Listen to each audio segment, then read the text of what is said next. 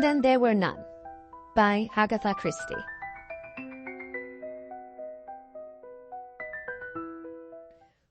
Author's note. I had written this book because it was so difficult to do that the idea had fascinated me. 10 people had to die without it becoming ridiculous or the murderer being obvious. I wrote the book after a tremendous amount of planning, and I was pleased with what I had made of it. It was clear, straightforward, baffling, and yet had a perfectly reasonable explanation. In fact, it had to have an epilogue in order to explain it. It was well received and reviewed, but the person who was really pleased with it was myself, for I knew better than any critic how difficult it had been. Agatha Christie, from an autobiography.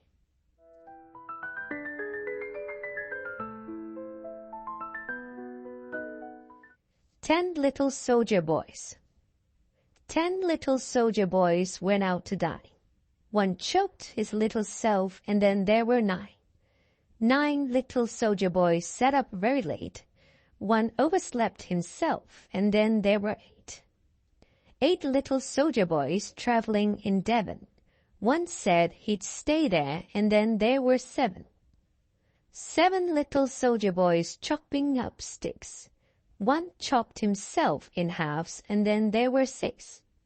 6 little soldier boys playing with a hive. A bumblebee stung one, and then there were 5. 5 little soldier boys going in for law. One got in chancery, and then there were 4. 4 little soldier boys going out to sea. A red herring swallowed one, and then there were 3. 3 little soldier boys walking in the zoo. A big bear hugged one, and then there were 2. 2 little soldier boys sitting in the sun. One got frizzled up, and then there was 1. 1 little soldier boy left all alone. He went and hanged himself, and then there were none.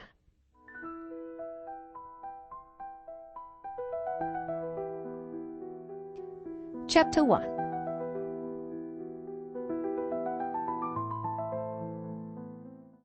In a corner of a first-class smoking carriage, Mr. Justice Wargrave, lately retired from the bench, puffed at a cigar and ran an interested eye through the political news in the Times.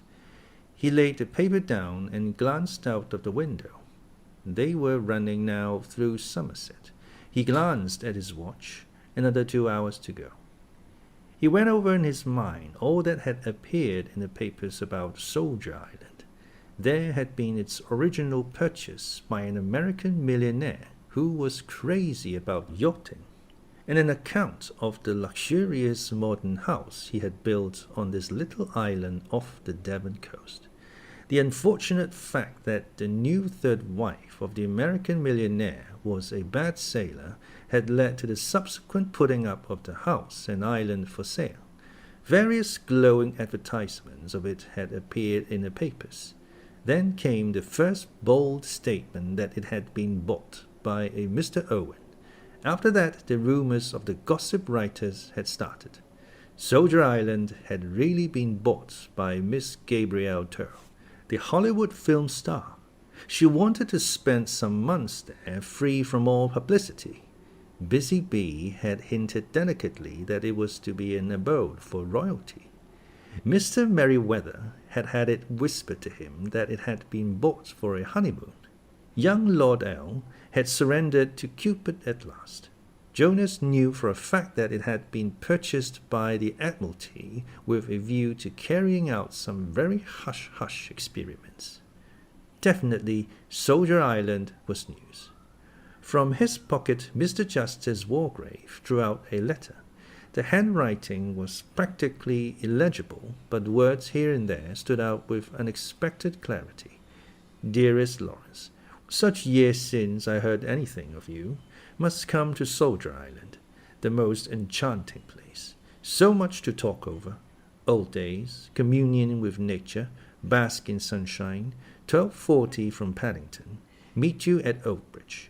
And his correspondent signed herself with a flourish his ever-Constance Culmington. Mr. Justice Wargrave cast back in his mind to remember when exactly he had last seen Lady Constance Colmington. It must be 8 years ago. She had then been going to Italy to bask in the sun and be at one with nature and the contadini. Later, he had heard, she had proceeded to Syria, where she proposed to bask in a yet stronger sun and live at one with nature and the Bedouin. Constance Colmington, he reflected to himself, was exactly the sort of woman who would buy an island and surround herself with mystery. Nodding his head in gentle approval of his logic, Mr. Justice Wargrave allowed his head to nod. He slept. Vera Claythorne, in a third-class carriage with 5 other travellers in it, leaned her head back and shut her eyes. How hot it was travelling by train today. It would be nice to get to the sea. Really a great piece of luck getting this job. When you wanted a holiday post, it nearly always meant looking after a swarm of children. Secretarial holiday posts were much more difficult to get. Even the agency hadn't held out much hope. And then the letter had come. I have received your name from the Skilled Women's Agency together with their recommendation. I understand they know you personally.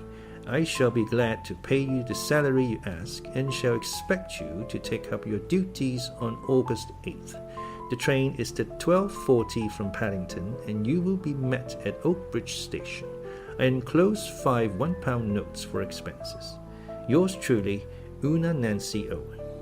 And at the top was the stamped address, Soldier Island, Sticklehaven, Devon. Soldier Island? Why, there had been nothing else in the papers lately. All sorts of hints and interesting rumours, though probably they were mostly untrue.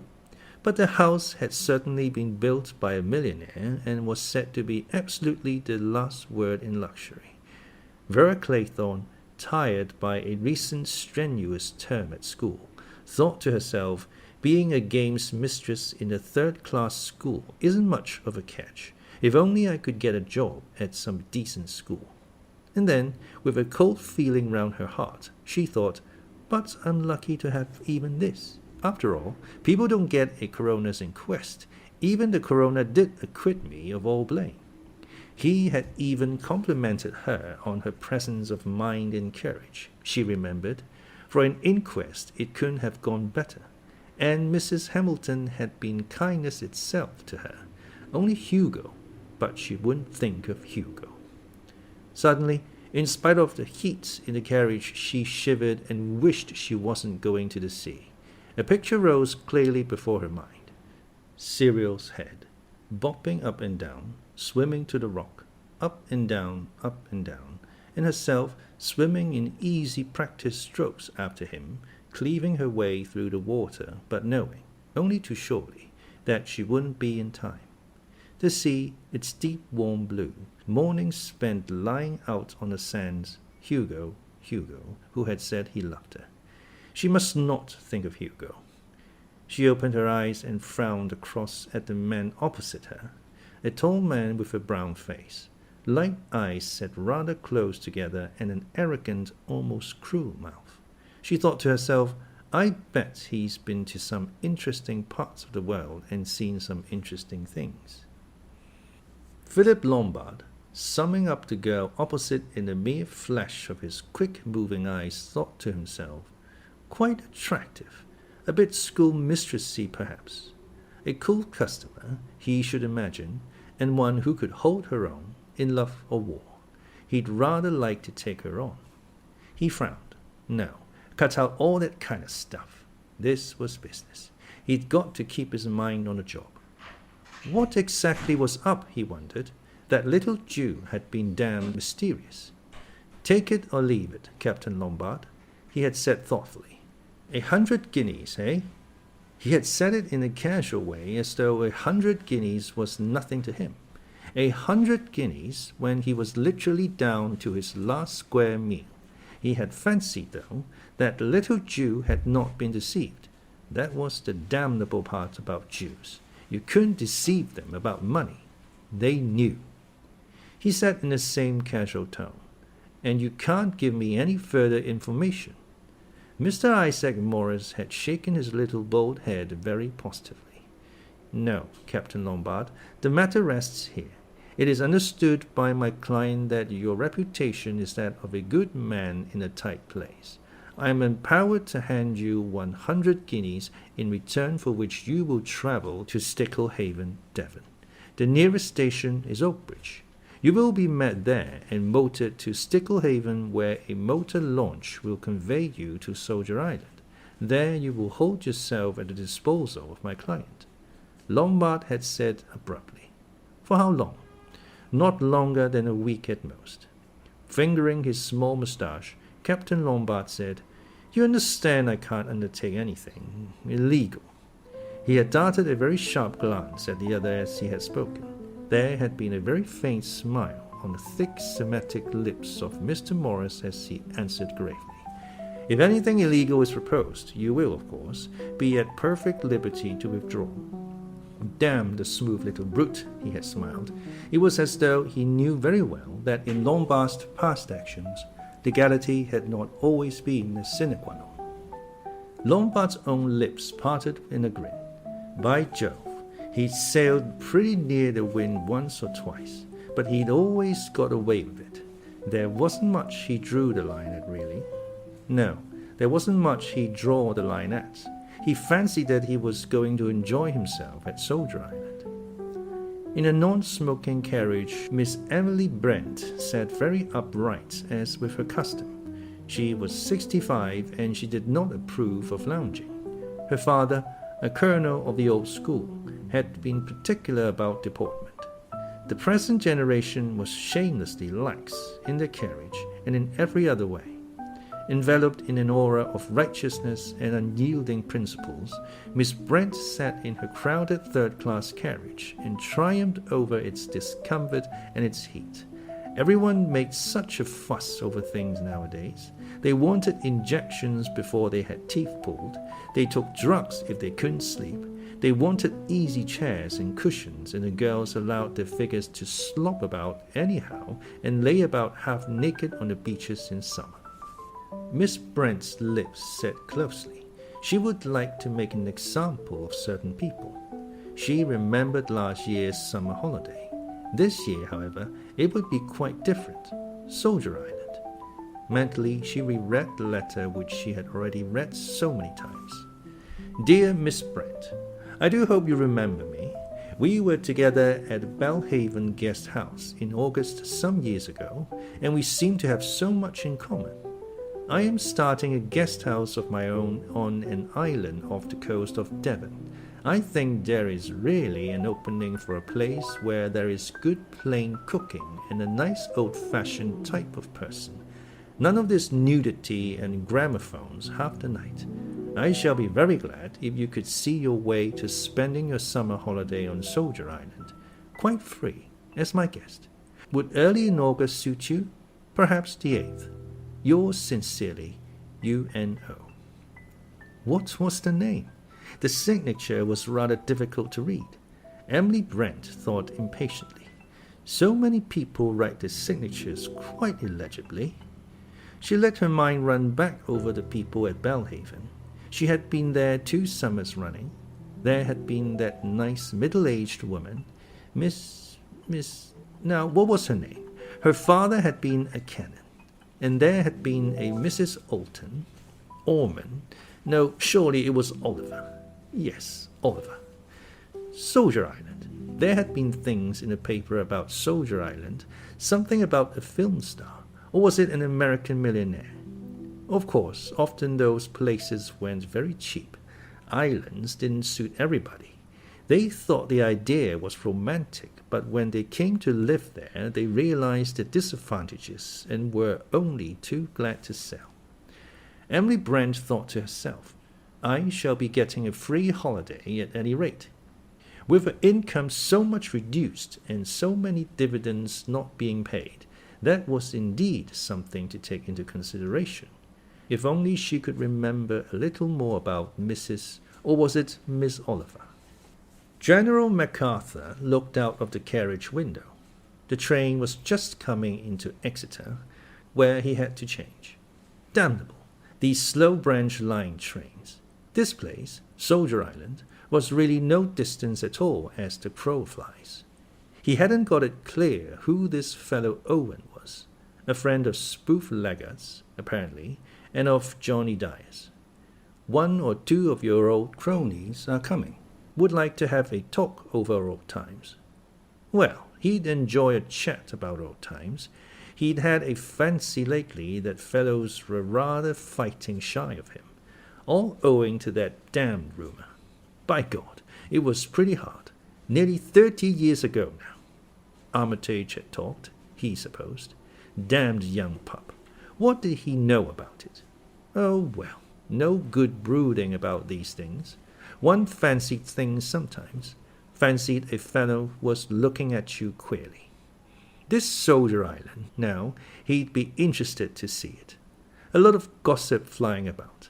Looked as though there might be something in the rumour that the Admiralty or the War Office or the Air Force had got hold of it.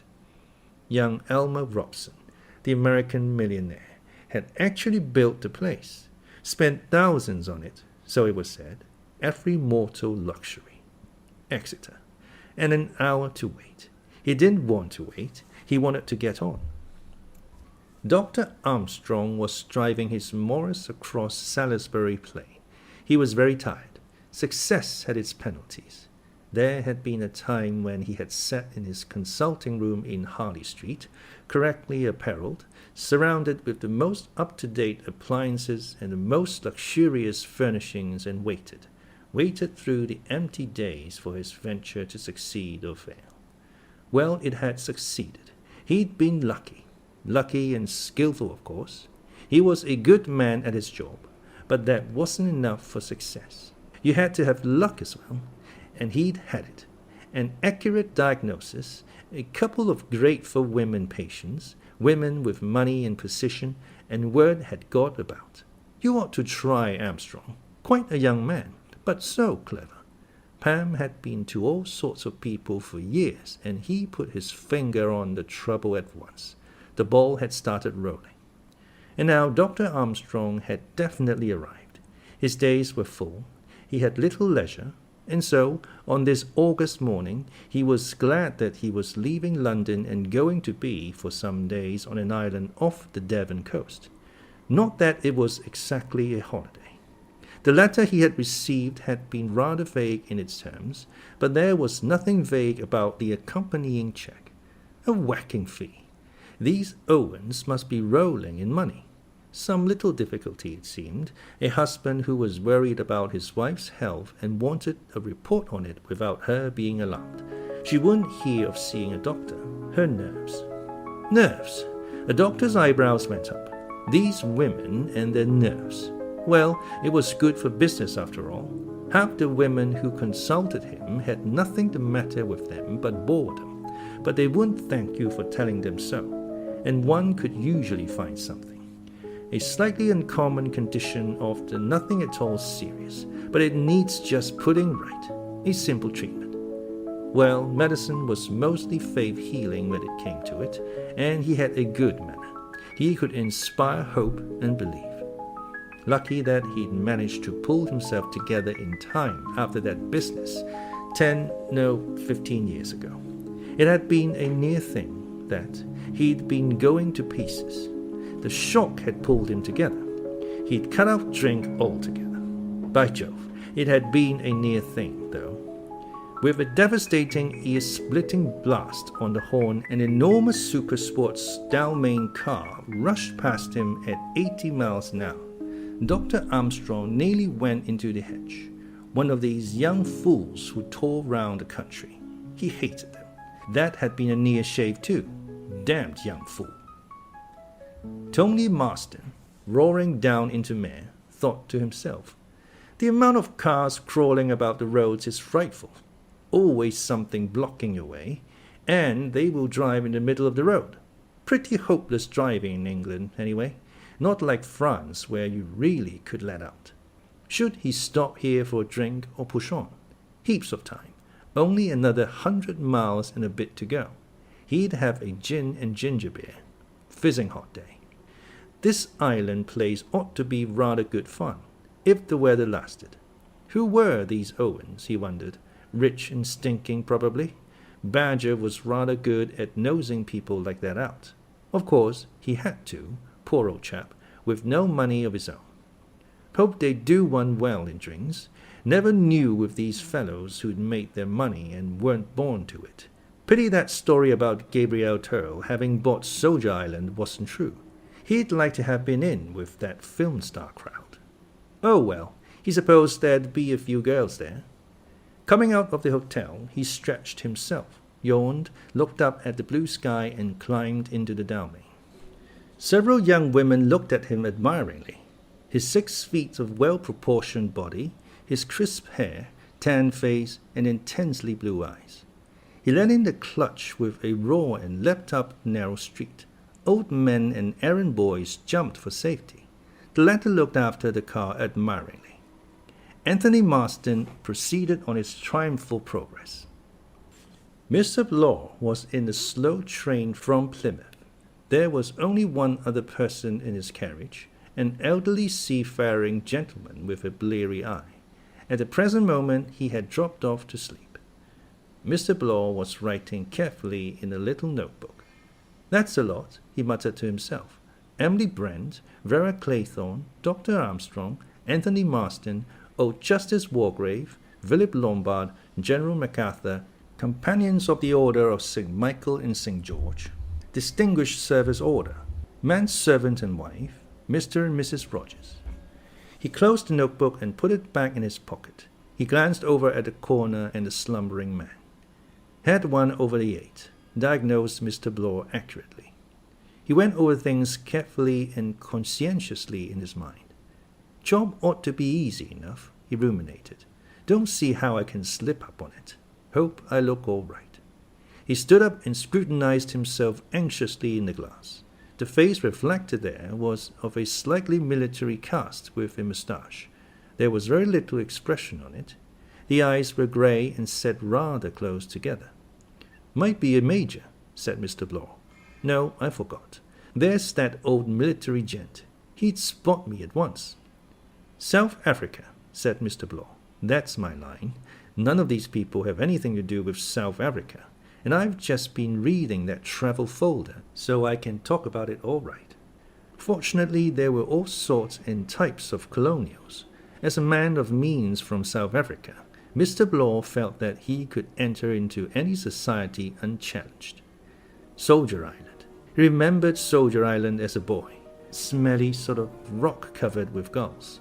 Stood about a mile from the coast. Funny idea to go and build a house on it. Awful in bad weather. But millionaires were full of whims. The old man in the corner woke up and said, "You can't never tell at sea. Never." Mr. Blore said soothingly, "That's right. You can't." The old man hiccuped twice and said plaintively, "There's a squall coming." Mr. Blore said, No, mate, it's a lovely day."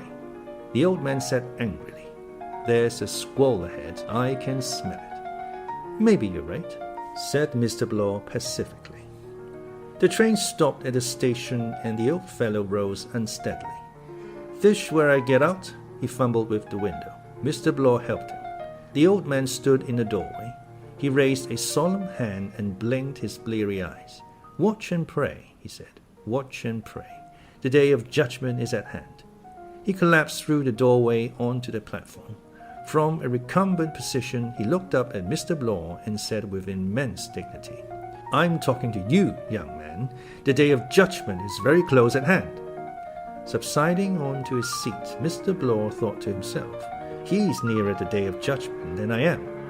But there, as it happens, he was wrong.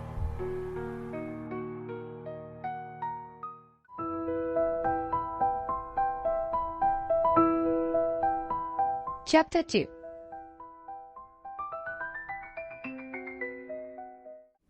Outside Oakbridge Station, a little group of people stood in momentary uncertainty. Behind them stood porters with suitcases. One of these called Jim. The driver of one of the taxis stepped forward.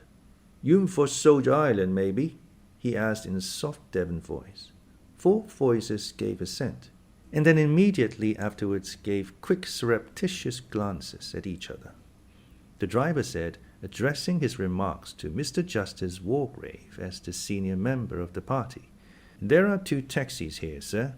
One of them must wait till the slow train from Exeter gets in. A matter of 5 minutes. There's one gentleman coming by that. Perhaps one of you wouldn't mind waiting? You'd be more comfortable that way."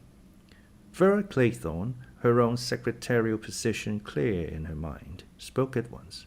"I'll wait," she said. "If you will go on." She looked at the other 3. Her glance and voice had that slight suggestion of command in it that comes from having occupied a position of authority. She might have been directing which tennis sets the girls were to play in. Miss Brent said stiffly, "Thank you," bent her head and entered one of the taxis, the door of which the driver was holding open. Mr. Justice Wargrave followed her. Captain Lombard said, "I'll wait with Miss." "Claythorne," said Vera. "My name is Lombard, Philip Lombard." The porters were piling luggage on the taxi. Inside, Mr. Justice Wargrave said with due legal caution, "Beautiful weather we are having." Miss Brent said, "Yes, indeed." A very distinguished old gentleman, she thought to herself, quite unlike the usual type of man in seaside guest houses. Evidently Mrs. or Miss Oliver had good connections. Mr. Justice Wargrave inquired, "Do you know this part of the world well?" "I have been to Cornwall and to Torquay, but this is my first visit to this part of Devon." The judge said, "I also am unacquainted with this part of the world." The taxi drove off. The driver of the second taxi said, "Like to sit inside while you're waiting?" Vera said decisively, "Not at all." Captain Lombard smiled. He said, "That sunny wall looks more attractive, unless you'd rather go inside the station." "No, indeed. It's so delightful to get out of that stuffy train." He answered, "Yes, traveling by train is rather trying in this weather." Vera said conventionally, "I do hope it lasts, the weather, I mean. Our English summers are so treacherous." With a slight lack of originality, Lombard asked, "Do you know this part of the world well?" "No, I've never been here before," she added quickly, conscientiously determined to make her position clear at once. "I haven't even seen my employer yet." "Your employer?" "Yes, I'm Mrs. Owen's secretary." "Oh, I see." Just imperceptibly his manner changed. It was slightly more assured, easier in tone. He said, "Isn't that rather unusual?" Vera laughed. "Oh, no, I don't think so.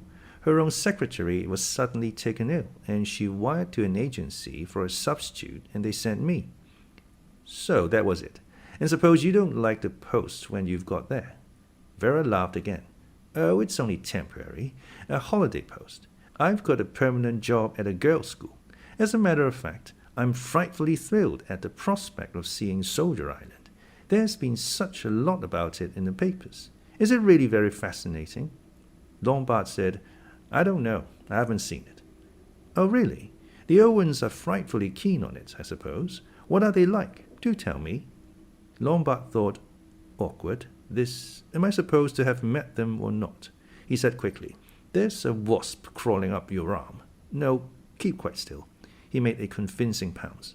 "There, it's gone." "Oh, thank you. There are a lot of wasps about this summer." "Yes, I suppose it's the heat. What are we waiting for, do you know?" "I haven't the least idea." The loud drawn-out scream of an approaching train was heard. Lombard said, "That will be the train now." It was a tall, soldierly old man who appeared at the exit from the platform. His grey hair was clipped close, and he had a neatly trimmed white moustache. His porter, staggering slightly under the weight of the solid leather suitcase, indicated Vera and Lombard. Vera came forward in a competent manner. She said, "I am Mrs. Owen's secretary. There is a car here waiting," she added. "This is Mr. Lombard." The faded blue eyes, shrewd in spite of their age, sized up Lombard. For a moment a judgment showed in them, had there been anyone to read it. Good-looking fellow, something just a little wrong about him. The 3 of them got into the waiting taxi. They drove through the sleepy streets of Little Oakbridge and continued about a mile on the main Plymouth road. Then they plunged into a maze of cross-country lanes, steep, green, and narrow. General Macarthur said, "Don't know this part of Devon at all. My little place is in East Devon, just on the borderline of Dorset." Vera said, "It really is lovely here. The hills and the red earth and everything so green and luscious looking." Philip Lombard said critically, "It's a bit shut in. I like open country myself, where you can see what's coming." General Macarthur said to him, "You've seen a bit of the world, I fancy." Lombard shrugged his shoulders disparagingly. "I've knocked about here and there, sir." He thought to himself, "He'll ask me now if I was old enough to be in the war. These old boys always do." But General Macarthur did not mention the war. They came up over a steep hill and down a zigzag track to Sticklehaven, a mere cluster of cottages with a fishing boat or two drawn up on the beach. Illuminated by the setting sun, they had their first glimpse of Soldier Island jutting up out of the sea to the south. Vera said, surprised, "It's a long way out." She had pictured it differently, close to shore, crowned with a beautiful white house. But there was no house visible, only the boldly silhouetted rock with its faint resemblance to a giant head. There was something sinister about it. She shivered faintly. Outside the little inn, the Seven Stars, 3 people were sitting. There was the hunched elderly figure of the judge, the upright form of Miss Brent, and a third man, a big bluff man who came forward and introduced himself. "Thought we might as well wait for you," he said. "Make one trip of it. Allow me to introduce myself. Name's Davis. Natal. South Africa's my natal spot." He laughed breezily. Mr. Justice Wargrave looked at him with active malevolence. He seemed to be wishing that he could order the court to be cleared. Miss Emily Brent was clearly not sure if she liked colonials. "Anyone care for a little nip before we embark?" asked Mr. Davis hospitably.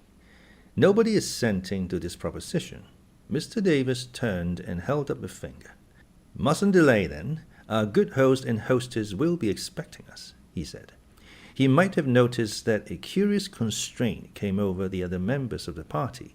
It was as though the mention of their host and hostess had a curiously paralyzing effect upon the guests. In response to Davis's beckoning finger, a man detached himself from a nearby wall against which he was leaning and came up to them. His rolling gait proclaimed him as a man of the sea. He had a weather-beaten face and dark eyes with a slightly evasive expression. He spoke in his soft Devon voice. "Will you be ready to be starting for the island, ladies and gentlemen? The boat's waiting. There's 2 gentlemen coming by car, but Mr. Owen's orders was not to wait for them, as they might arrive at any time." The party got up. Their guide led them along a small stone jetty. Alongside it, a motorboat was lying. Emily Brent said, "That's a very small boat." The boat's owner said persuasively, "She's a fine boat, that, ma'am. You could go to Plymouth in her as easy as winking." Mr. Justice Wargrave said sharply, "There are a good many of us." "She'd take double the number, sir." Philip Lombard said in his pleasant, easy voice, "It's quite all right. Glorious weather. No swell." Rather doubtfully, Miss Brent permitted herself to be helped into the boat. The others followed suit. There was as yet no fraternizing among the party. It was as though each member of it was puzzled by the other members. They were just about to cast loose when their guide paused, boat hook in hand. Down a steep track into the village a car was coming, a car so fantastically powerful, so superlatively beautiful that it had all the nature of an apparition. At the wheel sat a young man, his hair blown back by the wind. In the blaze of the evening light he looked not a man, but a young god, a hero god out of some northern saga. He touched a horn, and a great roar of sound echoed from the rocks of the bay. It was a fantastic moment. In it, Anthony Marston seemed to be something more than mortal. Afterwards, more than one of those present remembered that moment. Fred Narracott sat by the engine thinking to himself that this was a queer lot. Not at all his idea of what Mr. Owen's guests were likely to be. He'd expected something altogether more classy. Talked-up women and gentlemen in yachting costume and all very rich and important looking. not at all like Mr. Elmer Robson's parties. A faint grin came to Fred Narracot's lips as he remembered the millionaire's guests. That had been a party, if you like, and a drink they'd got through. This Mr. Owen must be a very different sort of gentleman. Funny it was, thought Fred, that he'd never yet set eyes on Owen, or his missus either. Never been down here yet he hadn't. Everything ordered and paid for by that Mr. Morris. Instructions always very clear and payment prompt. But it was odd, all the same. The papers said there was some mystery about Owen. Mr. Narracott agreed with them. Perhaps, after all, it was Miss Gabrielle Turl who had bought the island. But that theory departed from him as he surveyed his passengers. Not this lot. None of them looked likely to have anything to do with a film star. He summed them up dispassionately. One old maid, the sour kind, he knew them well enough. She was a Tatar, he could bet. Old military gentleman, real army look about him. Nice-looking young lady, but the ordinary kind, not glamorous, no Hollywood touch about her. That bluff, cheery gent, he wasn't a real gentleman. Retired tradesman, that's what he is, thought Fred Narracott. The other gentleman, the lean, hungry-looking gentleman with the quick eyes, he was a queer one, he was. Just possible he might have something to do with the pictures. No, there was only one satisfactory passenger in the boat, the last gentleman, the one who had arrived in the car. He was the right kind. Born to money he was. If the party had been all like him, he'd understand it. Queer business when you came to think of it. The whole thing was queer. Very queer. The boat churned its way round a rock. Now at last the house came into view. The south side of the island was quite different. It shelved gently down to the sea. The house was there facing south, low and square and modern-looking with rounded windows letting in all the light. An exciting house, a house that lived up to expectation. Fred Narracott shut off the engine. They nosed their way gently into a little natural inlet between rocks. Philip Lombard said sharply, "Must be difficult to land here in dirty weather." Fred Narracott said cheerfully, "Can't land on Soldier Island when there's a southeasterly. Sometimes this cut off for a week or more." Vera Claythorne thought, "The catering must be very difficult. That's the worst of an island. All the domestic problems are so worrying." The boat grated against the rocks. Fred Narracott jumped out, and he and Lombard helped the others to alight. Narracott made the boat fast to a ring in the rock. Then he led the way up steps cut in the cliff. General MacArthur said, "Ha, delightful spot." But he felt uneasy. Damned odd sort of place. As the party ascended the steps and came out on the terrace above, their spirits revived. In the open doorway of the house, a correct butler was waiting them, and something about his gravity reassured them. And then the house itself was really most attractive, the view from the terrace magnificent. The butler came forward bowing slightly. He was a tall, lank man, grey-haired and very respectable. He said, "Will you come this way, please?" In the wide hall drinks stood ready, rows of bottles. Anthony Marston's spirits cheered up a little. He'd just been thinking this was a rum kind of show. None of his lot. What could old Badger have been thinking about to let him in for this? However, the drinks were all right. Plenty of ice, too. What was it the butler chap was saying? Mr. Owen, unfortunately delayed, unable to get here till tomorrow. Instructions. Everything they wanted, if they would like to go to their rooms. Dinner would be at 8 o'clock. Vera had followed Mrs. Rogers upstairs. The woman had thrown open a door at the end of the passage, and Vera had walked into a delightful bedroom with a big window that opened wide upon the sea and another looking east. She uttered a quick exclamation of pleasure. Mrs. Rogers was saying, "I hope you've got everything you want, miss." Vera looked round. Her luggage had been brought up and had been unpacked. At one side of the room, a door stood open into a pale blue tiled bathroom. She said quickly, "Yes, everything, I think." "You ring the bell if you want anything, miss." Mrs. Rogers had a flat, monotonous voice. Vera looked at her curiously. What a white, bloodless ghost of a woman, very respectable looking, with her hair dragged back from her face and her black dress. queer light eyes that shifted the whole time from place to place. Vera thought, she looks frightened of her own shadow. Yes, that was it, frightened. She looked like a woman who walked in mortal fear. A little shiver passed down Vera's back. What on earth was the woman afraid of? She said pleasantly, I'm Mrs. Owen's new secretary. I expect you know that. Mrs. Rogers said, No, miss, I don't know anything. Just a list of the ladies and gentlemen and what rooms they were to have. Vera said, Mrs. Owen didn't mention me? Mrs. Rogers' eyelashes flickered. I haven't seen Mrs. Owen. Not yet. We only came here 2 days ago. Extraordinary people, these Owens, thought Vera. Aloud she said, What staff is there here? Just me and Rogers, miss. Vera frowned. 8 people in the house, 10 with the host and hostess, and only 1 married couple to do for them. Mrs. Rogers said, I am a good cook and Rogers is handy about the house. I didn't know, of course, that there was to be such a large party. Vera said, But you can manage. Oh, yes, miss, I can manage. If there's to be large parties often, perhaps Mrs. Owen could get extra help in. Vera said, I expect so. Mrs. Rogers turned to go. Her feet moved noiselessly over the ground. She drifted from the room like a shadow. Vera went over to the window and sat down on the window seat. She was faintly disturbed. Everything, somehow, was a little queer. The absence of the Owens, the pale ghost-like Mrs. Rogers, and the guests.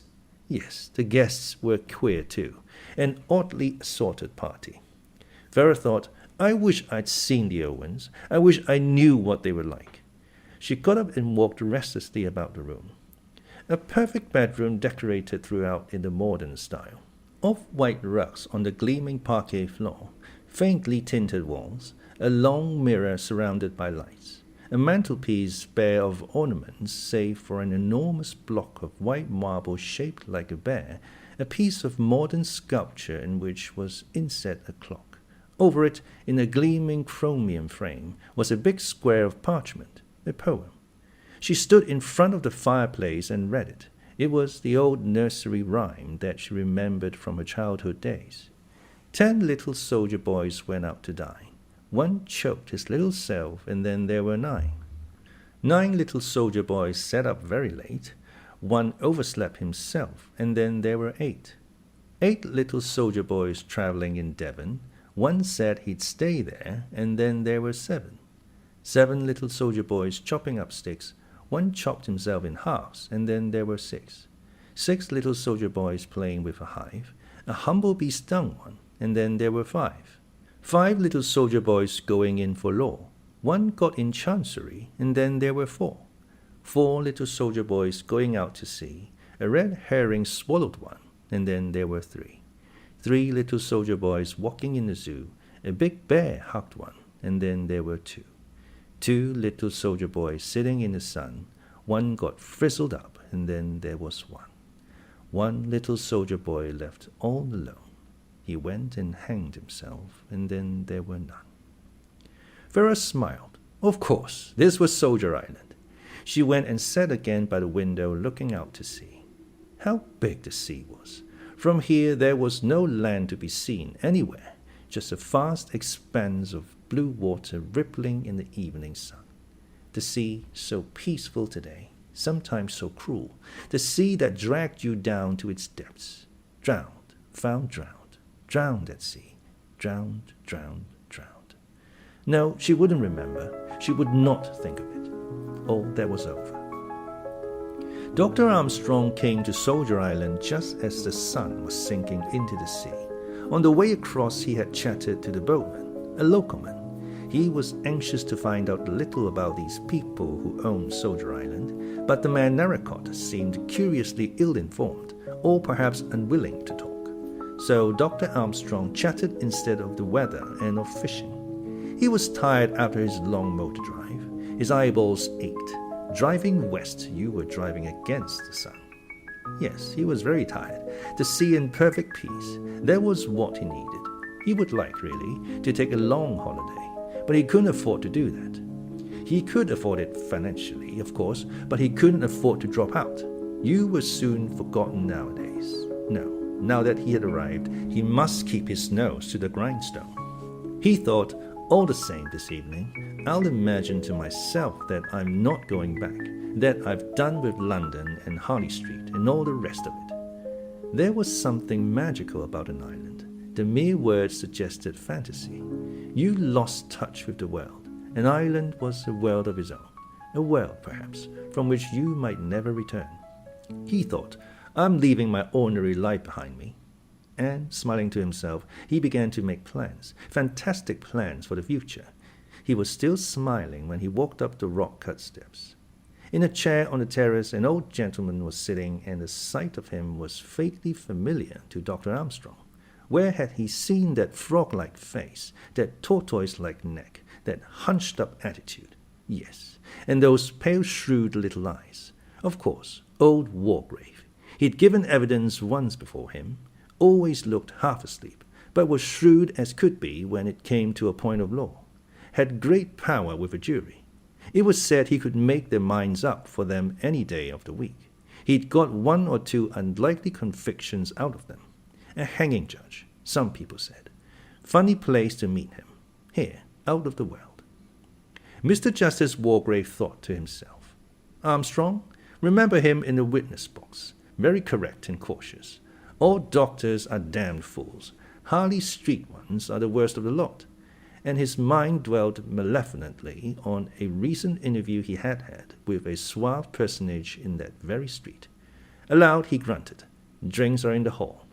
Dr. Armstrong said, I must go and pay my respects to my host and hostess. Mr. Justice Wargrave closed his eyes again, looking decidedly reptilian, and said, You can't do that. Dr. Armstrong was startled. Why not? The judge said, No host and hostess. Very curious state of affairs. Don't understand this place. Dr. Armstrong stared at him for a minute. When he thought the old gentleman had actually gone to sleep, Wargrave said suddenly, Do you know Constance Comington? No, I'm afraid I don't. It's of no consequence, said the judge. Very vague woman, and practically unreadable handwriting. I was just wondering if I'd come to the wrong house. Dr. Armstrong shook his head and went on up to the house. Mr. Justice Wargrave reflected on the subject of Constance Comington, undependable like all women. His mind went on to the 2 women in the house, the tight-lipped old maid and the girl. He didn't care for the girl, cold-blooded young hussy. No, 3 women, if you counted the Rogers woman. Odd creature, she looked scared to death. Respectable pair and knew their job. Rogers coming out on the terrace that minute, the judge asked him, Is Lady Constance Comington expected, do you know? Rogers stared at him. No, sir, not to my knowledge. The judge's eyebrows rose, but he only grunted. He thought, Soldier Island, eh? There's a fly in the ointment. Anthony Marston was in his bath.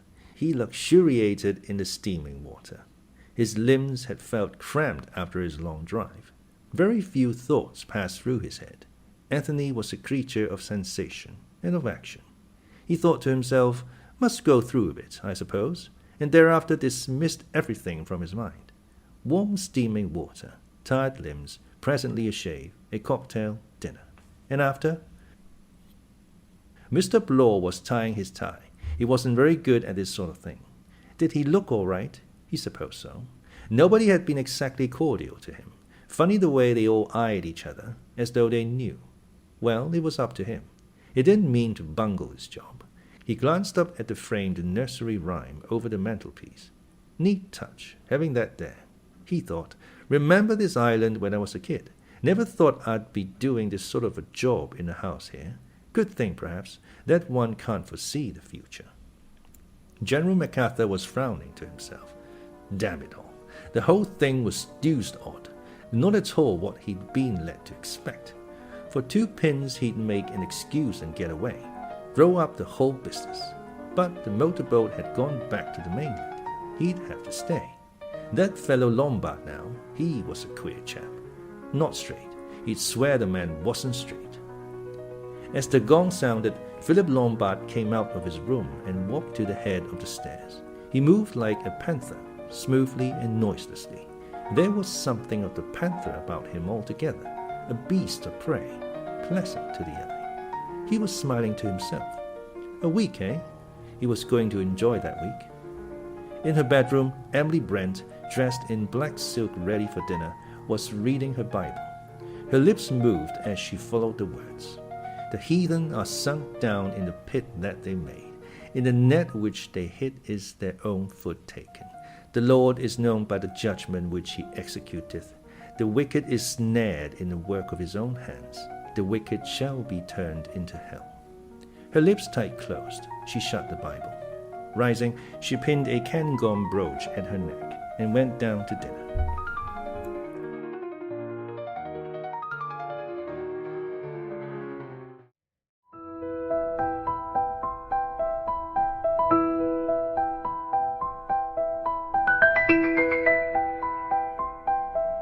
And Then There Were None by Agatha Christie. Chapter 3.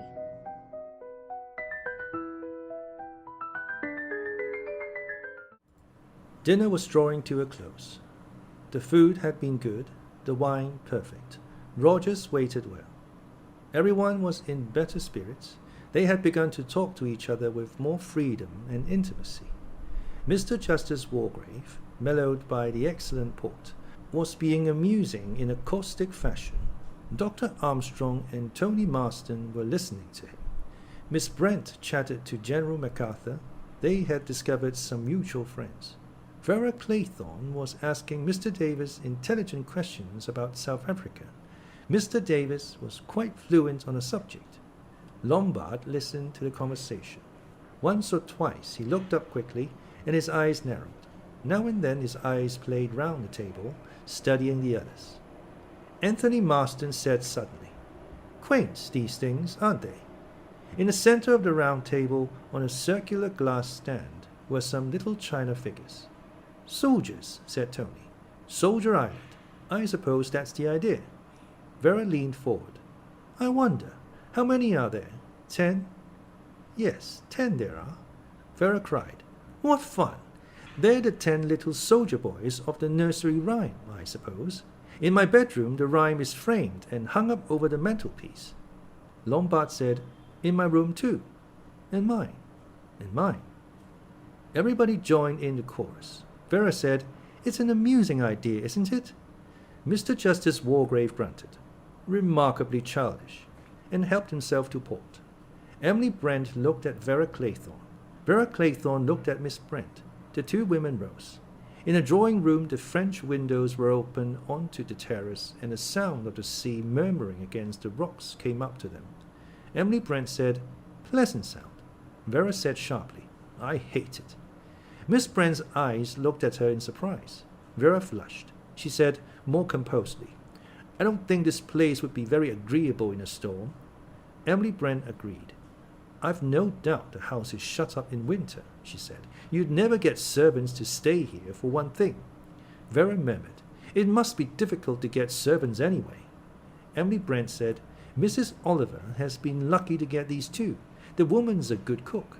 Vera thought, funny how elderly people always get names wrong. She said, "Yes, I think Mrs. Owen has been very lucky indeed." Emily Brent had brought a small piece of embroidery out of her bag. Now, as she was about to thread her needle, she paused. She said sharply, "Owen, did you say Owen?"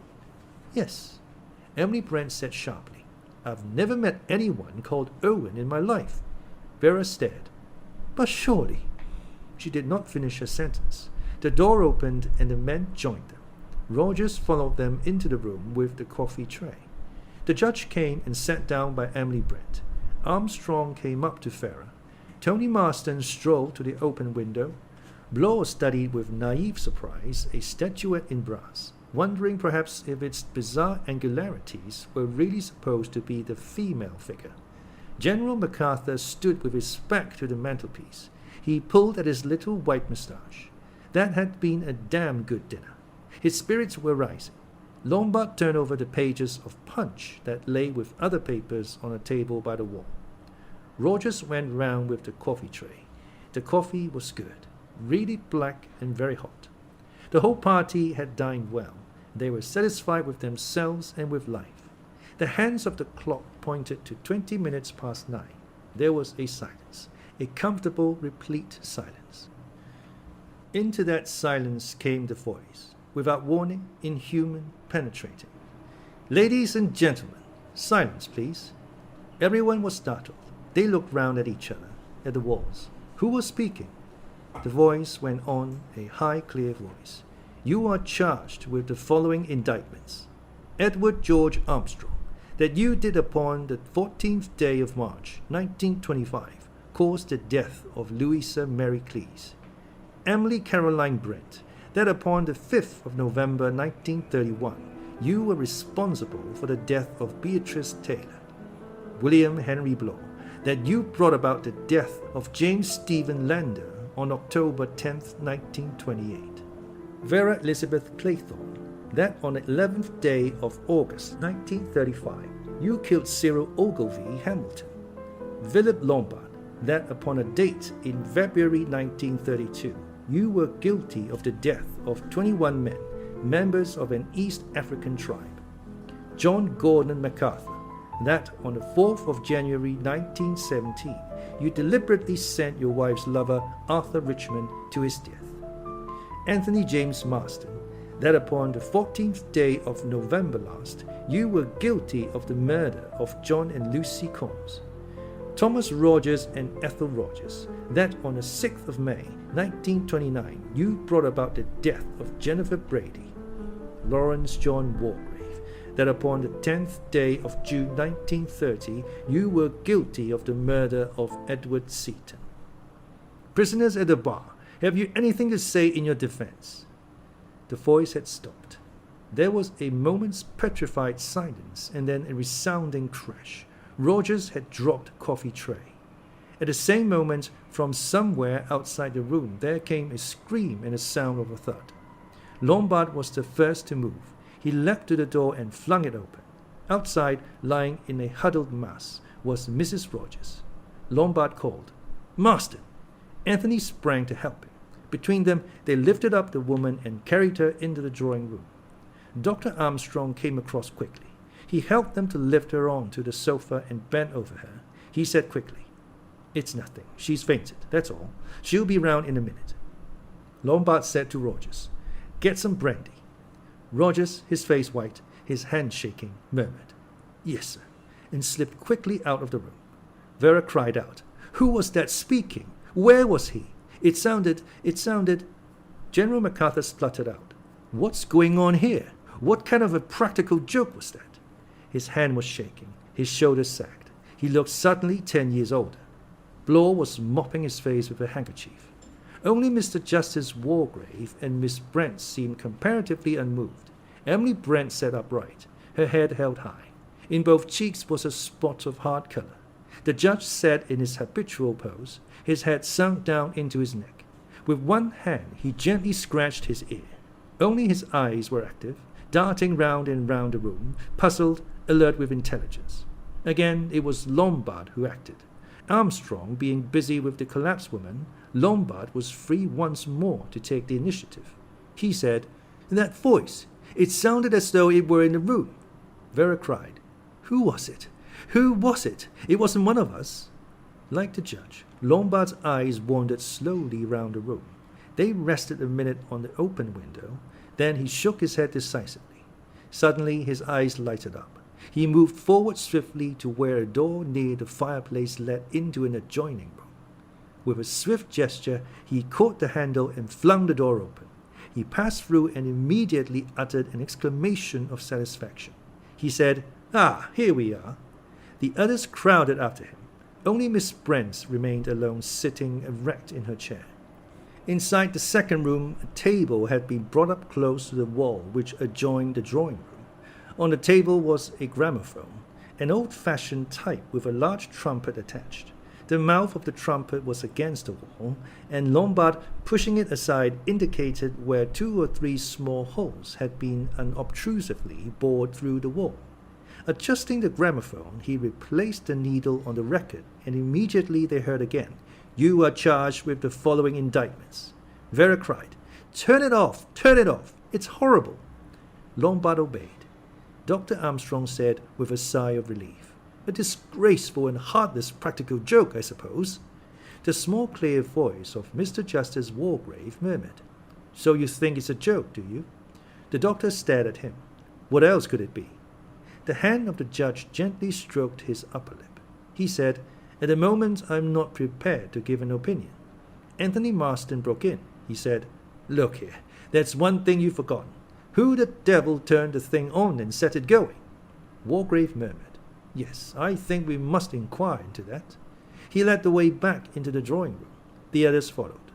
Rogers had just come in with a glass of brandy. Miss Brent was bending over the moaning form of Mrs. Rogers. Adroitly, Rogers slipped between the two women. "Allow me, madam. I'll speak to her. Ethel, it's all right. All right, do you hear? Pull yourself together." Mrs. Rogers' breath came in quick gasps.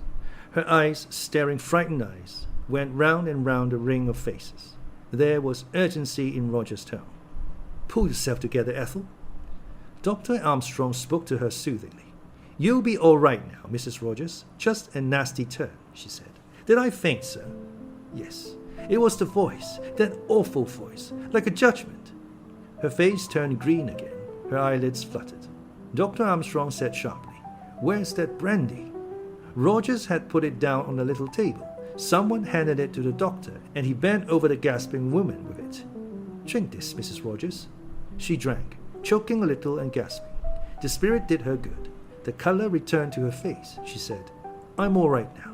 It just gave me a turn." Rogers said quickly, "Of course it did. It gave me a turn too. Fair made me drop that tray. Wicked lies it was. I'd like to know." He was interrupted. It was only a cough, a dry little cough, but it had the effect of stopping him in full cry. He stared at Mr. Justice Wargrave, and the latter coughed again. Then he said, "Who put on that record on the gramophone? Was it you, Rogers?" Rogers cried, "I didn't know what it was. Before God, I didn't know what it was, sir. If I had, I'd never have done it." The judge said dryly, "That is probably true. But I think you'd better explain, Rogers." The butler wiped his face with a handkerchief.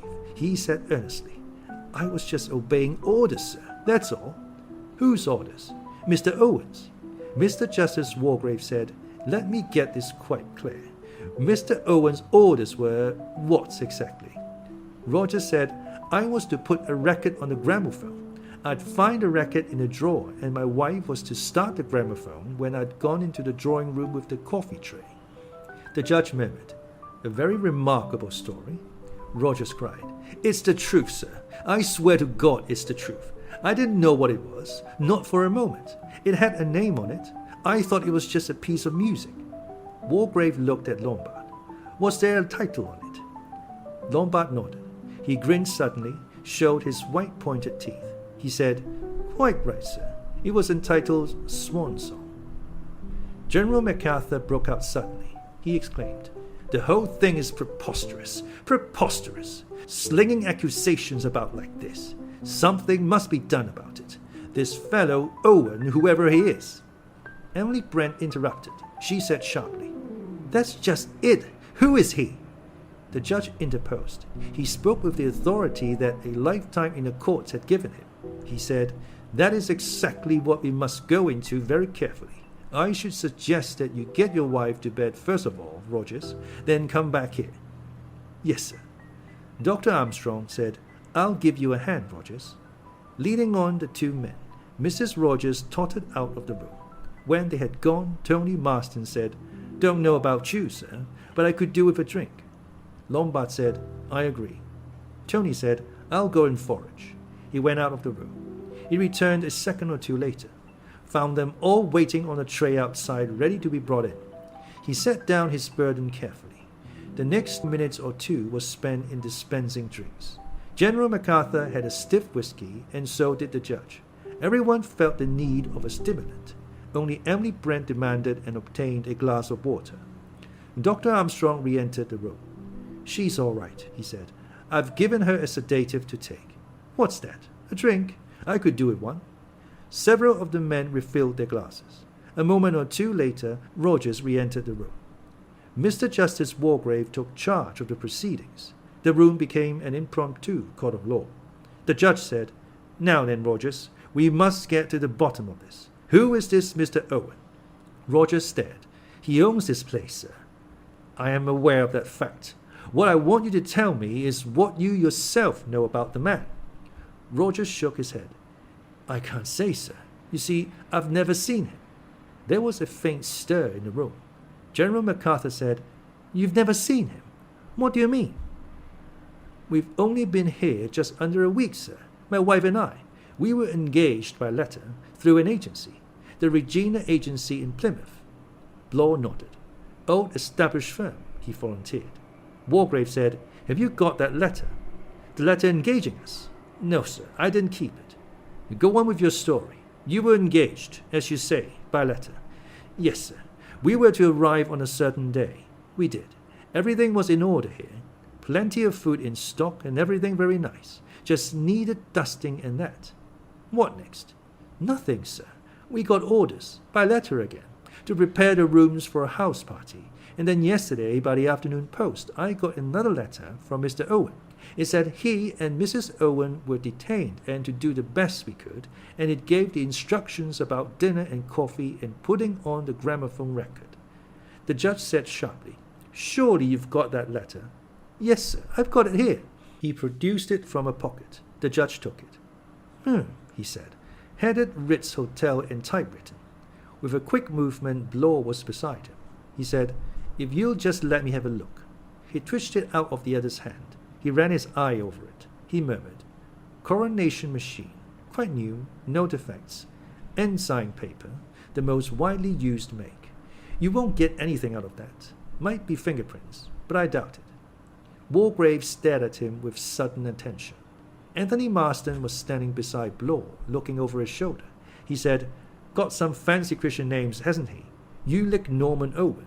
Quite a mouthful." The old judge said with a slight start, "I'm obliged to you, Mr. Marston. You have drawn my attention to a curious and suggestive point." He looked round at the others and thrusting his neck forward like an angry tortoise, he said, "I think the time has come for us all to pool our information.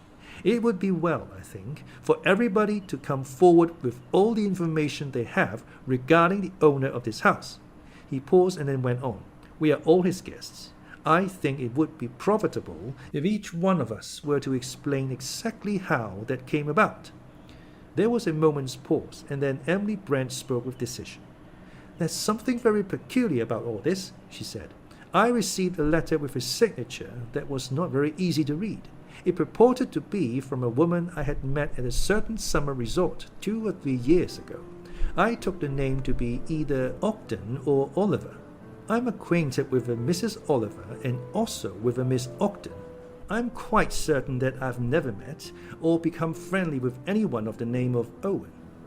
Mr. Justice Wargrave said, "You have that letter, Miss Brent?" "Yes, I will fetch it for you." She went away and returned a minute later with the letter. The judge read it. He said, "I begin to understand." "Miss Claythorne?" Vera explained the circumstances of her secretarial engagement. The judge said, "Marston." Anthony said, "Got a wire from a pal of mine, Badger Berkeley. Surprised me at the time because I had an idea the old horse had gone to Norway. Told me to roll up here." Again, Wargrave nodded. He said, "Dr. Armstrong?" "I was called in professionally." "I see. You had no previous acquaintanceship with the family." "No. A colleague of mine was mentioned in the letter." The judge said, "To give verisimilitude. Yes. And that colleague, I presume, was momentarily out of touch with you." "Well, yes." Lombard, who had been staring at Blore, said suddenly, "Look here, I've just thought of something." The judge lifted a hand. "In a minute. But we will take one thing at a time, Mr. Lombard. We are at present inquiring into the causes which have resulted in our being assembled here tonight. General Macarthur." Pulling at his moustache, the general muttered, "Got a letter from this fellow Owen. Mentioned some old pals of mine who were to be here. Hoped I'd excuse informal invitation. Haven't kept the letter, I'm afraid." Wargrave said, "Mr. Lombard?" Lombard's brain had been active. Was he to come out in the open or not? He made up his mind. "Same sort of thing," he said. "Invitation, mention of mutual friends. I fell for it all right. I've torn up the letter." Mr. Justice Wargrave turned his attention to Mr. Blore. His forefinger stroked his upper lip, and his voice was dangerously polite.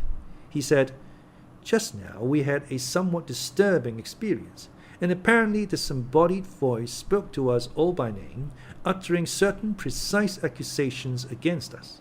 We will deal with those accusations presently. At the moment I am interested in a minor point. Amongst the names recited was that of William Henry Blore, but as far as we know, there is no one named Blore amongst us. The name of Davis was not mentioned. What have you to say about that, Mr. Davis?" Blore said sulkily, "Cat's out of the bag, it seems. I suppose I'd better admit that my name isn't Davis. You are William Henry Blore." "That's right." "I will add something," said Lombard. "Not only are you here under a false name, Mr. Blore, but in addition I've noticed this evening that you're a first-class liar. You claim to have come from Natal, South Africa. I know South Africa and Natal, and I'm prepared to swear that you've never set foot in South Africa in your life." All eyes were turned on Blore, angry, suspicious eyes. Anthony Marston moved a step nearer to him. His fists clenched themselves. "Now then, you swine," he said, "any explanation?" Blore flung back his head and set his square jaw. "You gentlemen have got me wrong," he said. "I've got my credentials and you can see them. I am an ex-CID man. I run a detective agency in Plymouth. I was put on this job." Mr. Justice Wargrave asked, "By whom?" "This man, Owen, enclosed a handsome money order for expenses and instructed me as to what he wanted done. I was to join the house party, posing as a guest. I was given all your names. I was to watch you all." "Any reason given?" Blore said bitterly. "Mrs. Owen's jewels. Mrs. Owen my foot. I don't believe there's any such person." Again the forefinger of the judge stroked his lip, this time appreciatively. "Your conclusions are, I think, justified," he said. "You lick Norman Owen.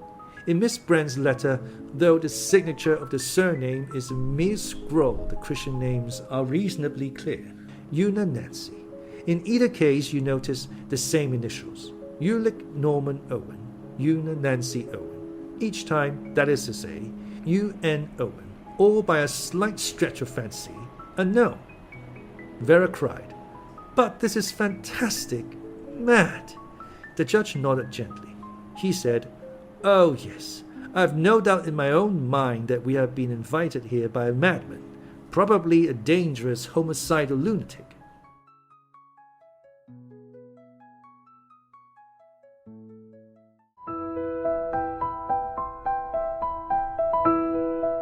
Chapter 4.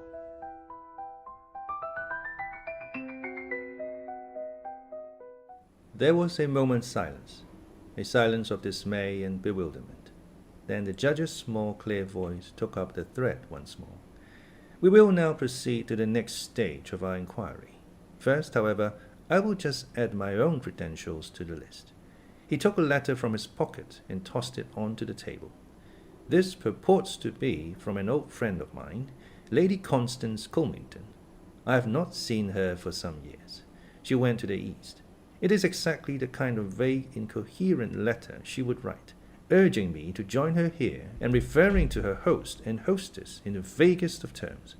The same technique, you will observe.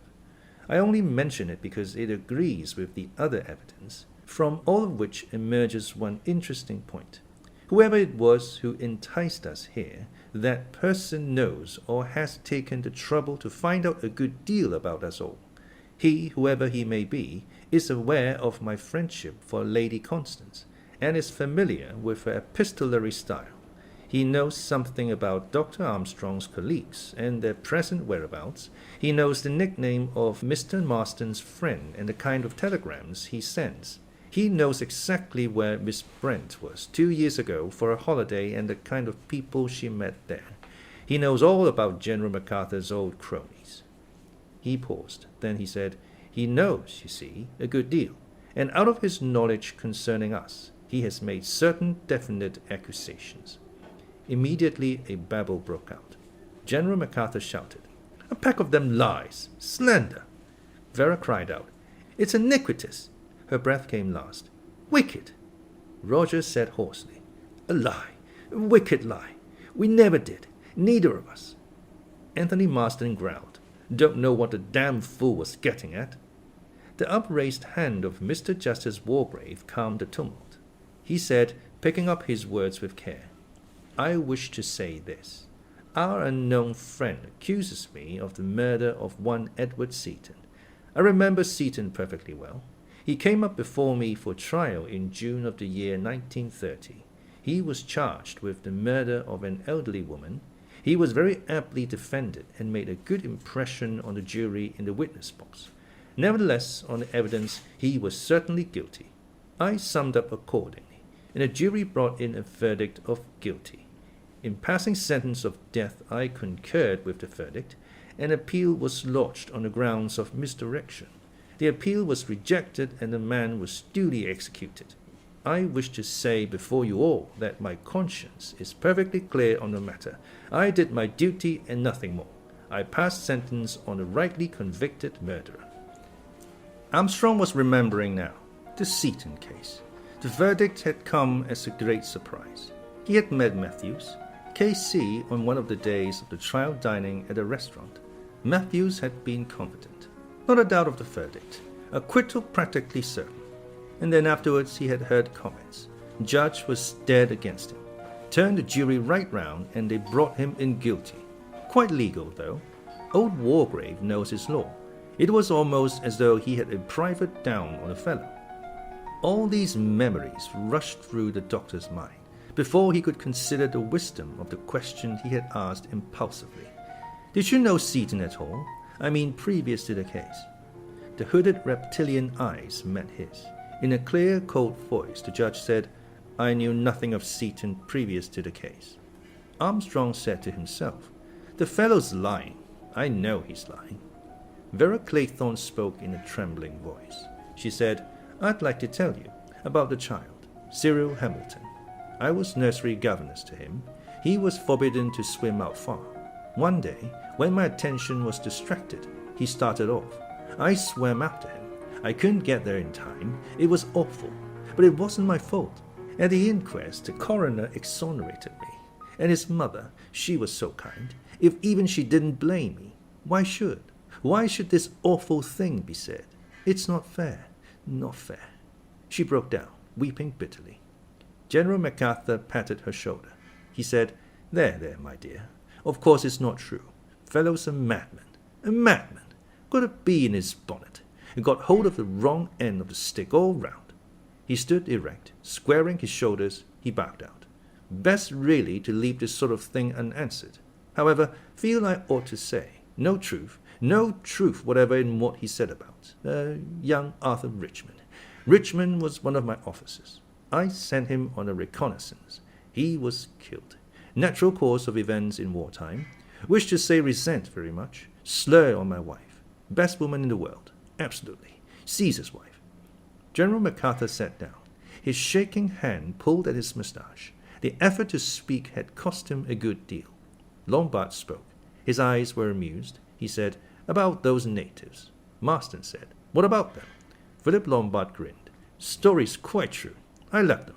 Matter of self-preservation. We were lost in the bush.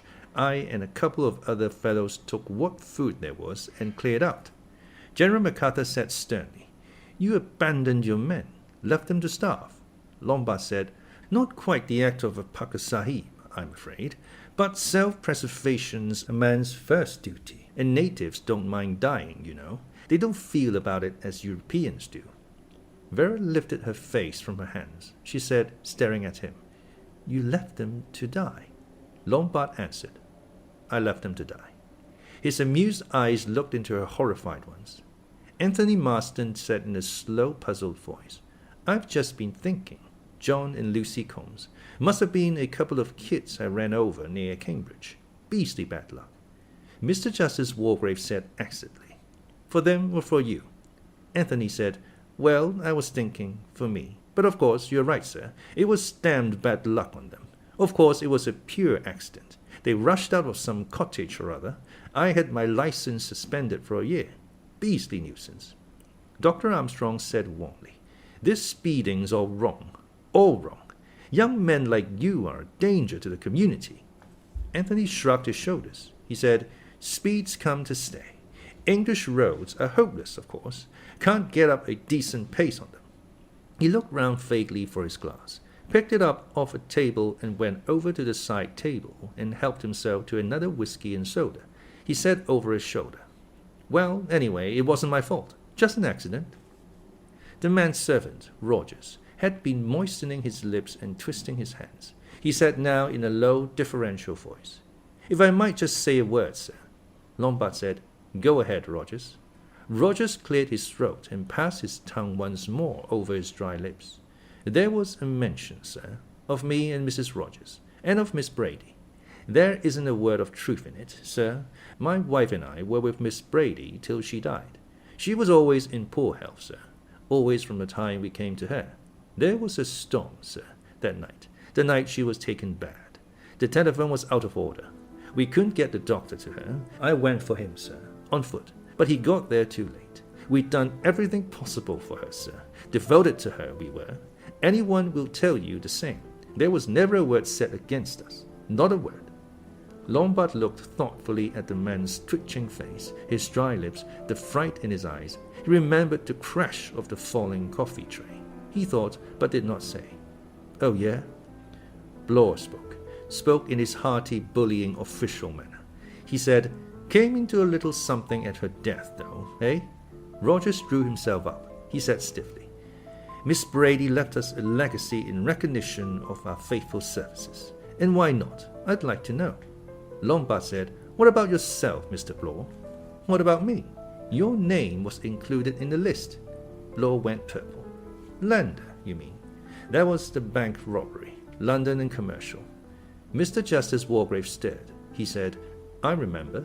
It didn't come before me, but I remember the case. Lander was convicted on your evidence. You were the police officer in charge of the case. Blore said, I was. Lander got penal servitude for life and died on Dartmoor a year later. He was a delicate man. Blore said, He was a crook. It was he who knocked out the night watchman. The case was quite clear against him. Wargrave said slowly, You were complimented, I think, on your able handling of the case. Blore said sulkily, I got my promotion. He added in a thick voice, I was only doing my duty. Lombard laughed, a sudden ringing laugh. He said, What a duty-loving, law-abiding lot we all seem to be, myself excepted. What about you, Doctor, and your little professional mistake? Illegal operation, was it? Emily Brent glanced at him in sharp distaste and drew herself away a little. Dr. Armstrong, very much master of himself, shook his head good-humouredly. I'm at a loss to understand the matter, he said. The name meant nothing to me when it was spoken. What was it? Cleese? Close? I really can't remember having a patient of that name, or being connected with a death in any way. The thing's a complete mystery to me. Of course, it's a long time ago. It might possibly be one of my operation cases in hospital. They come too late. So many of these people. Then, when the patient dies, they always consider it's the surgeon's fault. He sighed, shaking his head. He thought, Drunk. That's what it was. Drunk. And I operated. Nerves all to pieces. Hands shaking. I killed her all right. Poor devil. Elderly woman. Simple job if I'd been sober. Lucky for me there's loyalty in our profession. The sister knew, of course, but she held her tongue. God, it gave me a shock. Pulled me up. But who could have known about it, after all these years? There was a silence in the room.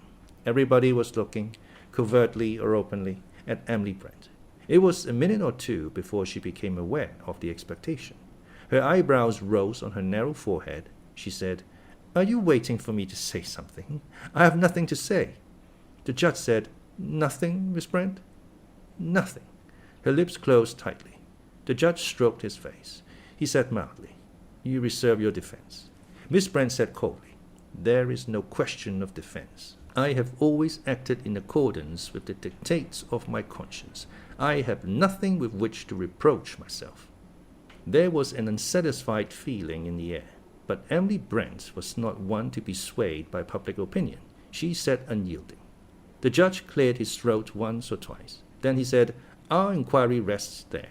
Now, Rogers, who else is there on this island besides ourselves and you and your wife? Nobody, sir. Nobody at all.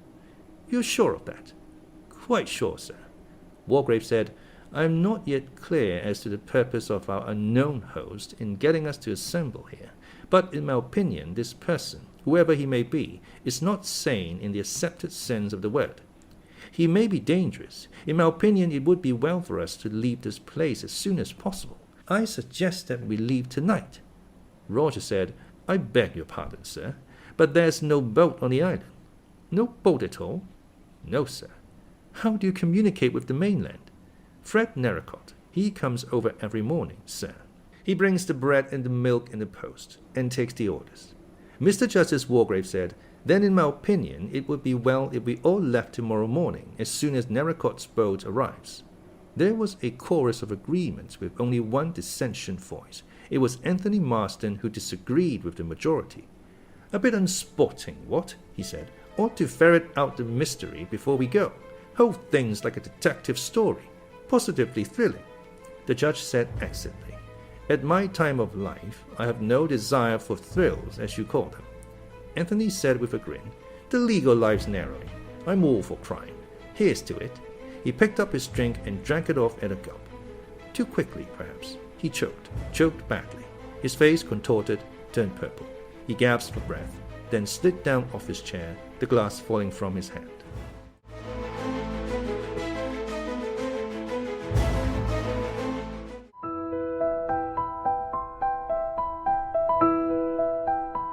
Chapter 5. It was so sudden and so unexpected that it took everyone's breath away. They remained stupidly staring at the crumpled figure on the ground. Then Dr. Armstrong jumped up and went over to him, kneeling beside him.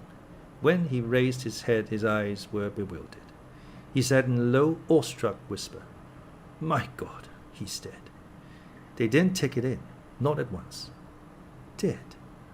Dead. That young Norse god in the prime of his health and strength, struck down all in a moment. Healthy young men didn't die like that, choking over a whiskey and soda. No, they couldn't take it in. Dr. Armstrong was peering into the dead man's face. He sniffed at the blue twisted lips. Then he picked up the glass from which Anthony Marston had been drinking. General MacArthur said, Dead? Do you mean the fellow just choked and died? The physician said, You can call it choking if you like. He died of asphyxiation right enough. He was stiffing now at the glass. He dipped a finger into the dregs and very cautiously just touched the finger with the tip of his tongue. His expression altered. General MacArthur said, Never knew a man who could die like that, just of a choking fit. Emily Brent said in a clear voice, In the midst of life we are in death. Dr. Armstrong stood up. He said brusquely, No, a man doesn't die of a mere choking fit. Marston's death wasn't what we call a natural death. Vera said almost in a whisper, Was there something in the whiskey? Armstrong nodded. Yes, can't say exactly. Everything points to one of the cyanides. No distinctive smell of prussic acid, probably potassium cyanide. It acts pretty well instantaneously. The judge said sharply, It was in his glass. Yes. The doctor strode to the table where the drinks were. He removed the stopper from the whiskey and smelt and tasted it. Then he tasted the soda water. He shook his head. They're both all right. Lombard said, You mean he must have put the stuff in his glass himself? Armstrong nodded with a curiously dissatisfied expression. He said, Seems like it. Blore said, Suicide, eh? There's a queer go. Vera said slowly, You'd never think that he would kill himself. He was so alive. He was, enjoying himself. When he came down the hill in his car this evening, he looked, I can't explain. But they knew what she meant. Anthony Marston, in the height of his youth and manhood, had seemed like a being who was immortal. And now, crumpled and broken, he lay on the floor. Dr. Armstrong said, Is there any possibility other than suicide? Slowly everyone shook their heads. There could be no other explanation. The drinks themselves were untampered with. They had all seen Anthony Marston go across and help himself. It followed, therefore, that any cyanide in the drink must have been put there by Anthony Marston himself. And yet, why should Anthony Marston commit suicide? Blore said thoughtfully, "You know, Doctor, it doesn't seem right to me. I shouldn't have said Mr. Marston was a suicidal type of gentleman." Armstrong answered, "I agree." They had left it like that. What else was there to say? Together, Armstrong and Lombard had carried the inert body of Anthony Marston to his bedroom and had laid him there covered over with a sheet. When they came downstairs again, the others were standing in a group, shivering a little, though the night was not cold. Emily Brent said, "We'd better go to bed. It's late." It was past 12 o'clock. The suggestion was a wise one, yet everyone hesitated. It was as though they clung to each other's company for reassurance. The judge said, "Yes, we must get some sleep." Roger said, "I haven't cleared yet, in the dining room." Lombard said curtly, "Do it in the morning." Armstrong said to him, "Is your wife all right?" "I'll go and see, sir." He returned a minute or two later. "Sleeping beautiful, she is." "Good," said the doctor. "Don't disturb her." "No, sir. I'll just put things straight in the dining room and make sure everything's locked up right, and then I'll turn it." He went across the hall into the dining room. The others went upstairs, a slow, unwilling procession. If this had been an old house, with creaking wood and dark shadows and heavily panelled walls, there might have been an eerie feeling. But this house was the essence of modernity. There were no dark corners, no possible sliding panels. It was flooded with electric light. Everything was new and bright and shining. There was nothing hidden in this house, nothing concealed. It had no atmosphere about it.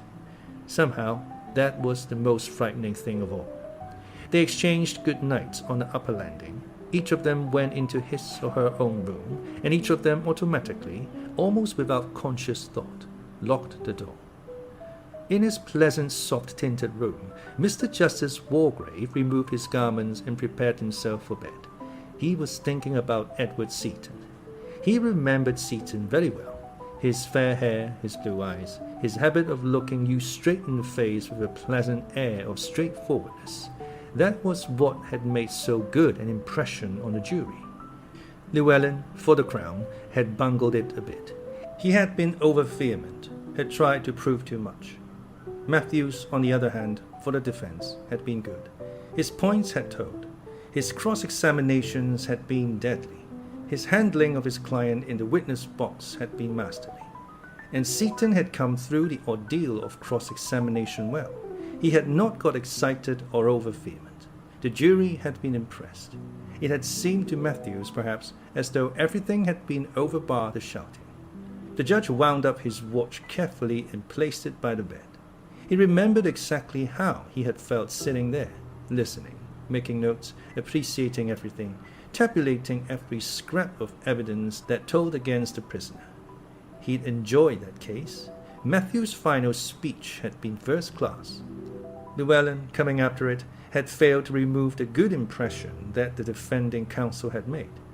And then had come his own summing up. Carefully, Mr. Justice Wargrave removed his false teeth and dropped them into a glass of water.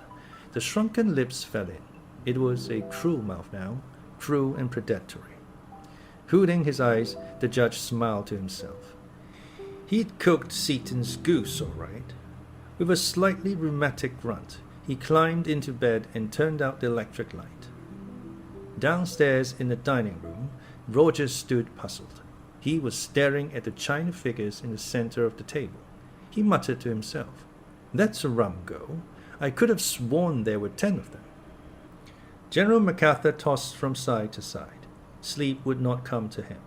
In the darkness, he kept seeing Arthur Richmond's face. He'd liked Arthur. He'd been damned fond of Arthur. He'd been pleased that Leslie liked him too. Leslie was so capricious.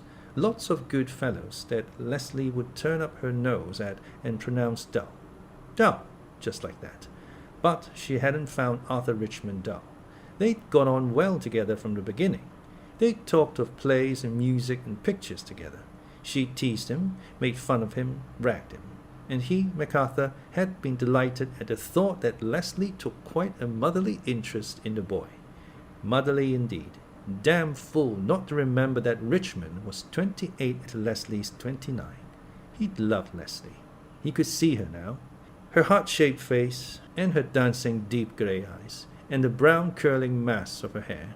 He'd loved Leslie, and he'd believed in her absolutely. Out there in France, in the middle of all the hell of it, he'd sat thinking of her, taking her picture out of the breast pocket of his tunic. And then he'd found out. It had come about exactly in the way things happened in books. The letter in the wrong envelope. She'd been writing to them both, and she'd put her letter to Richmond in the envelope addressed to her husband. Even now, all these years after, he could feel the shock of it, the pain. God, it had hurt. And the business had been going on some time. The letter made that clear. Weekends. Richmond's last leave. Leslie and Arthur. God damn the fellow. Damn his smiling face, his brisk yes sir, liar and hypocrite, stealer of another man's wife. It had gathered slowly, that cold, murderous rage. He'd managed to carry on as usual, to show nothing. He tried to make his manner to Richmond just the same. Had he succeeded? He thought so. Richmond hadn't suspected. Inequalities of temper were easily accounted for out there, where men's nerves were continually snapping under the strain. Only young Armitage had looked at him curiously once or twice. Quite a young chap, but he'd had perceptions, that boy. Armitage, perhaps, had guessed, when the time came. He'd sent Richmond deliberately to death. Only a miracle could have brought him through unhurt. That miracle didn't happen. Yes, he'd sent Richmond to his death, and he wasn't sorry. It had been easy enough. Mistakes were being made all the time, officers being sent to death needlessly. All was confusion, panic. People might say afterwards, old Macarthur lost his nerve a bit, made some colossal blunders, sacrificed some of his best men. They couldn't say more. But young Armitage was different. He'd looked at his commanding officer very oddly. He'd known, perhaps, that Richmond was being deliberately sent to death. Leslie hadn't known. Leslie had wept for her lover, but her weeping was over by the time he'd come back to England. He'd never told her that he'd found her out. They'd gone on together. Only, somehow, she hadn't seemed very real anymore. And then, 3 or 4 years later, she'd got double pneumonia and died. That had been a long time ago. 15 years? 16 years? And he'd left the army and come to live in Devon. Bought the sort of little place he'd always meant to have. Nice neighbors, pleasant part of the world. There was a bit of shooting and fishing. He'd gone to church on Sundays. Everybody had been very friendly. At first, that is. Later, he'd had an uneasy feeling that people were talking about him behind his back. They eyed him differently, somehow, as though they'd heard something, some lying rumor. He'd avoided people after that, withdrawn into himself. Unpleasant to feel that people were discussing you. And all so long ago. So purposeless now. Leslie had faded into the distance, and Arthur Richmond too. Nothing of what had happened seemed to matter any more. It made life lonely, though.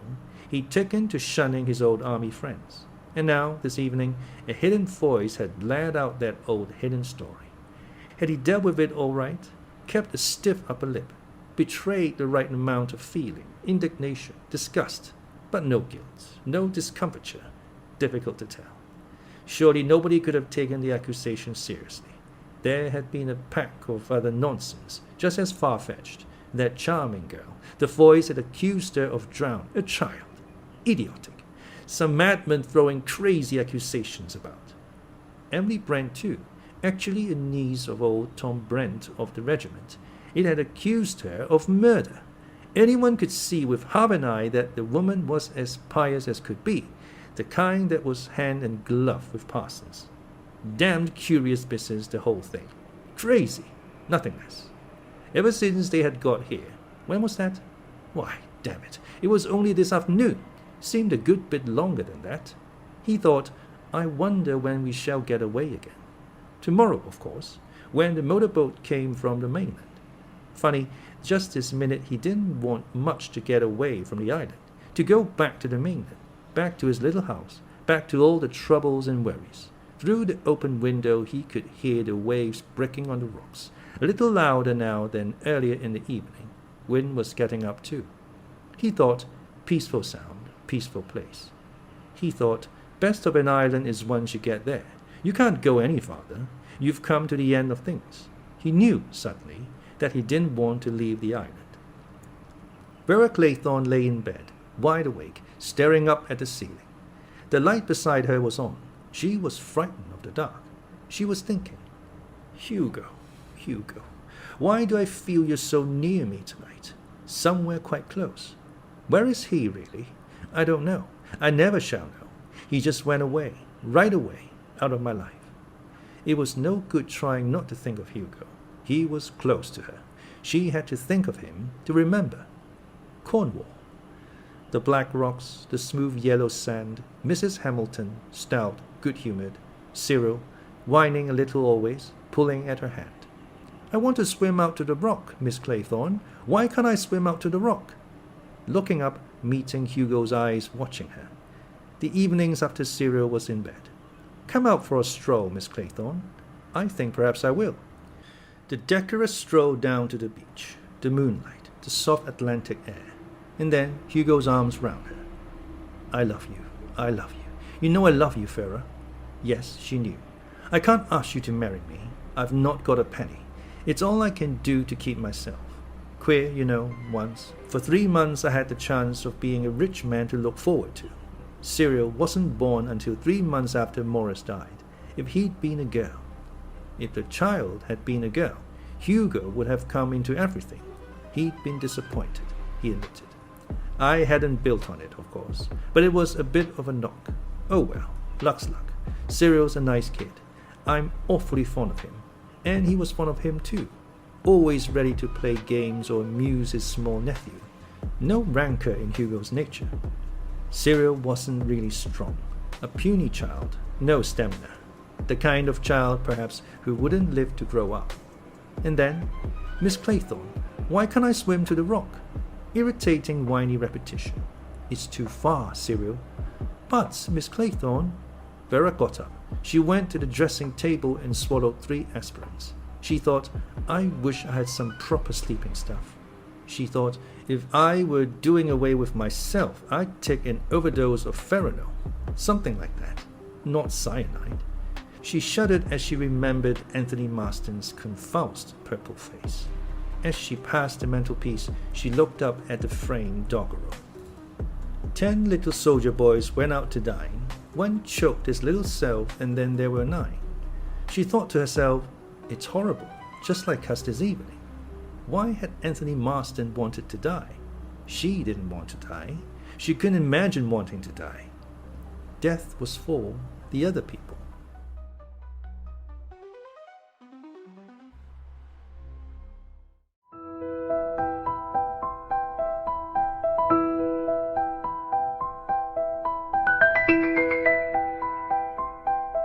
And Then There Were None, by Agatha Christie.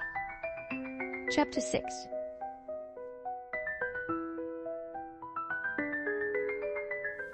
Dr. Armstrong was dreaming. It was very hot in the operating room. Surely they got the temperature too high. The sweat was rolling down his face. His hands were clammy, difficult to hold the scalpel firmly. How beautifully sharp it was. Easy to do a murder with a knife like that. And of course he was doing a murder. The woman's body looked different. It had been a large, unwieldy body. This was a spare, meager body, and the face was hidden. Who was it that he had to kill? He couldn't remember, but he must know. Should he ask Sister? Sister was watching him. No, he couldn't ask her. She was suspicious, he could see that.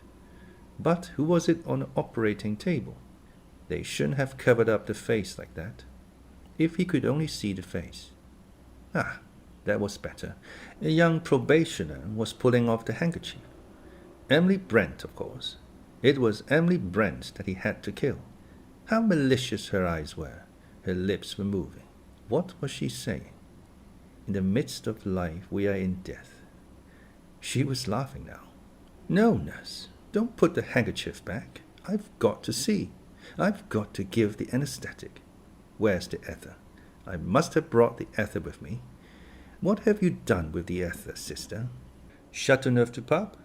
Yes, that will do quite as well. Take the handkerchief away, nurse. Of course, I knew it all the time. It's Anthony Marston. His face is purple and convulsed. But he's not dead. He's laughing. I tell you he's laughing. He's shaking the operating table. Look out, man. Look out. Nurse, steady it, steady it. With a start, Dr. Armstrong woke up. It was morning. Sunlight was pouring into the room. And someone was leaning over him, shaking him. It was Rogers. Rogers, with a white face, saying, Doctor, doctor. Dr. Armstrong woke up completely. He sat up in bed. He said sharply, What is it? It's the wife, doctor. I can't get her to wake. My God, I can't get her to wake. And she don't look right to me. Dr. Armstrong was quick and efficient. He wrapped himself in his dressing gown and followed Rogers. He bent over the bed where the woman was lying peacefully on her side. He lifted the cold hand, raised the eyelid. It was a few minutes before he straightened himself and turned from the bed. Rogers whispered, Is she... He passed a tongue over dry lips. Armstrong nodded. Yes, she's gone. His eyes rested thoughtfully on the man before him. Then they went to the table by the bed, to the washstand, then back to the sleeping woman. Roger said, Was it her heart, doctor? Dr. Armstrong was a minute or two before replying. Then he said, What was her health like normally? Roger said, She was a bit rheumatic-y. Any doctor been attending her recently? Doctor? Roger stared. Not been to a doctor for years, neither of us. You'd no reason to believe she suffered from heart trouble. No, doctor, I never knew of anything. Armstrong said, Did she sleep well? Now Roger's eyes evaded his. The man's hands came together and turned and twisted uneasily. He muttered, She didn't sleep extra well, no. The doctor said sharply, Did she take things to make her sleep? Roger stared at him, surprised. Take things to make her sleep? Not that I knew of. I'm sure she didn't. Armstrong went over to the washstand. There were a certain number of bottles on it. Hair lotion, lavender water, cascara, glycerin of cucumber for the hands, a mouthwash, toothpaste, and some elements. Rogers helped by pulling out the drawers of the dressing table. From there they moved on to the chest of drawers. But there was no sign of sleeping draughts or tablets. Roger said, She didn't have nothing last night, sir, except what you gave her. When the gong sounded for breakfast at 9 o'clock, it found everyone up and awaiting the summons. General MacArthur and the judge had been pacing the terrace outside, exchanging desultory comments on the political situation. Vera Claythorne and Philip Lombard had been up to the summit of the island behind the house. There they had discovered William Henry Blore, standing staring at the mainland. He said, No sign of that motorboat yet. I've been watching for it. Vera said, smiling, Devon's a sleepy county. Things are usually late. Philip Lombard was looking the other way, out to sea. He said abruptly, What do you think of the weather? Glancing up at the sky, Blore remarked, Looks all right to me. Lombard pursed up his mouth into a whistle. He said, It will come on to blow before the day's out. Blore said, Squally, eh? From below them came the boom of a gong. Philip Lombard said, Breakfast? Well, I could do with some. As they went down the steep slope, Blore said to Lombard in a ruminating voice, You know, it beats me. Why that young fellow wanted to do himself in. I've been worrying about it all night. Vera was a little ahead. Lombard hung back slightly. He said, Got any alternative theory? I'd want some proof, motive to begin with. Well off, I should say he was. Emily Brent came out of the drawing-room window to meet them. She said sharply, Is the boat coming? Not yet, said Vera. They went into breakfast. There was a vast dish of eggs and bacon on the sideboard and tea and coffee. Rogers held the door open for them to pass in, then shut it from the outside. Emily Brent said, That man looks ill this morning. Dr. Armstrong, who was standing by the window, cleared his throat. He said, You must excuse any shortcomings this morning. Rogers has had to do the best he can for breakfast single-handed. Mrs. Rogers has not been able to carry on this morning. Emily Brent said sharply, What's the matter with the woman? Dr. Armstrong said easily, Let us start our breakfast. The eggs will be cold. Afterwards, there are several matters I want to discuss with you all." They took the hint. Plates were filled, coffee and tea was poured. The meal began. Discussion of the island was, by mutual consent, tabooed. They spoke instead in the desultory fashion of current events. The news from abroad, events in the world of sport, the latest reappearance of the Loch Ness Monster. Then, when plates were cleared, Dr. Armstrong moved back his chair a little, cleared his throat importantly, and spoke. He said, "I thought it better to wait until you had had your breakfast before telling you of a sad piece of news. Mrs. Rogers died in her sleep." There were startled and shocked ejaculations. Vera exclaimed, "How awful! 2 deaths on this island since we arrived." Mr. Justice Wargrave, his eyes narrowed, said in his small, precise, clear voice, "Very remarkable. What was the cause of death?" Armstrong shrugged his shoulders. "Impossible to say offhand. There must be an autopsy. I certainly couldn't give a certificate. I have no knowledge whatsoever of the woman's state of health." Vera said, "She was a very nervous-looking creature, and she had a shock last night. It might have been heart failure, I suppose." Dr. Armstrong said dryly, "Her heart certainly failed to beat, but what caused it to fail is the question." One word fell from Emily Brent. It fell hard and clear into the listening group. "Conscience," she said. Armstrong turned to her. "What exactly do you mean by that, Miss Brent?" Emily Brent, her lips tight and hard, said, "You all heard. She was accused, together with her husband, of having deliberately murdered her former employer, an old lady." "And you think?" Emily Brent said, "I think that accusation was true. You all saw her last night. She broke down completely and fainted. The shock of having her wickedness brought home to her was too much for her. She literally died of fear." Dr. Armstrong shook his head doubtfully. "It is a possible theory," he said. "One cannot adopt it without more exact knowledge of her state of health, if there was cardiac weakness." Emily Brent said quietly, "Call it, if you prefer, an act of God." Everyone looked shocked. Mr. Blore said uneasily, "That's carrying things a bit far, Miss Brent." She looked at them with shining eyes. Her chin went up. She said, "You regard it as impossible that a sinner should be struck down by the wrath of God. I do not." The judge stroked his chin. He murmured in a slightly ironic voice, "My dear lady, in my experience of ill-doing, Providence leaves the work of conviction and chastisement to us mortals, and the process is often fraught with difficulties. There are no shortcuts." Emily Brent shrugged her shoulders. Blore said sharply, "What did she have to eat and drink last night after she went up to bed?" Armstrong said, "Nothing. She didn't take anything. A cup of tea, a drink of water. I'll bet you she had a cup of tea. That sort always does. Rogers assures me she had nothing whatsoever."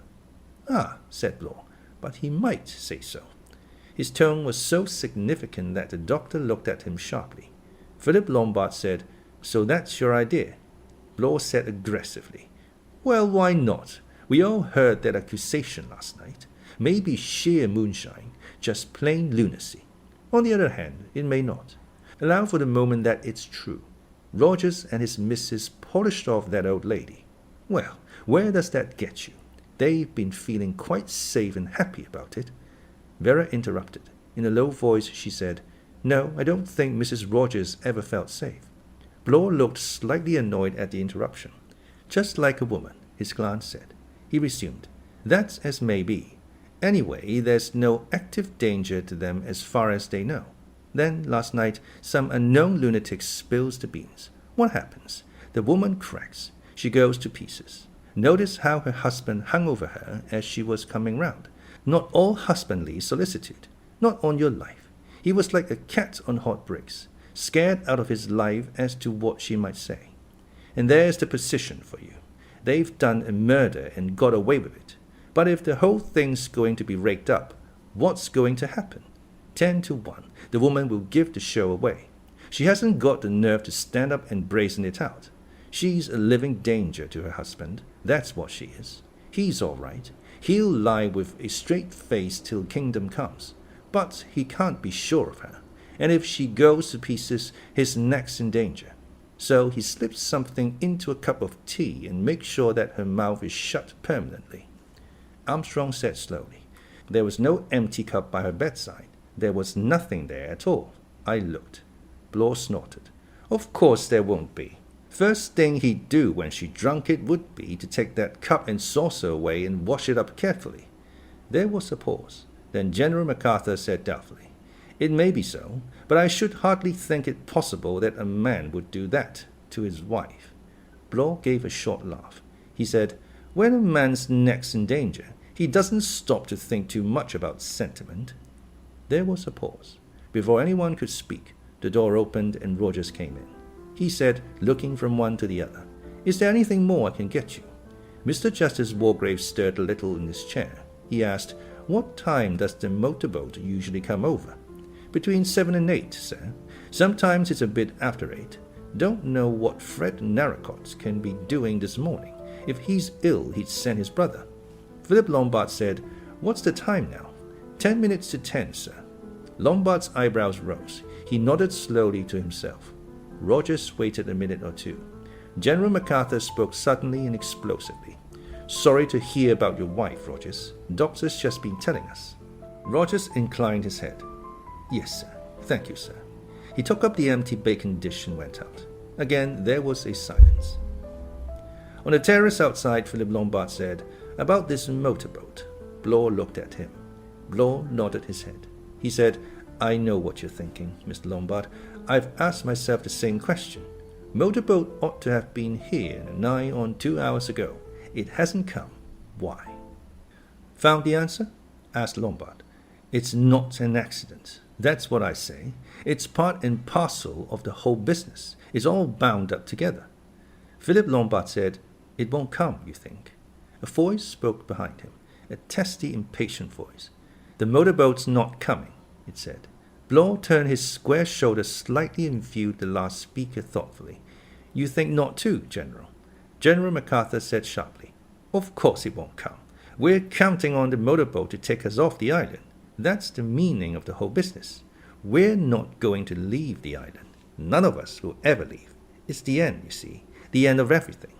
He hesitated. Then he said in a low, strange voice, "That's peace, real peace, to come to the end, not to have to go on. Yes, peace." He turned abruptly and walked away, along the terrace, then down the slope towards the sea, obliquely, to the end of the island where loose rocks went out into the water. He walked a little unsteadily, like a man who was only half awake. Blore said, "There goes another one who's balmy. Looks as though it will end with the whole lot going that way." Philip Lombard said, "I don't fancy you will, Blore." The ex-inspector laughed. "It would take a lot to send me off my head," he added dryly. "And I don't think you'll be going that way either, Mr. Lombard." Philip Lombard said, "I feel quite sane at the minute, thank you." Dr. Armstrong came up onto the terrace. He stood there hesitating. To his left were Blore and Lombard. To his right was Wargrave, slowly pacing up and down, his head bent down. Armstrong, after a moment of indecision, turned towards the latter. But at that moment Rogers came quickly out of the house. "Could I have a word with you, sir, please?" Armstrong turned. He was startled at what he saw. Rogers' face was working. Its color was grayish-green. His hand shook. It was such a contrast to his restraint of a few minutes ago that Armstrong was quite taken aback. "Please, sir, if I could have a word with you. Inside, sir." The doctor turned back and re-entered the house with the frenzied butler. He said, "What's the matter, man? Pull yourself together." "In here, sir. Come in here." He opened the dining room door. The doctor passed in. Rogers followed him and shut the door behind him. "Well," said Armstrong, "what is it?" The muscles of Rogers' throat were working. He was swallowing. He jerked out, "There's things going on, sir, that I don't understand." Armstrong said sharply, "Things? What things?" "You think I'm crazy, sir. You say it isn't anything. But it's got to be explained, sir. It's got to be explained, because it doesn't make any sense." "Well, man, tell me what it is. Don't go on talking in riddles." Rogers swallowed again. He said, "It's those little figures, sir, in the middle of the table. The little china figures. 10 of them, there were. I'll swear to that. 10 of them." Armstrong said, "Yes, 10. We counted them last night at dinner." Rogers came nearer. That's just it, sir. Last night, when I was clearing up, there wasn't but 9, sir. I noticed it and thought it queer, but that's all I thought. And now, sir, this morning, I didn't notice when I laid the breakfast. I was upset and all that. But now, sir, when I came to clear away, see for yourself if you don't believe me. There's only 8, sir. Only 8. It doesn't make sense, does it? Only 8.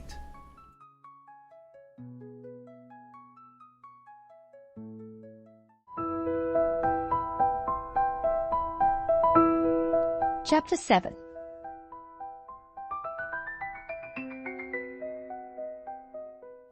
After breakfast, Emily Brent had suggested to Vera Claythorne that they should walk to the summit again and watch for the boat. Vera had acquiesced.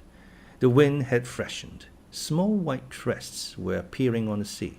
There were no fishing boats out, and no sign of the motorboat. The actual village of Sticklehaven could not be seen.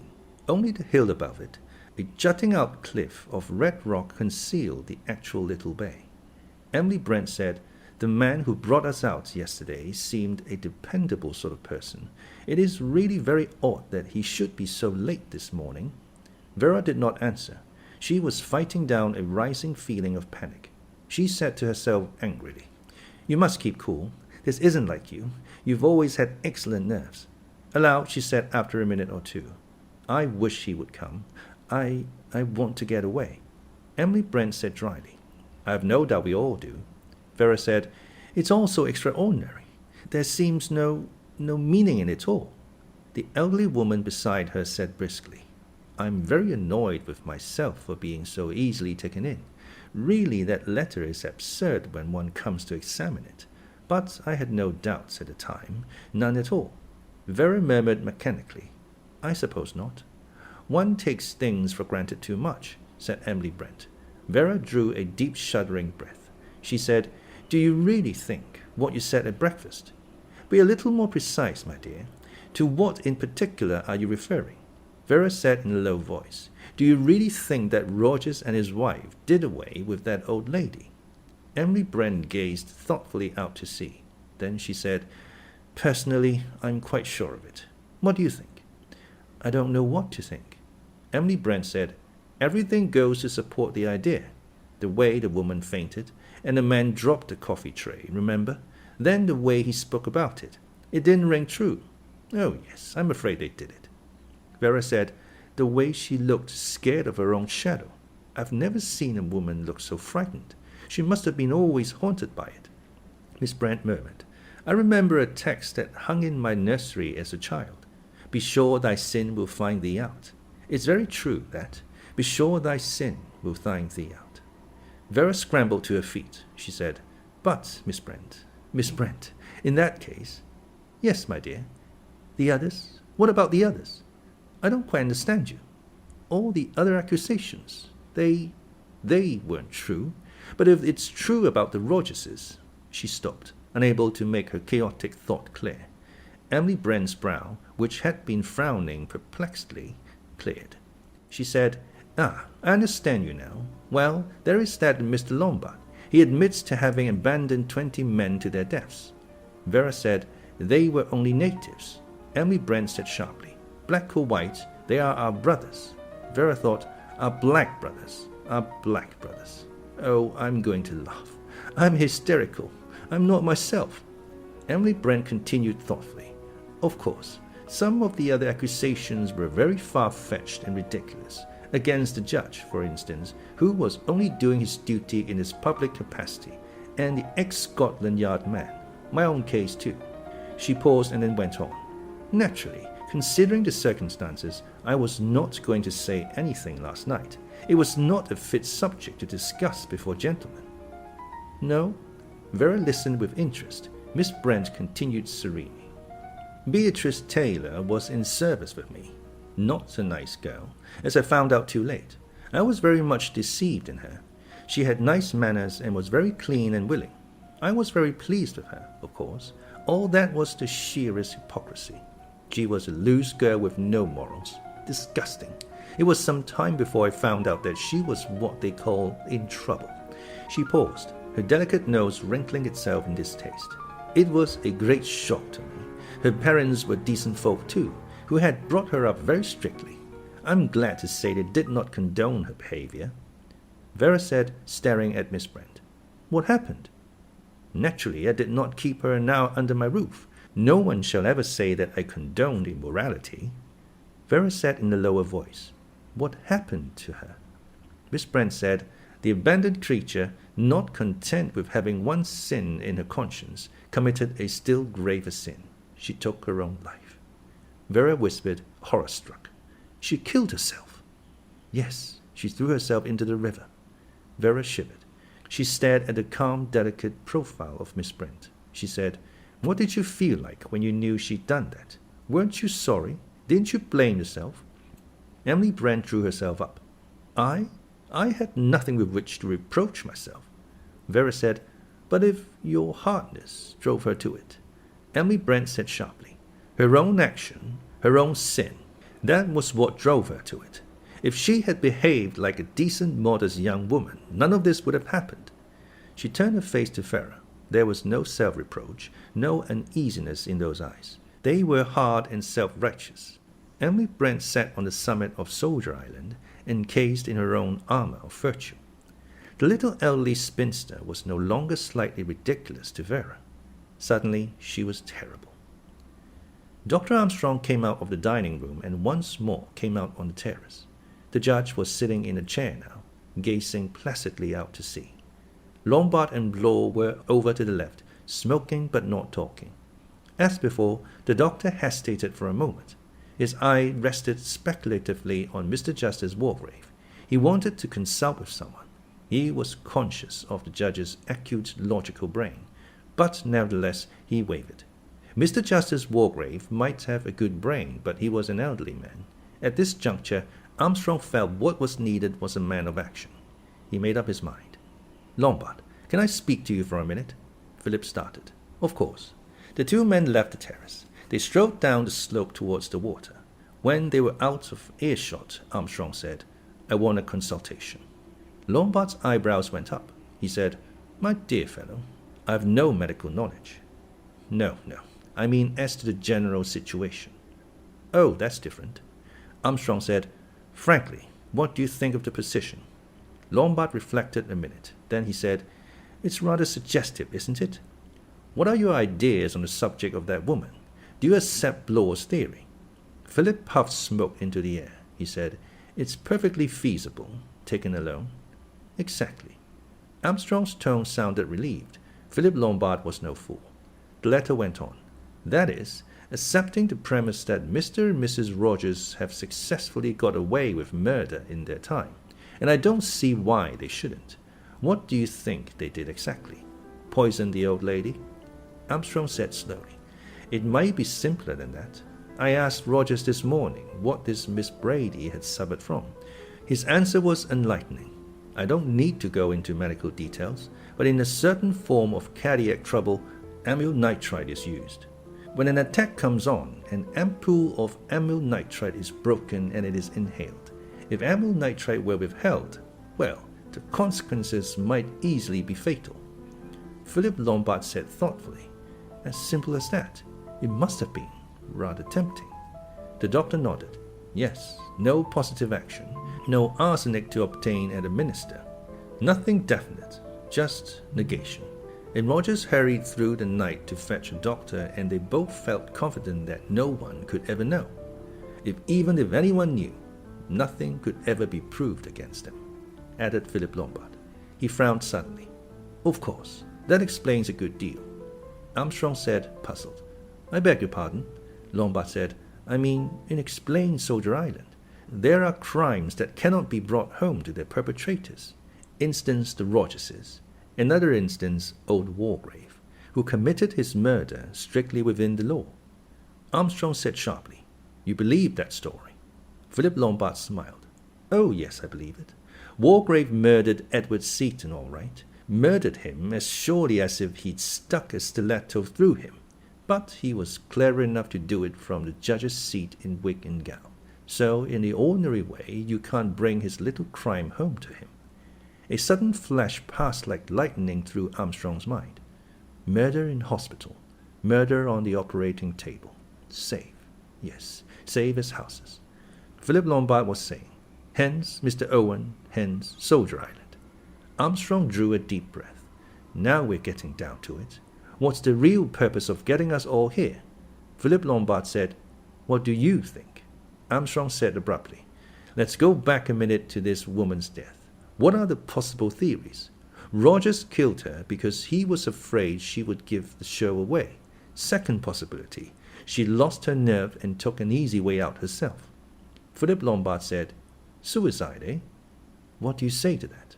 Lombard said, it could have been, yes, if it hadn't been for Marston's death. 2 suicides within 12 hours is a little too much to swallow.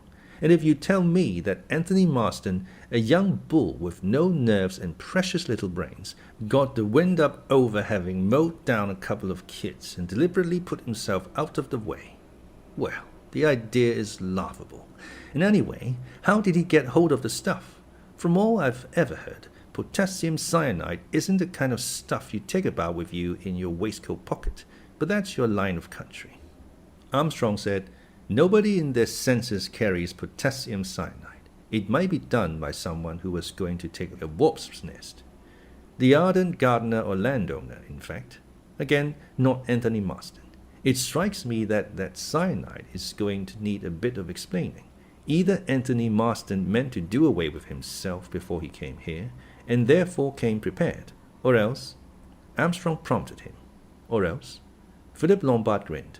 Why make me say it, when it's on the tip of your own tongue? Anthony Marston was murdered, of course. Dr. Armstrong drew a deep breath. And Mrs. Rogers? Lombard said slowly, I could believe in Anthony's suicide if it weren't for Mrs. Rogers. I could believe in Mrs. Rogers' suicide if it weren't for Anthony Marston. I can believe that Rogers put his wife out of the way if it were not for the unexpected death of Anthony Marston. But what we need is a theory to explain 2 deaths following rapidly on each other. Armstrong said, I can perhaps give you some help towards that theory. And he repeated the facts that Rogers had given him about the disappearance of the 2 little china figures. Lombard said, yes, little china figures. There were certainly 10 last night at dinner, and now there are 8, he say. Dr. Armstrong recited, 10 little soldier boys going out to dine. 1 went and choked himself, and then there were 9. 9 little soldier boys sat up very late. 1 overslept himself, and then there were 8. The 2 men looked at each other. Philip Lombard grinned and flung away his cigarette. Fits too damned well to be a coincidence. Anthony Marston dies of asphyxiation or choking last night after dinner, and Mother Rogers oversleeps herself with a vengeance. And therefore, said Armstrong, Lombard took him up, and therefore another kind of soldier, the unknown soldier. X, Mr. Owen, U.N.Owen, one unknown lunatic at large. Ah, Armstrong breathed a sigh of relief. You agree, but you see what it involves. Rogers swore that there was no one but ourselves and he and his wife on the island. Rogers is wrong, or possibly Rogers is lying. Armstrong shook his head. I don't think he's lying. The man's scared. He's scared nearly out of his senses. Philip Lombard nodded. He said, no motorboat this morning. That fits in. Mr. Owen's little arrangements again to the fore. Soldier Island is to be isolated until Mr. Owen has finished his job. Armstrong had gone pale. He said, you realize the man must be a raving maniac. Philip Lombard said, and there was a new ring in his voice. There's one thing Mr. Owen didn't realize. What's that? The island's more or less a bare rock. We shall make short work of searching it. We'll soon ferret out U.N.Owen, Esquire. Dr. Armstrong said warningly, he'll be dangerous. Philip Lombard laughed. Dangerous? Who's afraid of the big bad wolf? I'll be dangerous when I get hold of him. He paused and said, we'd better rope in Blore to help us. He'll be a good man in a pinch. Better not tell the women. As for the others, the general's gaga, I think, and old Wargrave's fort is masterly inactivity. The 3 of us can attend to this job.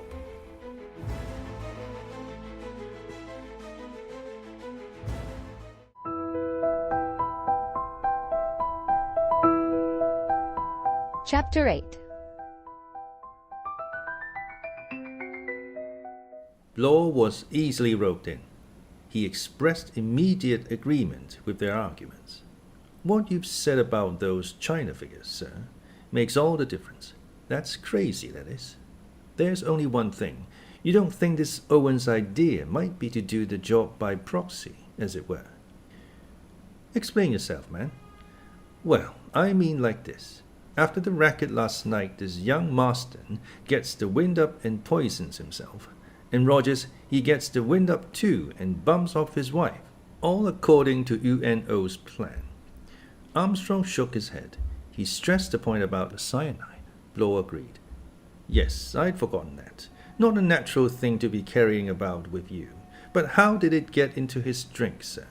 Lombard said, I've been thinking about that. Marston had several drinks that night. Between the time he had his last one and the time he finished the one before it, there was quite a gap. During that time his glass was lying about on some table or other. I think, though I can't be sure, it was on the little table near the window. The window was open. Somebody could have slipped a dose of the cyanide into the glass. Blore said unbelievingly, without our all seeing him, sir. Lombard said dryly, we were all rather concerned elsewhere.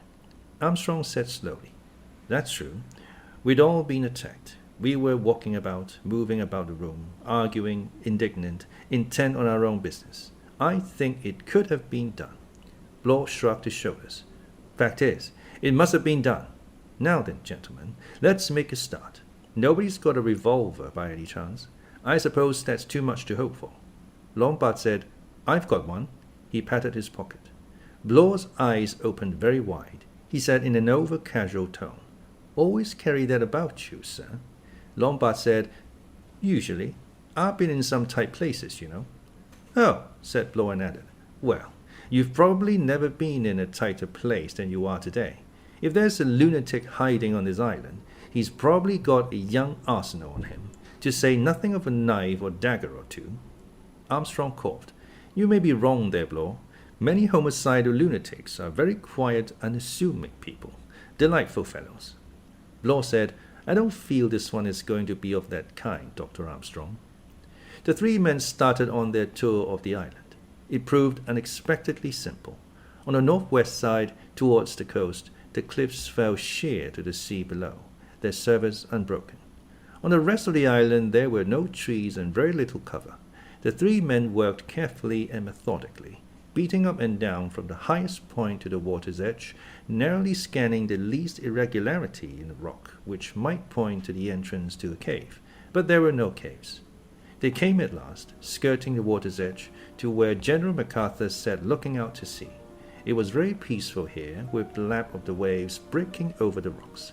The old man sat very upright, his eyes fixed on the horizon. He paid no attention to the approach of the searchers. His oblivion of them made one at least faintly uncomfortable. Blore thought to himself, "'Tisn't natural. Looks as though he'd gone into a trance or something." He cleared his throat and said in a would-be conversational tone, "Nice peaceful spot you found for yourself, sir." The general frowned. He cast a quick look over his shoulder. He said, "There is so little time, so little time. I really must insist that no one disturbs me." Blore said genially, "We won't disturb you. We're just making a tour of the island, so to speak. Just wondered, you know, if someone might be hiding on it." The general frowned and said, "You don't understand. You don't understand at all. Please go away." Blore retreated. He said as he joined the other two, "He's crazy. It's no good talking to him." Lombard asked with some curiosity, "What did he say?" Blore shrugged his shoulders. "Something about there being no time and that he didn't want to be disturbed." Dr. Armstrong frowned. He murmured, "I wonder now." The search of the island was practically completed. The three men stood on the highest point looking over towards the mainland. There were no boats out. The wind was freshening. Lombard said, "No fishing boats out. There's a storm coming. Damn nuisance you can't see the village from here. We could signal or do something." Blore said, "We might light a bonfire tonight." Lombard said, frowning, "The devil of it is that's all probably been provided for." "In what way, sir?" "How do I know? Practical joke, perhaps. We're to be marooned here. No attention is to be paid to signals, etc. Possibly the village has been told there's a wager on. Some damn fool story anyway. Blore said dubiously. Think they'd swallow that? Lombard said dryly. It's easier of belief than the truth. If the village were told that the island was to be isolated until Mr. Unknown-Owen had quietly murdered all his guests, do you think they'd believe that? Dr. Armstrong said, there are moments when I can't believe it myself, and yet, Philip Lombard, his lips curling back from his teeth, said, and yet, that's just it. You've said it, Doctor. Blore was gazing down into the water. He said, nobody could have clambered down here, I suppose. Armstrong shook his head. I doubt it. It's pretty sheer. Then where could he hide? Blore said, there might be a hole in the cliff. If we had a boat now, we could row round the island.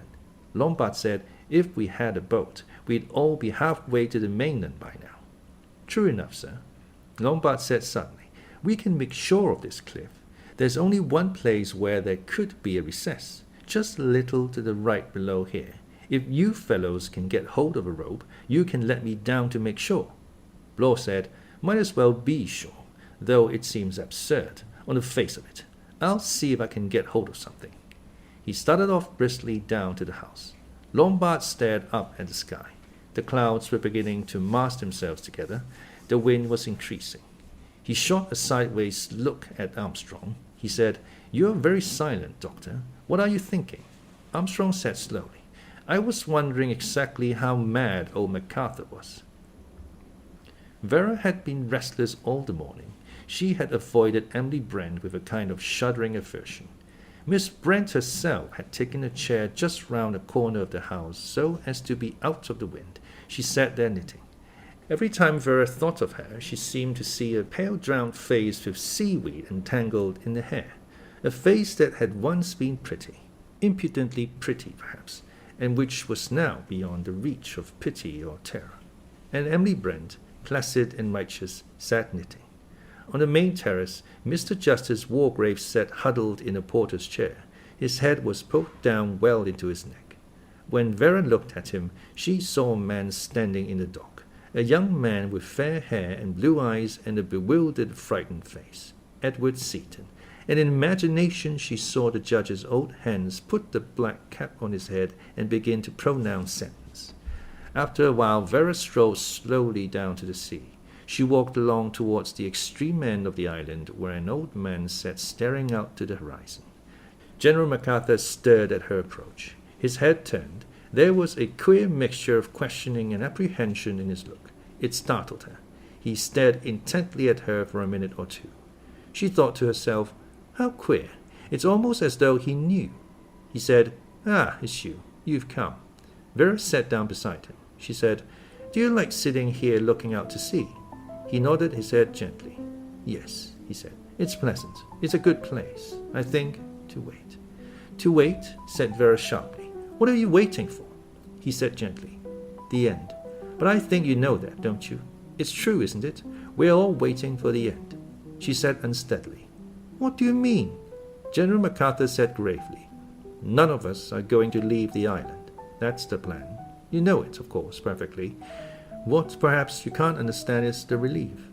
Vera said wonderingly, "The relief?" He said, "Yes, of course. You're very young. You haven't got to that yet. But it does come. The blessed relief when you know that you've done with it all, that you haven't got to carry the burden any longer. You'll feel that too, someday." Vera said hoarsely, "I don't understand you." Her fingers worked spasmodically. She felt suddenly afraid of this quiet old soldier. He said musingly, "You see, I loved Leslie. I loved her very much." Vera said questioningly, "Was Leslie your wife?" "Yes, my wife. I loved her, and I was very proud of her. She was so pretty and so gay." He was silent for a minute or two. Then he said, "Yes, I loved Leslie. That's why I did it." Vera said, "You mean?" and paused. General Macarthur nodded his head gently. "It's not much good denying it now. Not when we are all going to die. I sent Richmond to his death. I suppose, in a way, it was murder. Curious murder. And I've always been such a law-abiding man. But it didn't seem like that at the time. I had no regrets. Serves him damned well right. That's what I thought. But afterwards, in a hard voice, Vera said, "Well, afterwards?" He shook his head vaguely. He looked puzzled and a little distressed. I don't know. It was all different, you see. I don't know if Leslie ever guessed. I don't think so. But, you see, I didn't know about her anymore. She'd gone far away where I couldn't reach her. And then she died, and I was alone. Vera said, "Alone, alone." And the echo of her voice came back to her from the rocks. General MacArthur said, "You'll be glad too, when the end comes." Vera got up. She said sharply, "I don't know what you mean." He said, "I know, my child. I know." You don't understand at all. General MacArthur looked out to sea again. He seemed unconscious of her presence behind him. He said very gently and softly, "Leslie?" When Blore returned from the house with a rope coiled over his arm, he found Armstrong where he had left him, staring down into the depths. Blore said breathlessly, "Where's Mr. Lombard?" Armstrong said carelessly, "Gone to test some theory or other. He'll be back in a minute. Look here, Blore, I'm worried." "I should say we're all worried." The doctor waved an impatient hand. Of course. I don't mean it that way. I'm thinking of old MacArthur." "What about him, sir?" Dr. Armstrong said grimly, "What we're looking for is a madman. What prize, MacArthur?" Blore said incredulously, "You mean he's homicidal?"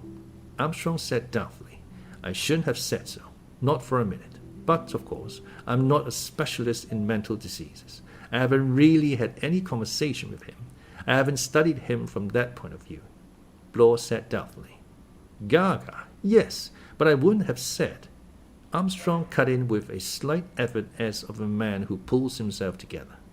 "You're probably right. Damn it all. There must be someone hiding on the island. Ah, here comes Lombard." They fastened the rope carefully. Lombard said, "I'll help myself all I can. Keep the lookout for a sudden strain on the rope." After a minute or two, while they stood together watching Lombard's progress, Blore said, "Climbs like a cat, doesn't he?" There was something odd in his voice. Dr. Armstrong said, "I should think he must have done some mountaineering in his time." "Maybe." There was a silence, and the ex-inspector said, "Funny sort of cove altogether. Do you know what I think?" "What?" "He's a wrong 'un." Armstrong said doubtfully, "In what way?" Blore grunted. Then he said, "I don't know exactly, but I wouldn't trust him a yard." Dr. Armstrong said, "I suppose he'd led an adventurous life." Blore said, "I bet some of his adventures have had to be kept pretty dark." He paused and then went on, "Did you happen to bring a revolver along with you, Doctor?" Armstrong stared. "Me? Good Lord, no. Why should I?" Blore said, "Why did Mr. Lombard?" Armstrong said doubtfully, "I suppose habit." Blore snorted. A sudden pull came on the rope. For some moments they had their hands full. Presently, when the strain relaxed, Blore said, "There are habits and habits. Mr. Lombard takes a revolver to out-of-the-way places, right enough, and a primus, and a sleeping bag, and a supply of bug powder, no doubt. But habit wouldn't make him bring the whole outfit down here. It's only in books people carry revolvers around as a matter of course." Dr. Armstrong shook his head perplexedly. They leaned over and watched Lombard's progress. His search was thorough, and they could see at once that it was futile. Presently he came up over the edge of the cliff. He wiped the perspiration from his forehead. "Well," he said, "we're up against it. It's the house or nowhere." The house was easily searched. They went through the few outbuildings first, and then turned their attention to the building itself. Mrs. Rogers' yard measure discovered in the kitchen dresser assisted them, but there were no hidden spaces left unaccounted for. Everything was plain and straightforward, a modern structure devoid of concealments. They went through the ground floor first. As they mounted to the bedroom floor, they saw through the landing window Rogers carrying out a tray of cocktails to the terrace. Philip Lombard said lightly, "Wonderful animal, the good servant. Carries on with an impassive countenance." Armstrong said appreciatively, "Rogers is a first-class butler. I'll say that for him."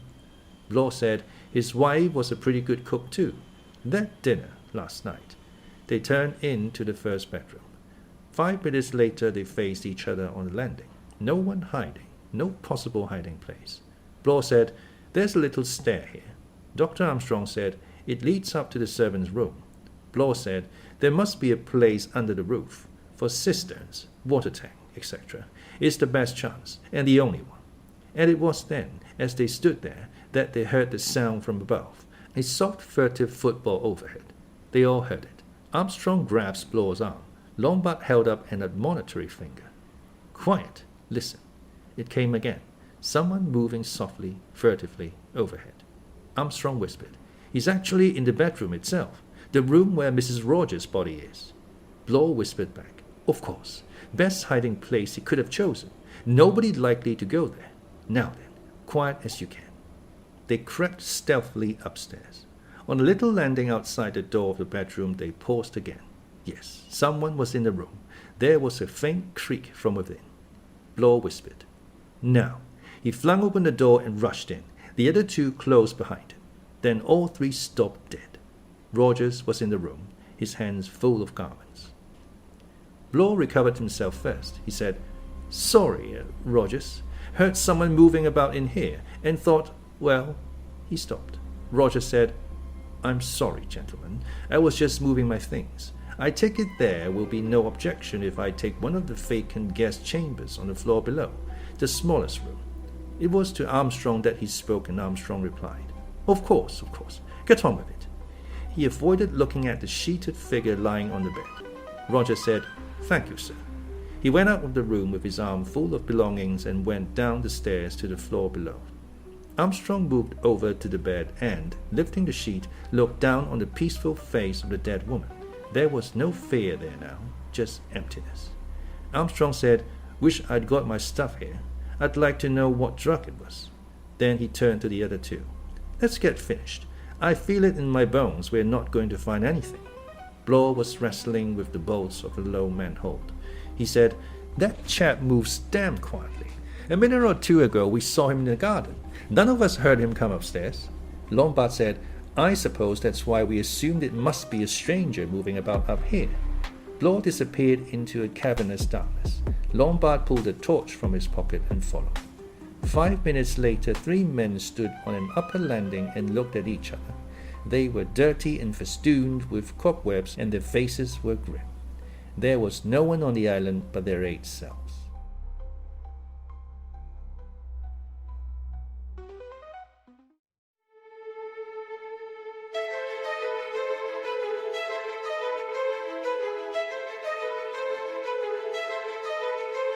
And Then There Were None, by Agatha Christie. Chapter 9.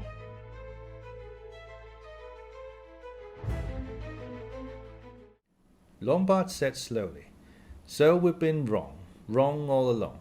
Built up a nightmare of superstition and fantasy, all because of the coincidence of 2 deaths." Armstrong said gravely, "And yet, the argument holds. Hang it all, I'm a doctor. I know something about suicides.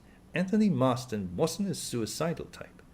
Lombard said doubtfully, "It couldn't, I suppose, have been an accident." Blore snorted, unconvinced. "Damned queer sort of accident," he grunted. There was a pause. Then Blore said, "About the woman," and stopped. "Mrs. Rogers." "Yes, it's possible, isn't it, that might have been an accident." Philip Lombard said, "An accident? In what way?" Blore looked slightly embarrassed. His red brick face grew a little deeper in hue. He said, almost blurting out the words, "Look here, doctor, you did give her some dope, Armstrong stared at him. "Dope? What do you mean?" "Last night, you said yourself you'd given her something to make her sleep." "Oh, that? Yes, a harmless sedative. What was it exactly?" "I gave her a mild dose of Trianol, a perfectly harmless preparation."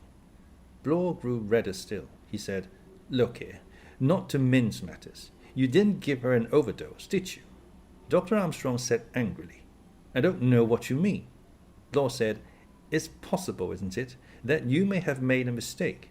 These things do happen once in a while." Armstrong said sharply, "I did nothing of the sort. The suggestion is ridiculous." He stopped and added in a cold, biting tone, "Or do you suggest that I gave her an overdose on purpose?" Philip Lombard said quickly, "Look here, you two. We've got to keep our heads. Don't let's start slinging accusations about. Blore said suddenly, I only suggested the doctor had made a mistake. Dr. Armstrong smiled with an effort. He said, showing his teeth in a somewhat mirthless smile, Doctors can't afford to make mistakes of that kind, my friend. Blore said deliberately, It wouldn't be the first you've made, if that gramophone record is to be believed. Armstrong went white. Philip Lombard said quickly and angrily to Blore, What's the sense of making yourself offensive? We're all in the same boat. We've got to pull together. What about your own pretty little spot of perjury? Blore took a step forward. His hands clenched. He said in a thick voice, Perjury? Be damned. That's a foul lie. You may try and shut me up, Mr. Lombard, but there's things I want to know, and one of them is about you. Lombard's eyebrows rose. About me? Yes, I want to know why you brought a revolver down here on a pleasant social visit. Lombard said, You do you? Yes, I do, Mr. Lombard. Lombard said unexpectedly, You know, Blore, you're not nearly such a fool as you look. That's as may be. What about that revolver? Lombard smiled. I brought it because I expected to run into a spot of trouble. Blore said suspiciously, You didn't tell us that last night. Lombard shook his head. You were holding out on us. Blore persisted. In a way, yes, said Lombard. Well, come on, out of it. Lombard said slowly. I allowed you all to think that I was asked here in the same way as most of the others. That's not quite true. As a matter of fact, I was approached by a little Jew boy, Morris his name was. He offered me 100 guineas to come down here and keep my eyes open. Said I'd got a reputation for being a good man in a tight place. Well, Blore prompted impatiently. Lombard said with a grin, That's all. Dr. Armstrong said, But surely he told you more than that. Oh, no, he didn't. Just shut up like a clam. I could take it or leave it. Those were his words. I was hard up. I took it. Blore looked unconvinced. He said, Why didn't you tell us all this last night? My dear man, Lombard shrugged eloquent shoulders. How was I to know that last night wasn't exactly the eventuality I was here to cope with? I lay low and told a non-committal story. Dr. Armstrong said shrewdly, But now you think differently. Lombard's face changed. It darkened and hardened. He said, Yes, I believe now that I'm in the same boat as the rest of you. That 100 guineas was just Mr. Owen's little bit of cheese to get me into the trap along with the rest of you. He said slowly, For we are in a trap. I'll take my oath on that. Mrs. Rogers' death, Tony Marston's, the disappearing soldier boys on the dinner table. Oh yes, Mr. Owen's hand is plainly seen, but where the devil is Mr. Owen himself? Downstairs the gong pealed a solemn call to lunch. Rogers was standing by the dining room door. As the three men descended the stairs, he moved a step or two forward. He said in a low, anxious voice, I hope lunch will be satisfactory. There is cold ham and cold tongue, and I've boiled some potatoes, and there's cheese and biscuits, and some tinned fruits. Lombard said, Sounds all right. Stores are holding out then. There is plenty of food, sir, of a tinned variety. The larder is very well stocked. A necessity that, I should say, sir, on an island where one may be cut off from the mainland for a considerable period. Lombard nodded.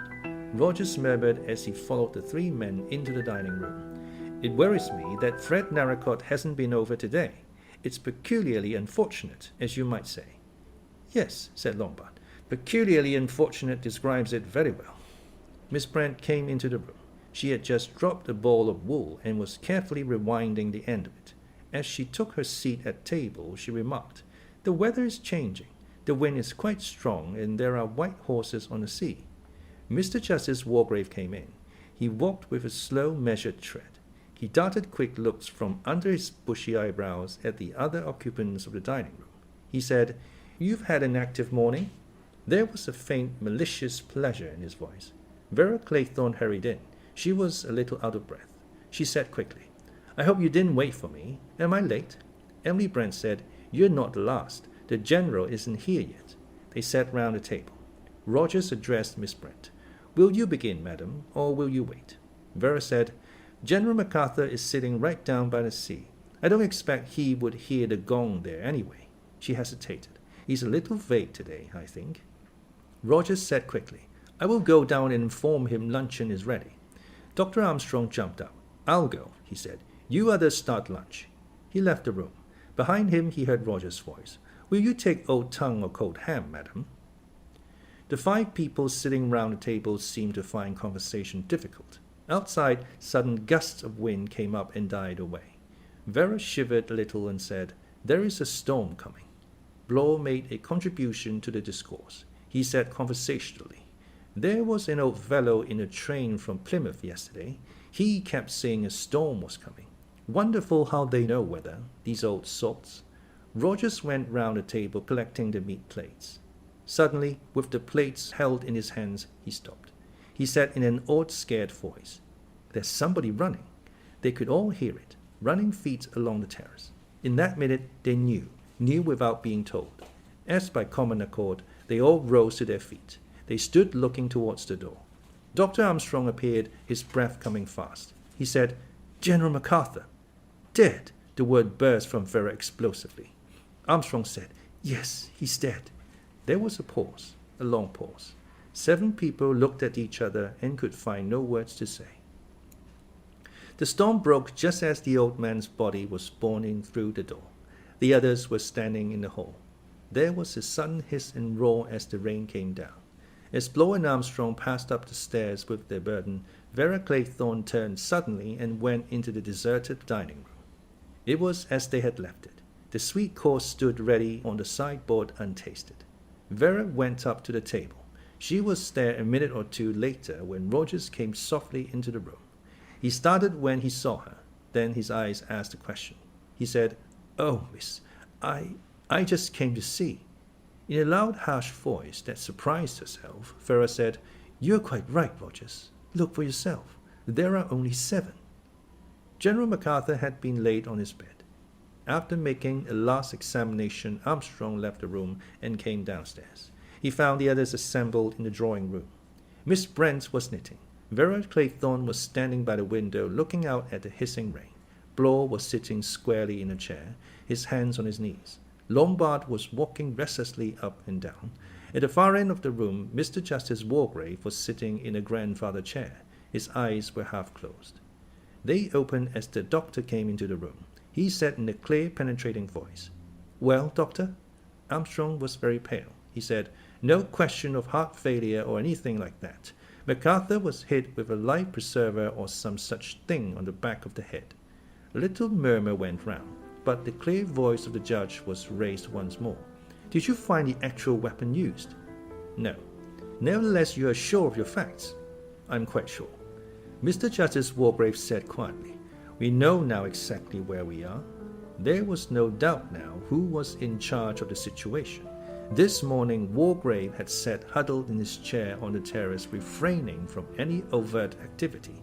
Now he assumed command with the ease born of a long habit of authority. He definitely presided over the court.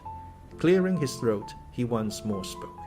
"This morning, gentlemen, whilst I was sitting on the terrace, I was an observer of your activities. There could be little doubt of your purpose. You were searching the island for an unknown murderer." "Quite right, sir," said Philip Lombard. The judge went on.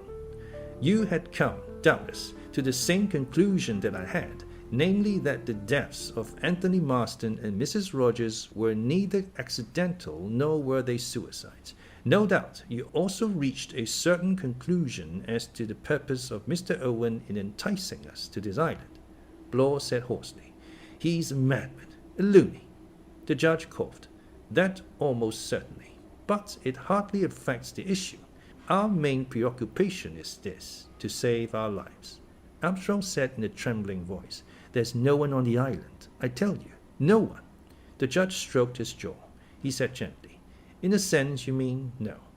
I came to that conclusion early this morning. I could have told you that your search would be fruitless. Nevertheless, I am strongly of the opinion that Mr. Owen is on the island. Very much so.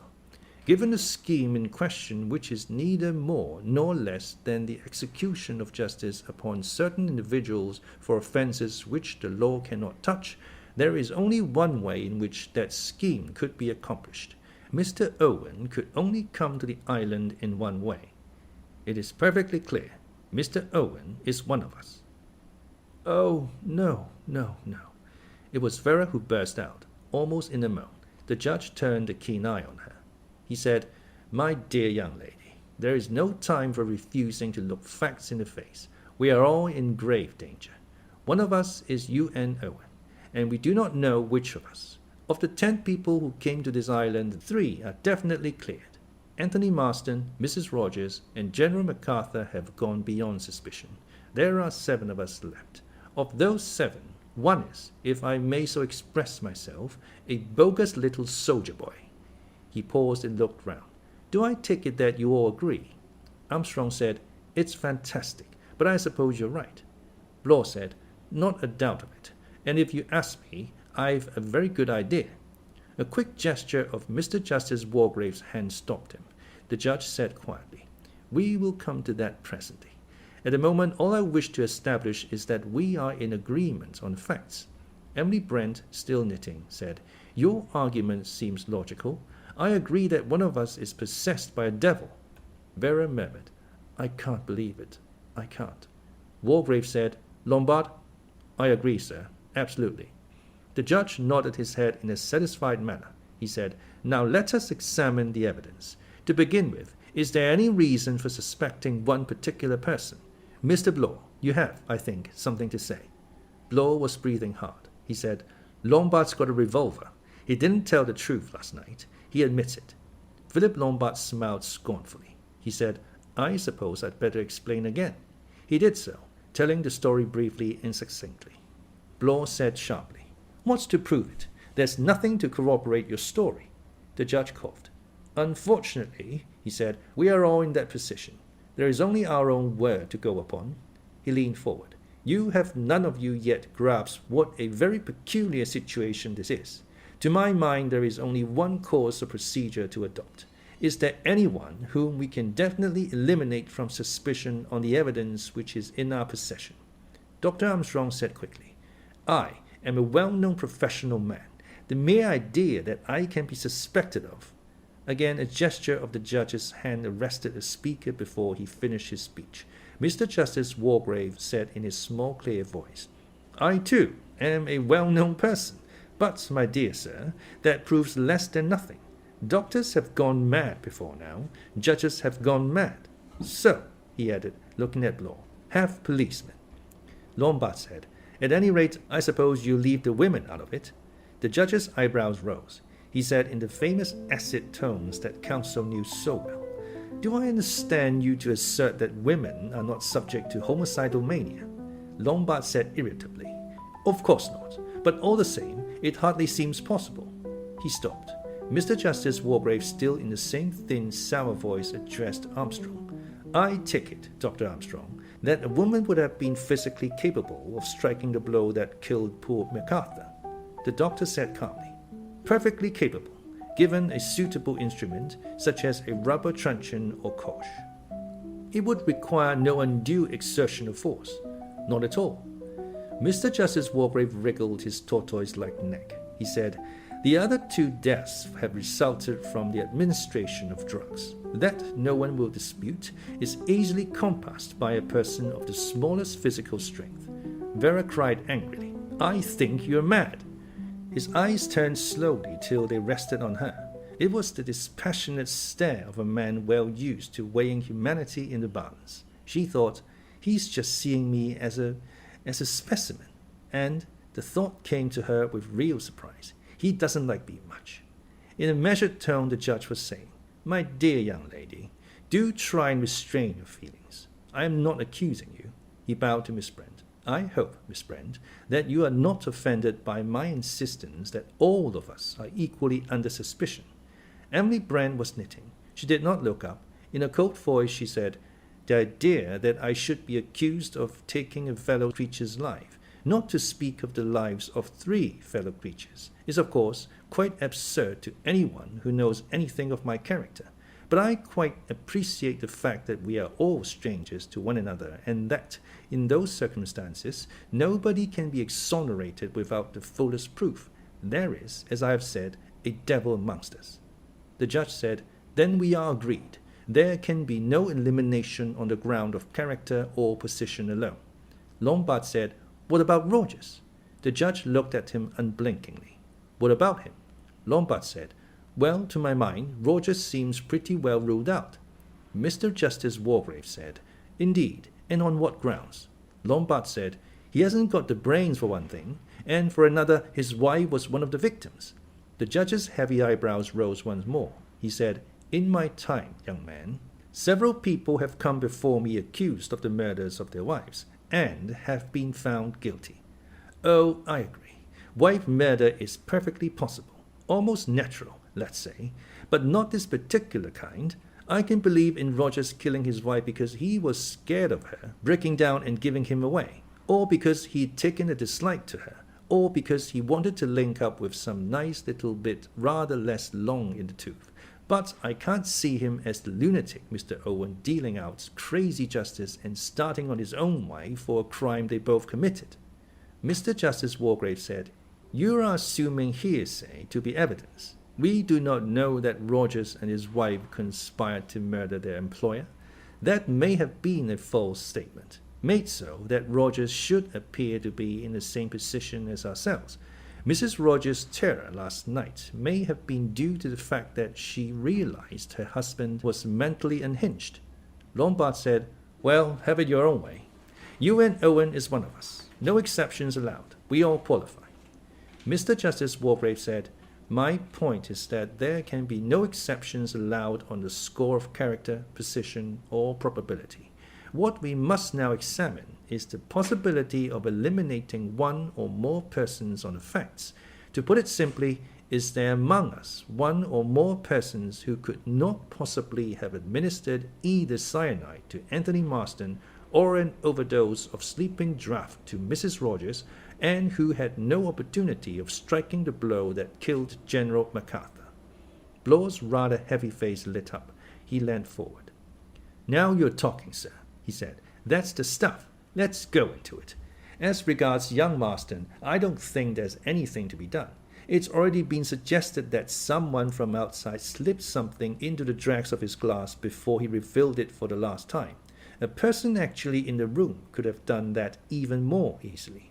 I can't remember if Rogers was in the room, but any of the rest of us could certainly have done it."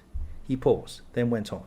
"Now take the woman Rogers. The people who stand out there are her husband and the doctor. Either of them could have done it as easy as winking." Armstrong sprang to his feet. He was trembling. "I protest. This is absolutely uncalled for. I swear that the dose I gave the woman was perfectly. Dr. Armstrong?" The small, sour voice was compelling.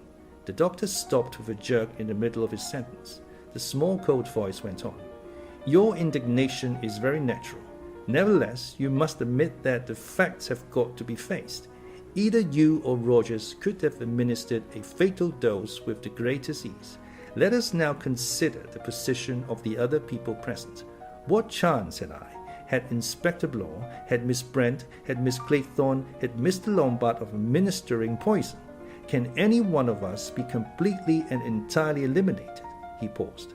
"I think not." Vera said angrily, "I was nowhere near the woman. All of you can swear to that." Mr. Justice Wargrave waited a minute. Then he said, "As far as my memory serves me, the facts were these. Will anyone please correct me if I make a misstatement? Mrs. Rogers was lifted onto the sofa by Anthony Marston and Mr. Lombard, and Dr. Armstrong went to her. He sent Rogers for brandy. There was then a question raised as to where the voice we had just heard had come from. We all went into the next room with the exception of Miss Brent, who remained in this room, alone with the unconscious woman." A spot of color came into Emily Brent's cheeks. She stopped knitting. She said, "This is outrageous." The remorseless small voice went on. "When we returned to this room, you, Miss Brent, were bending over the woman on the sofa." Emily Brent said, "Is common humanity a criminal offense?" Mr. Justice Wargrave said, "I'm only establishing facts. Rogers then entered the room with the brandy, which, of course, he could quite well have doctored before entering the room. The brandy was administered to the woman, and shortly afterwards her husband and Dr. Armstrong assisted her up the bed, where Dr. Armstrong gave her a sedative. Blore said, "That's what happened. Absolutely. And that lets out the judge, Mr. Lombard, myself, and Miss Claythorne." His voice was loud and jubilant. Mr. Justice Wargrave, bringing a cold eye to bear upon him, murmured, "Ah, but does it? We must take into account every possible eventuality." Blore stared. He said, "I don't get you." Mr. Justice Wargrave said, "Upstairs in her room, Mrs. Rogers is lying in bed. The sedative that the doctor has given her begins to take effect. She is vaguely sleepy and acquiescent. Supposing that at that moment there is a tap on the door and someone enters bringing her, shall we say, a tablet or a draught, with the message that the doctor says you're to take this. Do you imagine for 1 minute that she would not have swallowed it obediently without thinking twice about it?" There was a silence. Blore shifted his feet and frowned. Philip Lombard said, "I don't believe in that story for a minute. Besides, none of us left this room for hours afterwards. There was Marston's death and all the rest of it." The judge said, "Someone could have left his or her bedroom later." Lombard objected, "But then Rogers would have been up there." Dr. Armstrong stirred. "No," he said. "Rogers went downstairs to clear up in the dining room and pantry. Anyone could have gone up to the women's bedroom then without being seen." Emily Brent said, "Surely, doctor, the woman would have been fast asleep by then under the influence of the drug you had administered." "In all likelihood, yes, but it is not a certainty. Until you have prescribed for a patient more than once, you cannot tell their reaction to different drugs. There is, sometimes, a considerable period before a sedative takes effect. It depends on the personal idiosyncrasy of the patient towards that particular drug." Lombard said, "Of course you would say that, doctor. Suits your book, eh?" Again Armstrong's face darkened with anger. But again that passionless, cold little voice stopped the words on his lips. "No good result can come from recrimination. Facts are what we have to deal with. It is established, I think, that there is a possibility of such a thing as I have outlined occurring. I agree that its probability value is not high, though there again it depends on who that person might have been. The appearance of Miss Brent or of Miss Claythorne on such an errand would have occasioned no surprise in the patient's mind. I agree that the appearance of myself, or of Mr. Blore, or of Mr. Lombard would have been, to say the least of it, unusual. But I still think the visit would have been received without the awakening of any real suspicion." Blore said, "And that get us where?"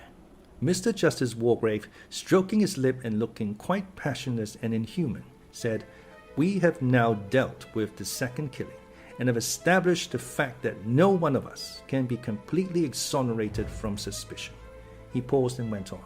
"We come now to the death of General Macarthur. That took place this morning. I will ask anyone who considers that he or she has an alibi to state it in so many words. I myself will state at once that I have no valid alibi.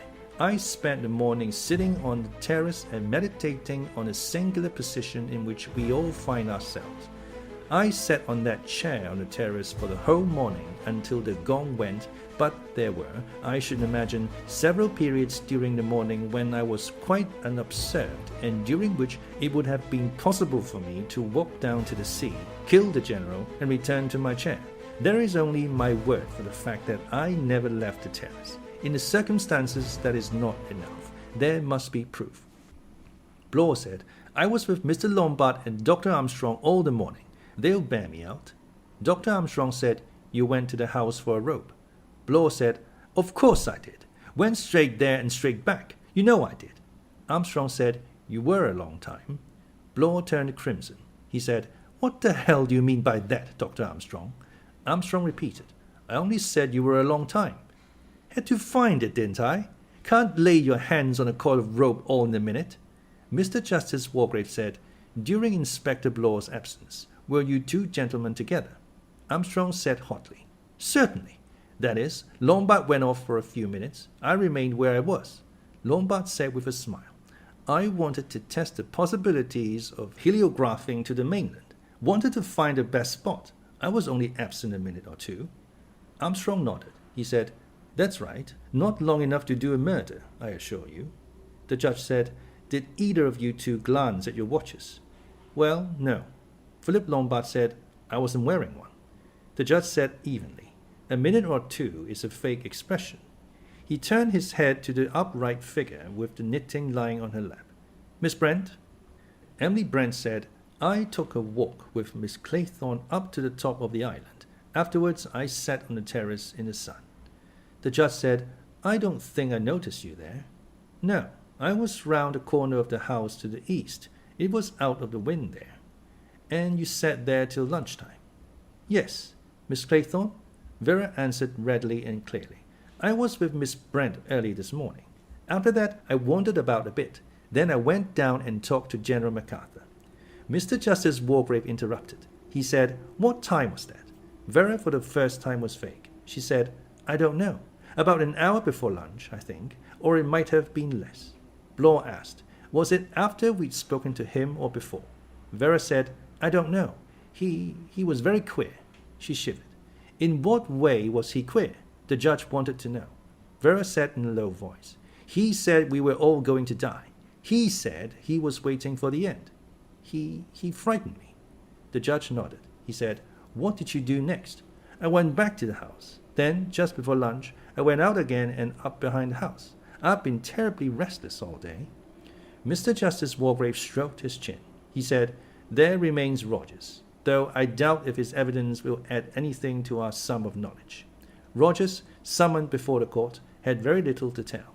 He had been busy all the morning about household duties and with the preparation of lunch. He had taken cocktails onto the terrace before lunch and had then gone up to remove his things from the attic to another room. He had not looked out of the window during the morning and had seen nothing that could have any bearing upon the death of General Macarthur. He would swear definitely that there had been 8 china figures upon the dining table when he laid the table for lunch. At the conclusion of Roger's evidence there was a pause. Mr. Justice Wargrave cleared his throat. Lombard murmured to Vera Claythorne, The summing up will now take place. The judge said, We have inquired into the circumstances of these 3 deaths to the best of our ability. Whilst probability in some cases is against certain people being implicated, yet we cannot say definitely that any one person can be considered as cleared of all complicity. I reiterate my positive belief that of the 7 persons assembled in this room, one is a dangerous and probably insane criminal. There is no evidence before us as to who that person is. All we can do at the present juncture is to consider what measures we can take for communicating with the mainland for help, and in the event of help being delayed, what measures we must adopt to ensure our safety. I would ask you all to consider this carefully and to give me any suggestions that may occur to you. In the meantime, I want everybody to be upon his or her guard. So far, the murderer has had an easy task, since his victims have been unsuspicious. From now on, it is our task to suspect each and every one amongst us. Forewarned is forearmed. Take no risks and be alert to danger. That is all. Philip Lombard murmured beneath his breath. The court will now adjourn.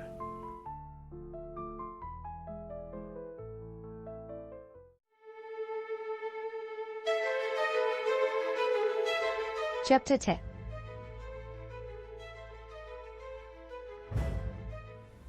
Do you believe it? Vera asked. She and Philip Lombard sat on the windowsill of the living room. Outside the rain poured down, and the wind howled in great shuddering gusts against the window panes. Philip Lombard cocked his head slightly on one side before answering. Then he said, You mean, do I believe that old Wargrave is right when he says it's one of us? Yes. Philip Lombard said slowly, It's difficult to say. Logically, you know, he's right. And yet, Vera took the words out of his mouth. And yet it seems so incredible. Philip Lombard made a grimace. The whole thing's incredible. But after Macarthur's death, there's no more doubt as to one thing. There's no question now of accidents or suicides. It's definitely murder. 3 murders up to date. Vera shivered. She said, It's like some awful dream. I keep feeling that things like this can't happen. He said with understanding, I know. Presently a tap will come on the door, and early morning tea will be brought in. Vera said, "Oh, how I wish that could happen." Philip Lombard said gravely, "Yes, but it won't. We're all in the dream, and we've got to be pretty much upon our guard from now on." Vera said, lowering her voice, If it is one of them, which do you think it is?" Philip Lombard grinned suddenly. He said, "I take it you are expecting our two selves. Well, that's all right. I know very well that I'm not the murderer, and I don't fancy that there's anything insane about you, Vera. You strike me as being one of the sanest and most level-headed girls I've come across. I'd stake my reputation on your sanity." With a slightly wry smile, Vera said, "Thank you."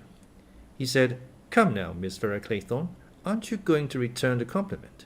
Vera hesitated a minute. Then she said, "You've admitted, you know, that you don't hold human life particularly sacred, but all the same I can't see you as the man who dictated that gramophone record."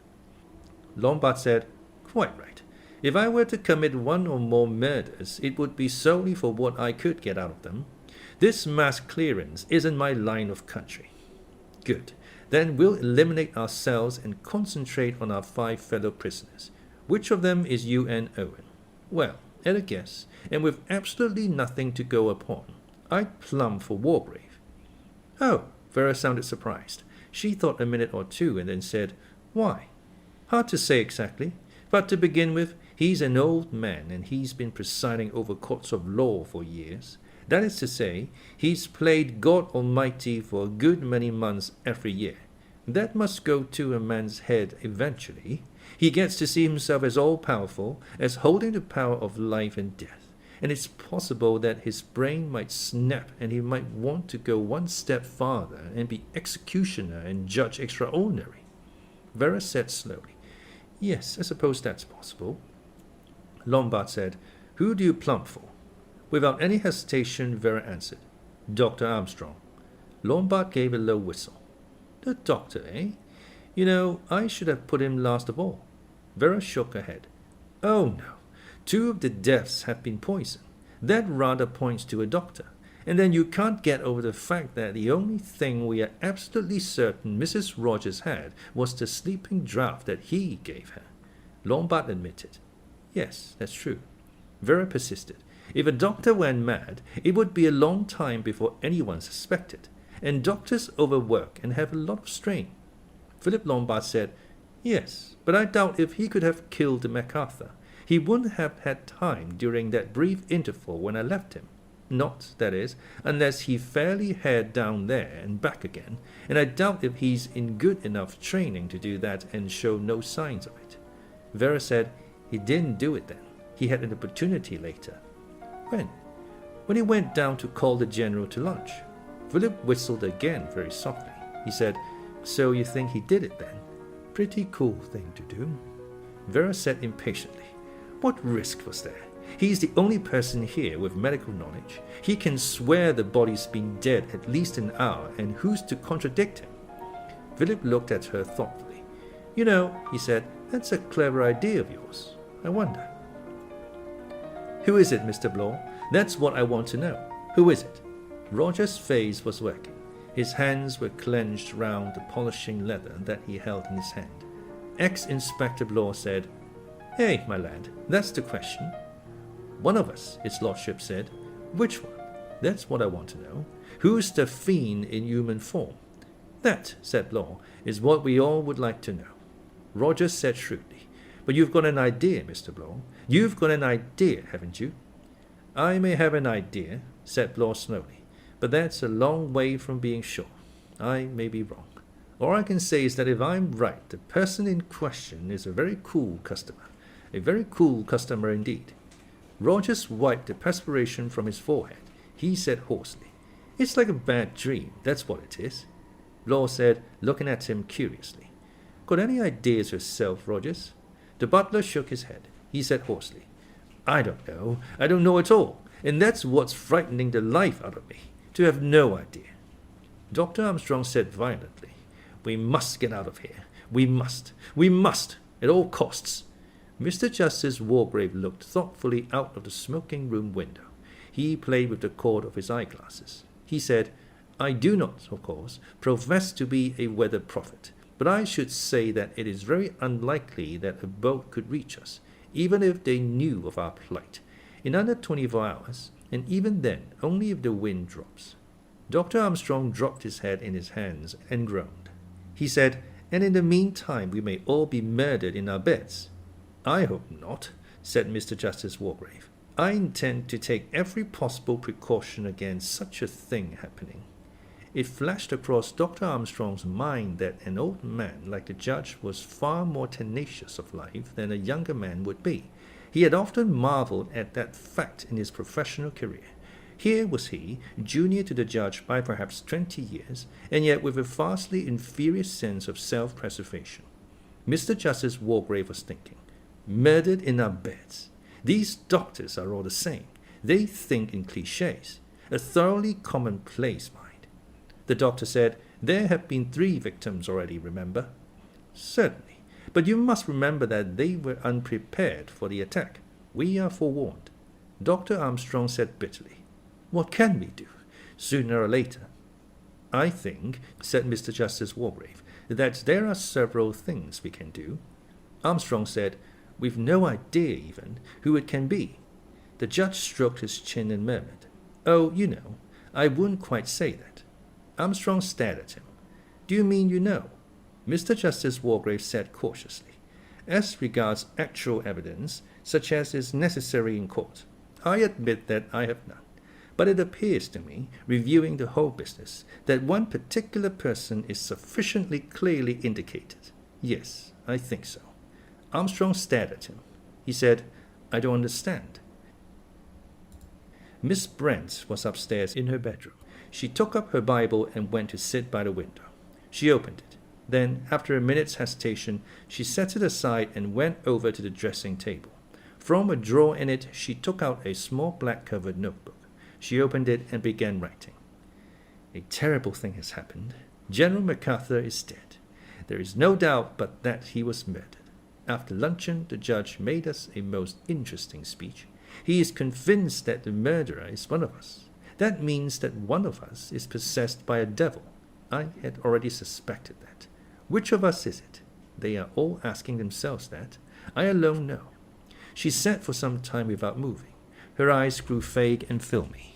The pencil straggled drunkenly in her fingers. In shaking loose capitals she wrote, "The murderer's name is Beatrice Taylor." Her eyes closed. Suddenly, with a start, she awoke. She looked down at the notebook. With an angry exclamation, she scored through the vague, unevenly scrawled characters of the last sentence. She said in a low voice, "Did I write that? Did I? I must be going mad." The storm increased. The wind howled against the side of the house. Everyone was in the living room. They sat listlessly huddled together, and surreptitiously they watched each other. When Rogers brought in the tea tray, they all jumped. He said, "Shall I draw the curtains? It would make it more cheerful-like." Receiving an assent to this, the curtains were drawn and the lamps turned on. The room grew more cheerful. A little of the shadow lifted. Surely by tomorrow the storm would be over and someone would come. A boat would arrive. Vera Claythorne said, "Will you pour out tea, Miss Brent?" The elder woman replied, "No, you do it, dear. That teapot is so heavy, and I have lost 2 skeins of my grey knitting wool. So annoying." Vera moved to the tea table. There was a cheerful rattle and clink of china. Normality returned. Tea. Less ordinary everyday afternoon tea. Philip Lombard made a cheerful remark. Blore responded. Dr. Armstrong told a humorous story. Mr. Justice Wargrave, who ordinarily hated tea, sipped approvingly. Into this relaxed atmosphere came Rogers, and Rogers was upset. He said nervously and at random, "Excuse me, sir, but does anyone know what's become of the bathroom curtain?" Lombard's head went up with a jerk. "The bathroom curtain? What the devil do you mean, Rogers?" "It's gone, sir. Clean vanished. I was going round drawing all the curtains, and the one in the left bathroom wasn't there any longer." Mr. Justice Wargrave asked, "Was it there this morning?" "Oh, yes, sir." Blore said, "What kind of a curtain was it?" "Scarlet oil silk, sir. It went with the scarlet tiles." Lombard said, "And it's gone." "Gone, sir." They stared at each other. Blore said heavily, "Well, after all, what of it? It's mad, but so's everything else. Anyway, it doesn't matter. You can't kill anybody with an oil silk curtain. Forget about it." Roger said, "Yes, sir. Thank you, sir." He went out, shutting the door behind him. Inside the room, the pall of fear had fallen anew. Again, surreptitiously, they watched each other. Dinner came, was eaten, and cleared away. A simple meal, mostly out of tins. Afterwards, in the living room, the strain was almost too great to be borne. At 9 o'clock, Emily Brent rose to her feet. She said, "I'm going to bed." Vera said, "I'll go to bed too." The two women went up the stairs, and Lombard and Blore came with them. Standing at the top of the stairs, the two men watched the women go into their respective rooms and shut the doors. They heard the sound of two bolts being shot and the turning of two keys. Bolt said with a grin, "No need to tell them to lock their doors." Lombard said, "Well, they're all right for the night, at any rate." He went down again, and the other followed him. The four men went to bed an hour later. They went up together. Rogers, from the dining room where he was setting the table for breakfast, saw them go up. He heard them pause on the landing above. Then the judge's voice spoke. "I need hardly advise you, gentlemen, to lock your doors." Blore said, "And what's more, put a chair under the handle. There are ways of turning locks from the outside." Lombard murmured, "My dear Blore, the trouble with you is you know too much." The judge said gravely, "Good night, gentlemen. May we all meet safely in the morning." Rogers came out of the dining room and slipped halfway up the stairs. He saw four figures pass through four doors and heard the turning of four locks and the shooting of four bolts. He nodded his head. "That's all right," he murmured. He went back into the dining room. Yes, everything was ready for the morning. His eye lingered on the center plaque of looking glass and the 7 little china figures. A sudden grin transformed his face. He murmured, "I'll see no one plays tricks tonight, at any rate." Crossing the room, he locked the door to the pantry. Then, going through the other door to the hall, he pulled the door to, locked it, and slipped the key into his pocket. Then, extinguishing the light, he hurried up the stairs and into his new bedroom.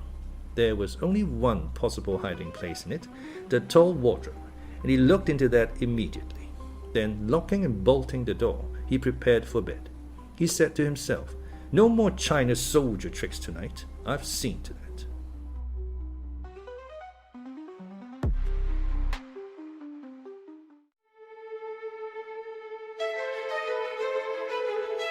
Chapter 11.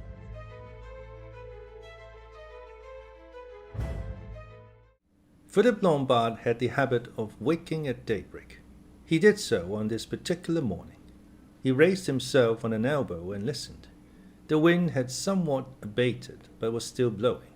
He could hear no sound of rain. At 8 o'clock the wind was blowing more strongly, but Lombard did not hear it. He was asleep again. At 9:30 he was sitting on the edge of his bed, looking at his watch. He put it to his ear. Then his lips drew back from his teeth in that curious wolf-like smile characteristic of the man. He said very softly, "I think the time has come to do something about this." At 25 minutes to 10, he was tapping on the closed door of Blore's room. The latter opened it cautiously. His hair was tousled and his eyes were still dim with sleep. Philip Lombard said affably, "Sleeping the clock round? Well, shows you've got an easy conscience." Blore said shortly, "What's the matter?" Lombard answered, "Anybody called you or brought you any tea? Do you know what time it is?" Blore looked over his shoulder at a small traveling clock by his bedside. He said, 25 to 10. Wouldn't have believed I could have slept like that. Where's Rogers?" Philip Lombard said, "It's a case of echo answers where." "What do you mean?" asked the other sharply. Lombard said, "I mean that Rogers is missing. He isn't in his room or anywhere else, and there's no kettle on, and the kitchen fire isn't even lit." Blore swore under his breath. He said, "Where the devil can he be? Out on the island somewhere. Wait till I get some clothes on. See if the others know anything." Philip Lombard nodded. He moved along the line of closed doors. He found Armstrong up and nearly dressed. Mr. Justice Wargrave, like Blore, had to be roused from sleep. Vera Claythorne was dressed. Emily Brent's room was empty. The little party moved through the house. Roger's room, as Philip Lombard had already ascertained, was untenanted. The bed had been slept in, and his razor and sponge and soap were wet. Lombard said he got up all right. Vera said in a low voice which she tried to make firm and assured, "You don't think he's hiding somewhere, waiting for us?" Lombard said, "My dear girl, I'm prepared to think anything of anyone. My advice is that we keep together until we find him." Armstrong said he must be out on the island somewhere. Blore, who had joined them, dressed but still unshaved, said, "Where's Miss Brent got to? That's another mystery."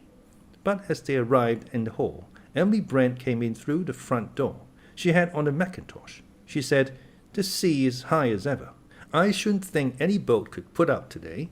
Blore said, "Have you been wandering about the island alone, Miss Brent? Don't you realize that that's an exceedingly foolish thing to do?" Emily Brent said, "I assure you, Mr. Blore, that I kept an extremely sharp lookout." Blore grunted. He said, "Seen anything of Rogers?" Miss Brent's eyebrows rose. "Rogers? No, I haven't seen him this morning. Why?" Mr. Justice Wargrave, shaved, dressed, and with his false teeth in position, came down the stairs. He moved to the open dining-room door. He said, "Laid the table for breakfast, I see." Lombard said he might have done that last night. They all moved inside the room, looking at the neatly set plates and cutlery, at the row of cups on the sideboard, at the felt mats placed ready for the coffee urn. It was Vera who saw it first. She caught the judge's arm, and the grip of her athletic fingers made the old gentleman wince. She cried out, "The soldiers! Look!" There were only 6 china figures in the middle of the table. They found him shortly afterwards. He was in a little wash-house across the yard. He had been chopping sticks in preparation for lighting the kitchen fire. The small chopper was still in his hand. A bigger chopper, a heavy affair, was leaning against the door. The metal of it stained a dull brown. It corresponded only too well with the deep wound in the back of Roger's head.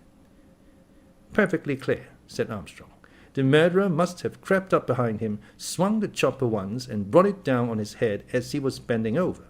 Blore was busy on the handle of the chopper and the flour sieve from the kitchen. Mr. Justice Wargrave asked, "Would it have needed great force, Doctor?" Armstrong said gravely, "A woman could have done it if that's what you mean." He gave a quick glance round. Vera Claythorne and Emily Brent had retired to the kitchen. "The girl could have done it easily. She's an athletic type.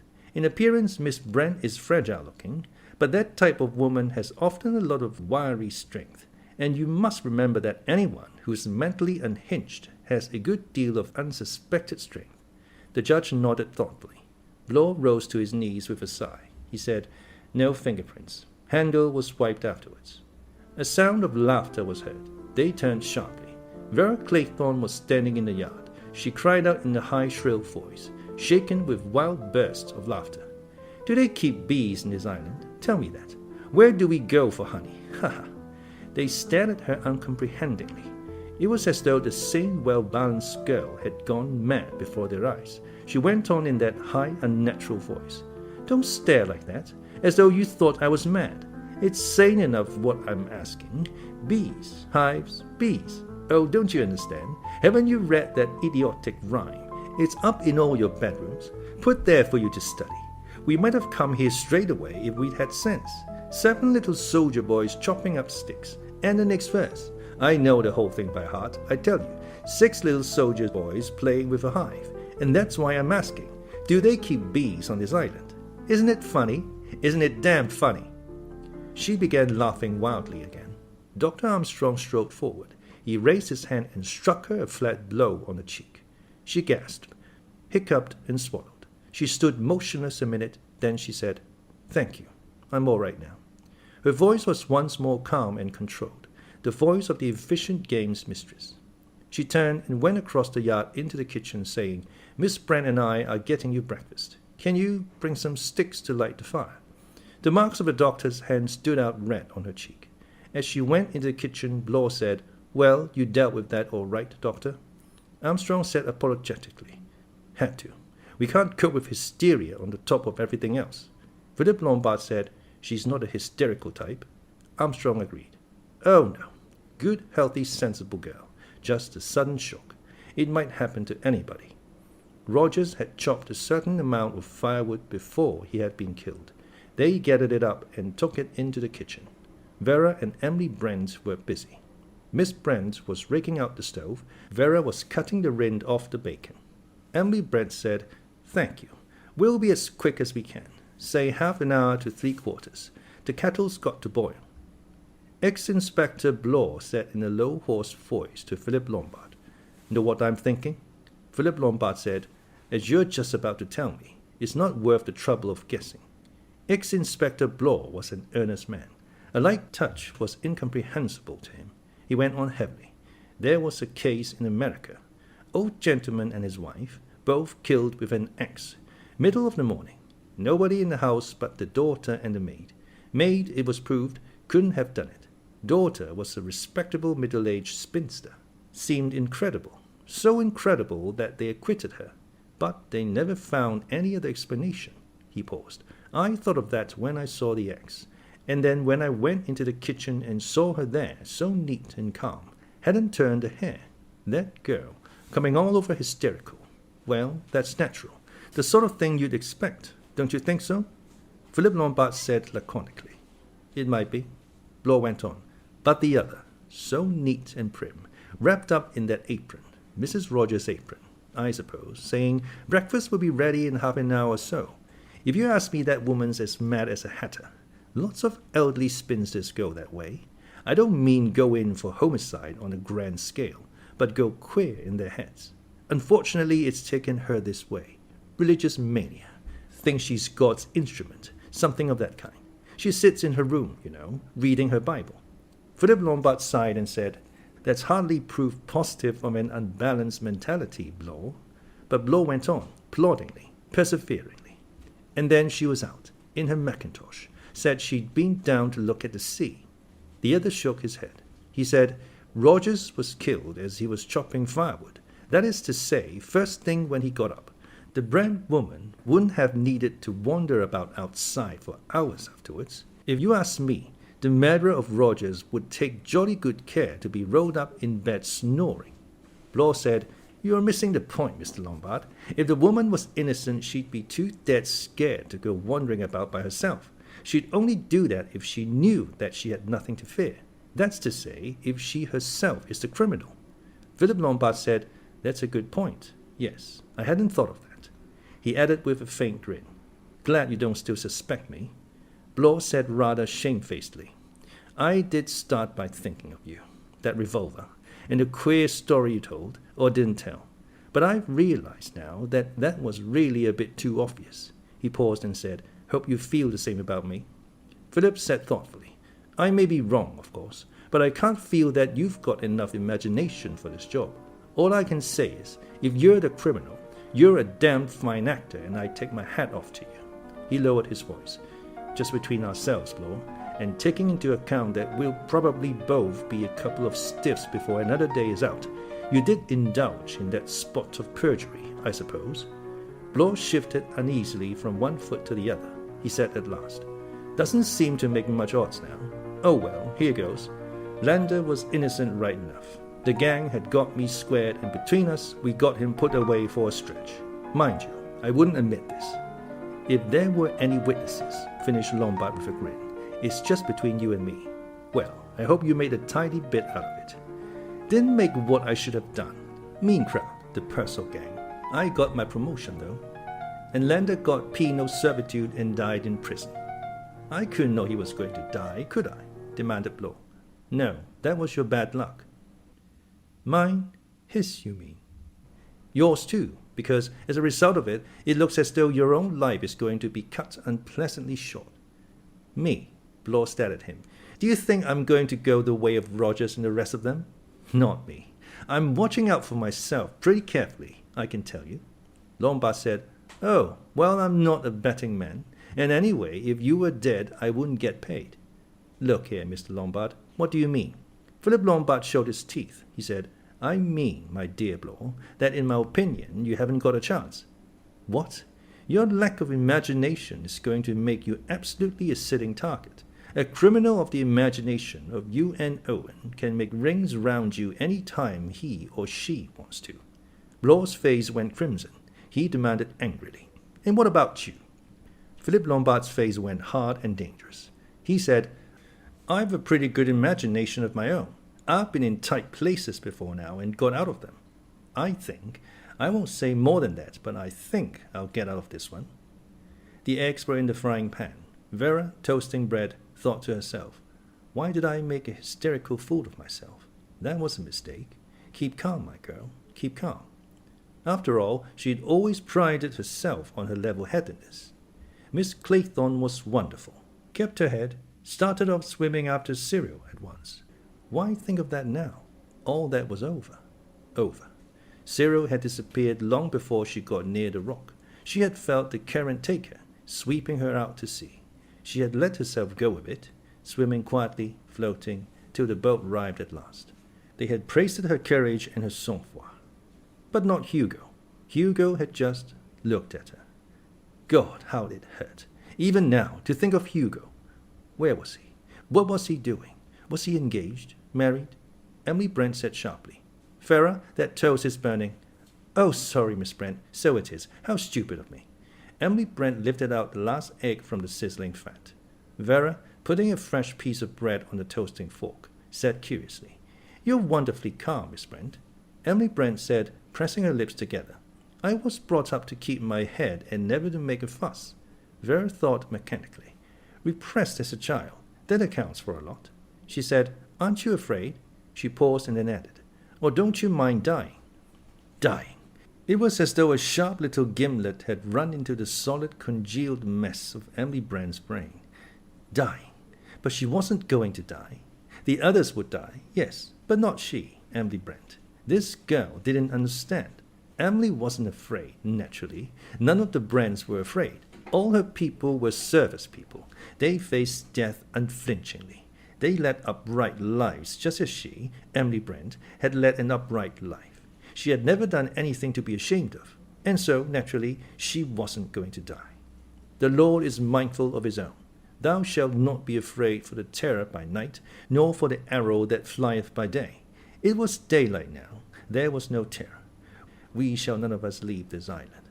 Who had said that? General MacArthur, of course, whose cousin had married Elsie Macpherson.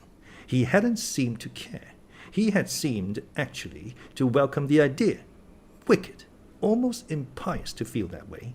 Some people thought so little of death that they actually took their own lives. Beatrice Taylor. Last night she had dreamed of Beatrice, dreamt that she was outside pressing her face against the window and moaning, asking to be let in. But Emily Brent hadn't wanted to let her in, because if she did, something terrible would happen. Emily came to herself with a start. That girl was looking at her very strangely. She said in a brisk voice, "Everything's ready, isn't it? We'll take the breakfast in." Breakfast was a curious meal. Everyone was very polite. "May I get you some more coffee, Miss Brent? Miss Claythorne, a slice of ham? Another piece of toast?" 6 people, all outwardly self-possessed and normal. And within, thoughts that ran round in a circle like squirrels in a cage. What next? What next? Who? Which? Would it work? I wonder. It's worth trying, if there's time. My God, if there's time. Religious mania, that's the ticket. Looking at her, though, you can hardly believe it. Suppose I'm wrong. It's crazy. Everything's crazy. I'm going crazy. Wool disappearing, red silk curtains. It doesn't make sense. I can't get the hang of it. The damned fool. He believed every word I said to him. It was easy. I must be careful, though. Very careful. 6 of those little china figures. Only 6. How many will there be by tonight? Who'll have the last egg? Marmalade? Thanks. Can I cut you some bread? 6 people behaving normally at breakfast.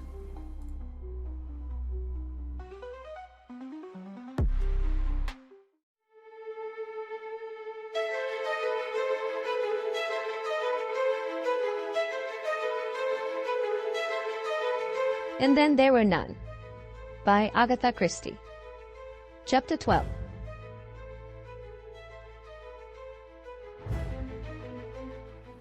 The meal was over. Mr. Justice Wargrave cleared his throat. He said in a small, authoritative voice, "It would be advisable, I think, if we met to discuss the situation. Shall we say in half an hour's time in the drawing-room?" Everyone made a sound suggestive of agreement. Vera began to pile plates together. She said, I'll clear away and wash up. Philip Lombard said, We'll bring the stuff out to the pantry for you.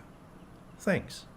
Emily Brent, rising to her feet, sat down again. She said, Oh dear. The judge said, Anything the matter, Miss Brent? Emily said apologetically, I'm sorry. I'd like to help Miss Claythorne, but I don't know how it is. I feel just a little giddy. Giddy, eh? Dr. Armstrong came towards her. Quite natural. Delayed shock. I can give you something to... No. The word burst from her lips like an exploding shell. It took everyone aback. Dr. Armstrong flushed a deep red. There was no mistaking the fear and suspicion in her face. He said stiffly, Just as you please, Miss Brent.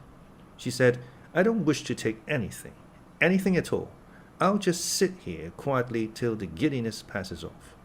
They finished clearing away the breakfast things. Blore said, I'm a domestic sort of man. I'll give you a hand, Miss Claythorne. Vera said, Thank you. Emily Brent was left alone sitting in the dining room. For a while she heard a faint murmur of voices from the pantry. The giddiness was passing. She felt drowsy now, as though she could easily go to sleep. There was a buzzing in her ears, or was it a real buzzing in the room? She thought, It's like a bee, a bumblebee. Presently she saw the bee. It was crawling up the window pane. Vera Claythorne had talked about bees this morning, bees and honey.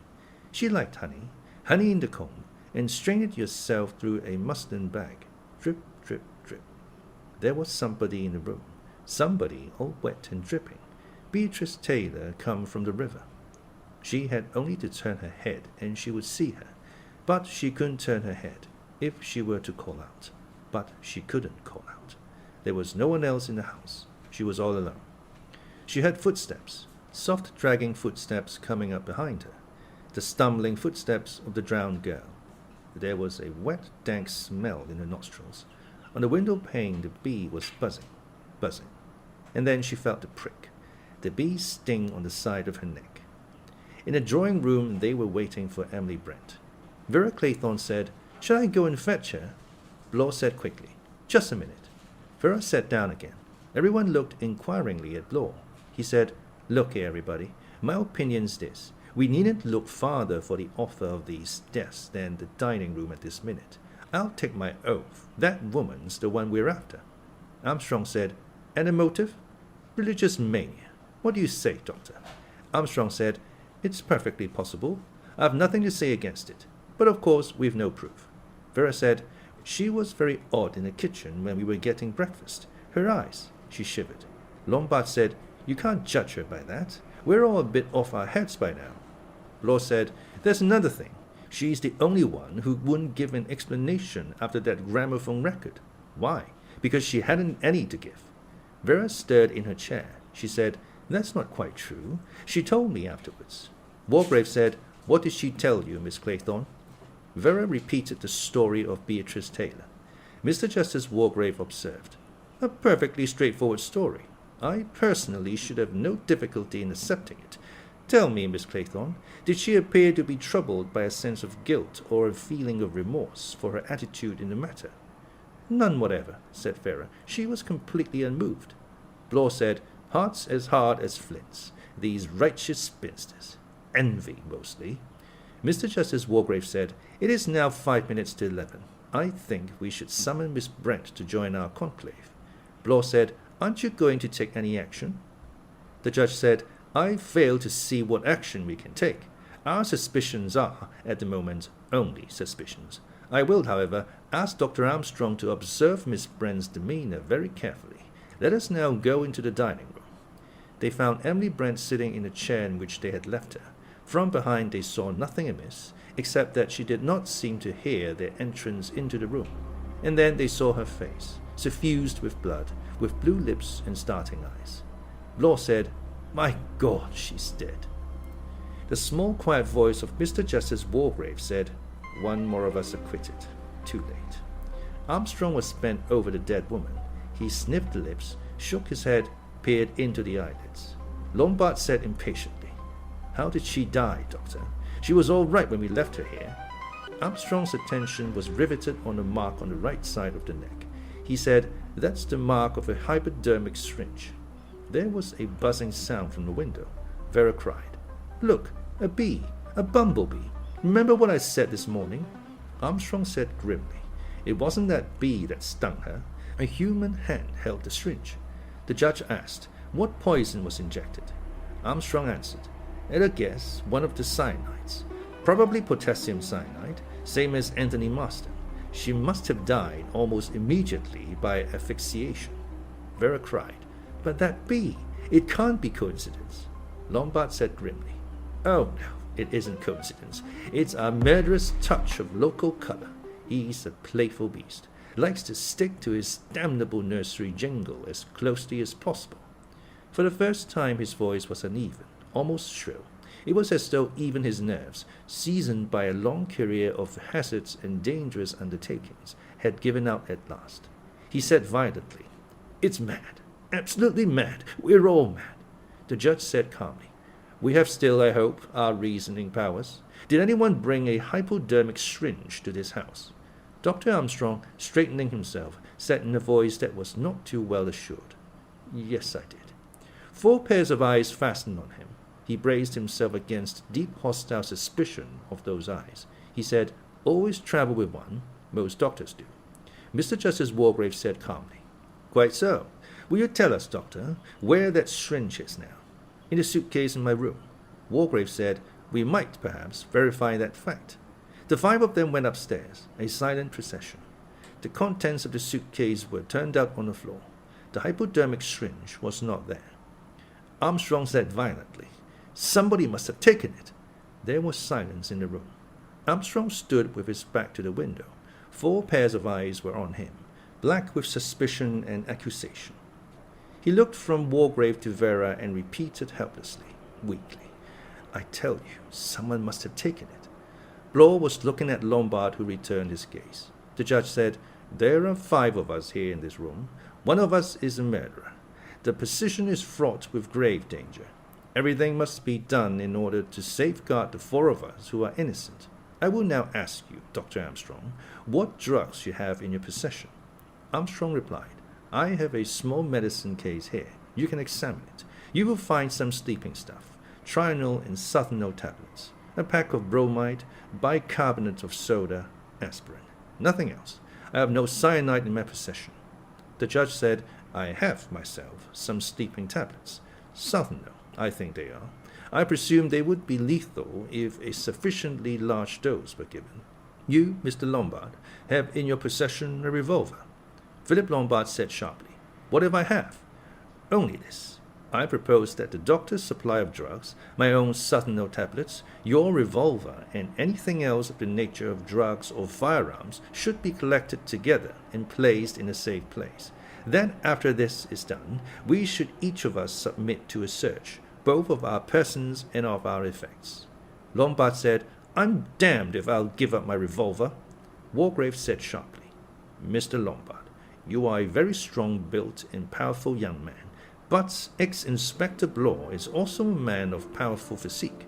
I do not know what the outcome of a struggle between you would be, but I can tell you this. On Blore's side, assisting him to the best of our ability will be myself, Dr. Armstrong, and Miss Claythorne. You will appreciate, therefore, that the odds against you, if you choose to resist, will be somewhat heavy." Lombard threw his head back. His teeth showed in what was almost a snarl. "Oh, very well, then, since you've got it all taped out." Mr. Justice Wargrave nodded his head.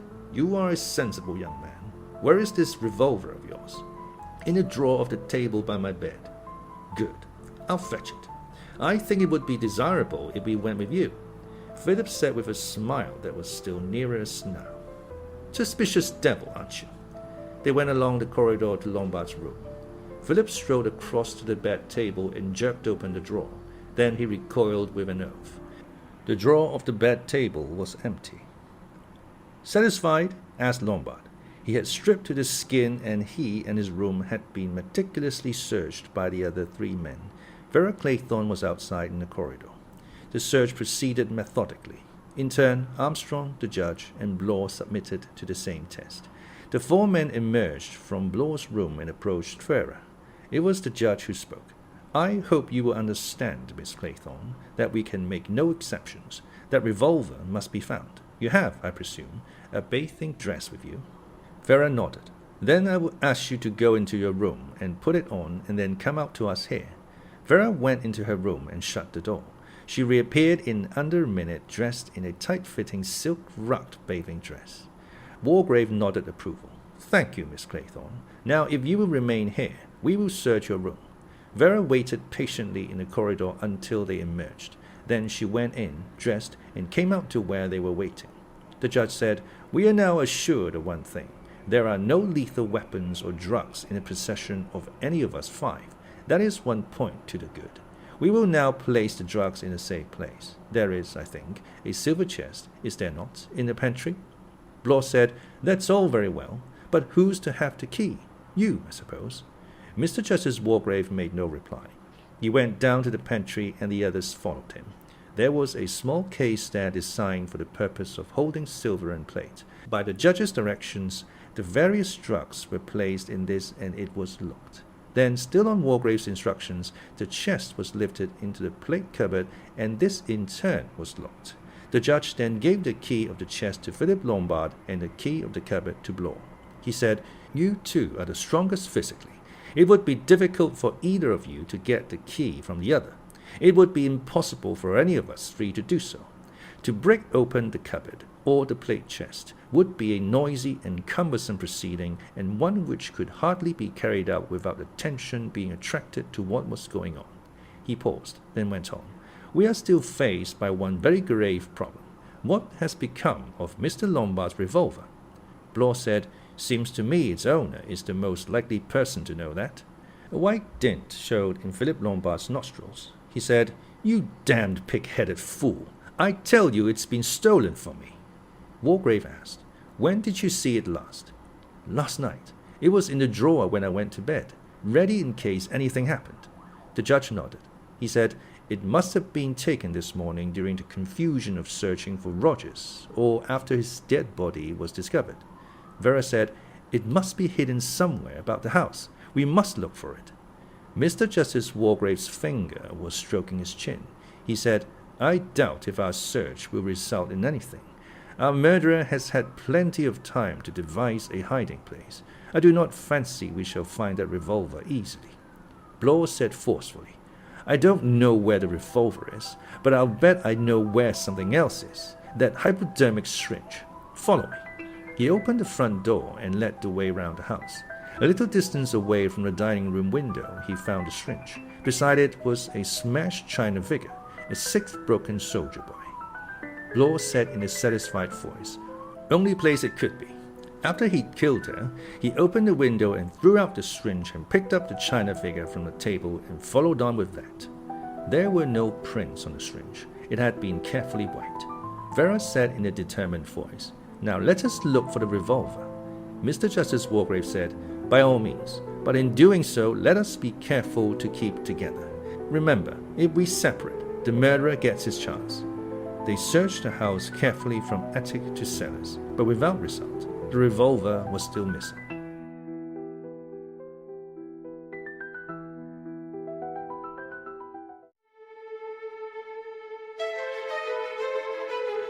Chapter 13.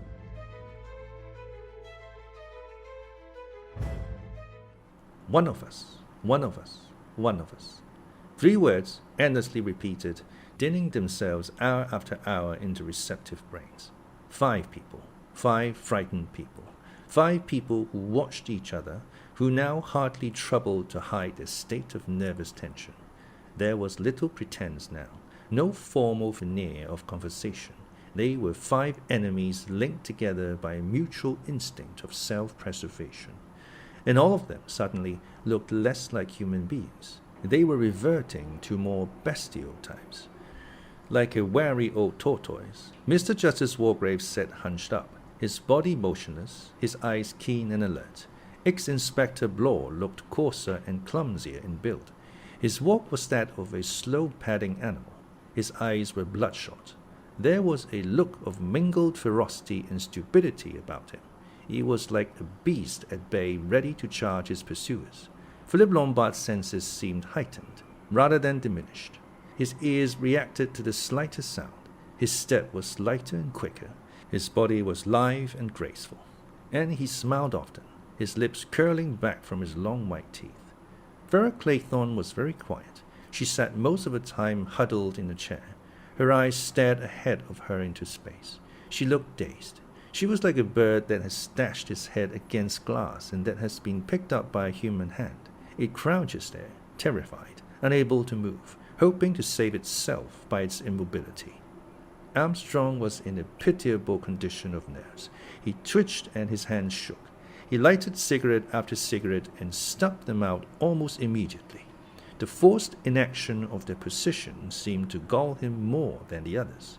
Every now and then he broke out into a torrent of nervous speech.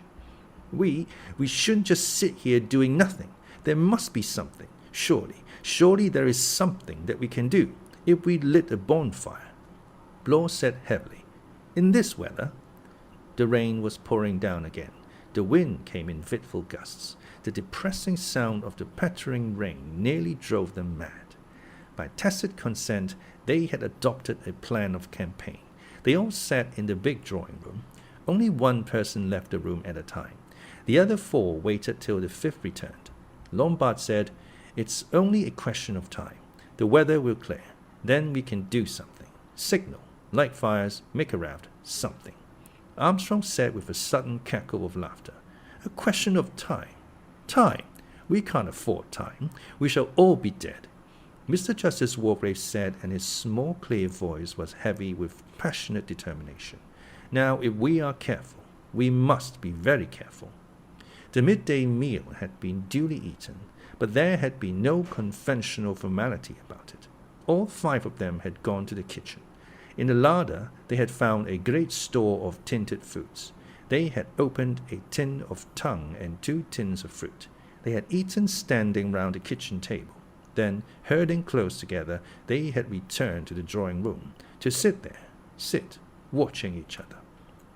And by now the thoughts that ran through their brains were abnormal, feverish, diseased. "It's Armstrong. I saw him looking at me sideways just then. His eyes are mad, quite mad. Perhaps he isn't a doctor at all. That's it, of course. He's a lunatic, escaped from some doctor's house, pretending to be a doctor.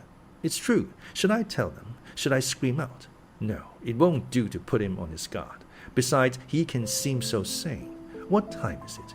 Only 3:15. Oh, God, I shall go mad myself. Yes, it's Armstrong. He's watching me now. They won't get me. I can take care of myself. I've been in tight places before. Where the hell is that revolver? Who took it? Who's got it? Nobody's got it. We know that. We were all searched. Nobody can have it. But someone knows where it is. They're going mad. They'll all go mad. Afraid of death. We're all afraid of death. I'm afraid of death. Yes, but that doesn't stop death coming. The hearse is at the door, sir. Where did I read that? The girl. I'll watch the girl. Yes, I'll watch the girl. 20 to 4. Only 20 to 4. Perhaps the clock has stopped. I don't understand.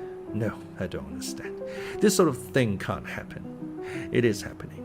Why don't we wake up? Wake up. Judgment Day. No, not that. If only I could think. My head.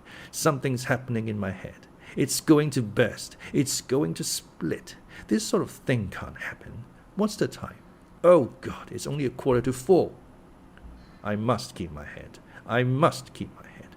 If only I keep my head, it's all perfectly clear, all worked out. But nobody must suspect. It may do the trick. It must. Which one? That's the question.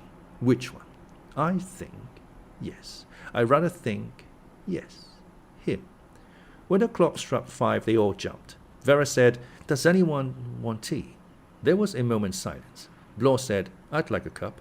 Vera rose. She said, "I'll go and make it. You can all stay here." Mr. Justice Wargrave said gently, "I think, my dear young lady, we would all prefer to come and watch you make it." Vera stared, then gave a short, rather hysterical laugh. She said, "Of course you would." 5 people went into the kitchen. Tea was made and drunk by Vera and Blore. The other 3 had whiskey. Opening a fresh bottle and using a siphon from a nailed-up case, the judge murmured with a reptilian smile, "We must be very careful." They went back again to the drawing room. Although it was summer, the room was dark. Lombard switched on the lights, but they did not come on. He said, "Of course. The engine's not been run today since Rogers hasn't been there to see to it." He hesitated and said, "We could go out and get it going, I suppose." Mr. Justice Wargrave said, "There are packets of candles in the larder. I saw them. Better use those." Lombard went out. The other four sat watching each other. He came back with a box of candles and a pile of saucers. 5 candles were lit and placed about the room. The time was 6:15. At 6:20, Vera felt that to sit there longer was unbearable. She would go to her room and bathe her aching head and temples in cold water. She got up and went towards the door. Then she remembered and came back and got a candle out of the box. She lighted it, let a little wax pour into a saucer, and stuck the candle firmly to it. Then she went out of the room, shutting the door behind her and leaving the 4 men inside. She went up the stairs and along the passage to her room. As she opened her door, she suddenly halted and stood stock still. Her nostrils quivered.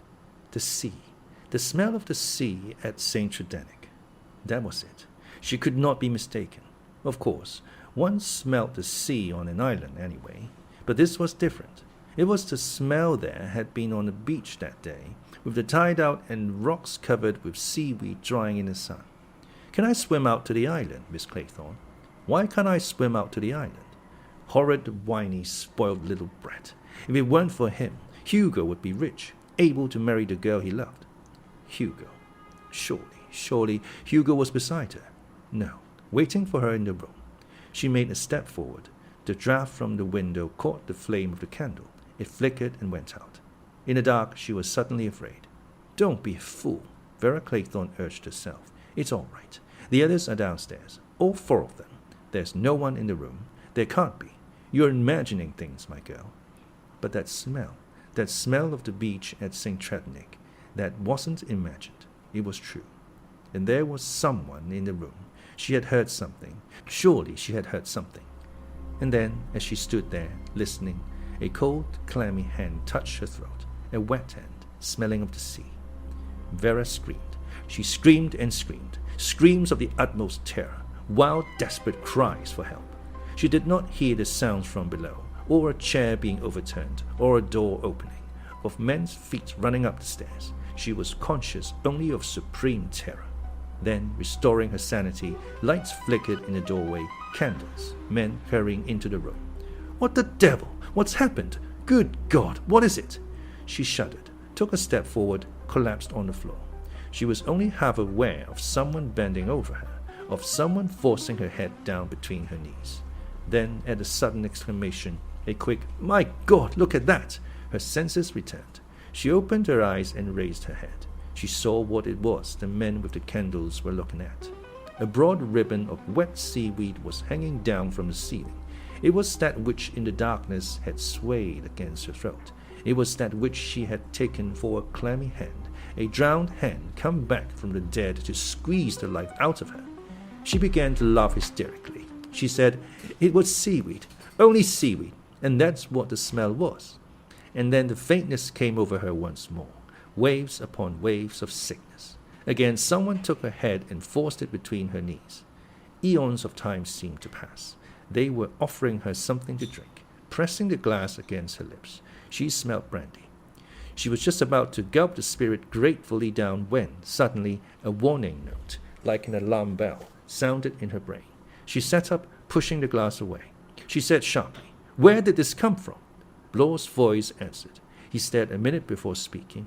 He said, "I got it from downstairs." Vera cried, "I won't drink it."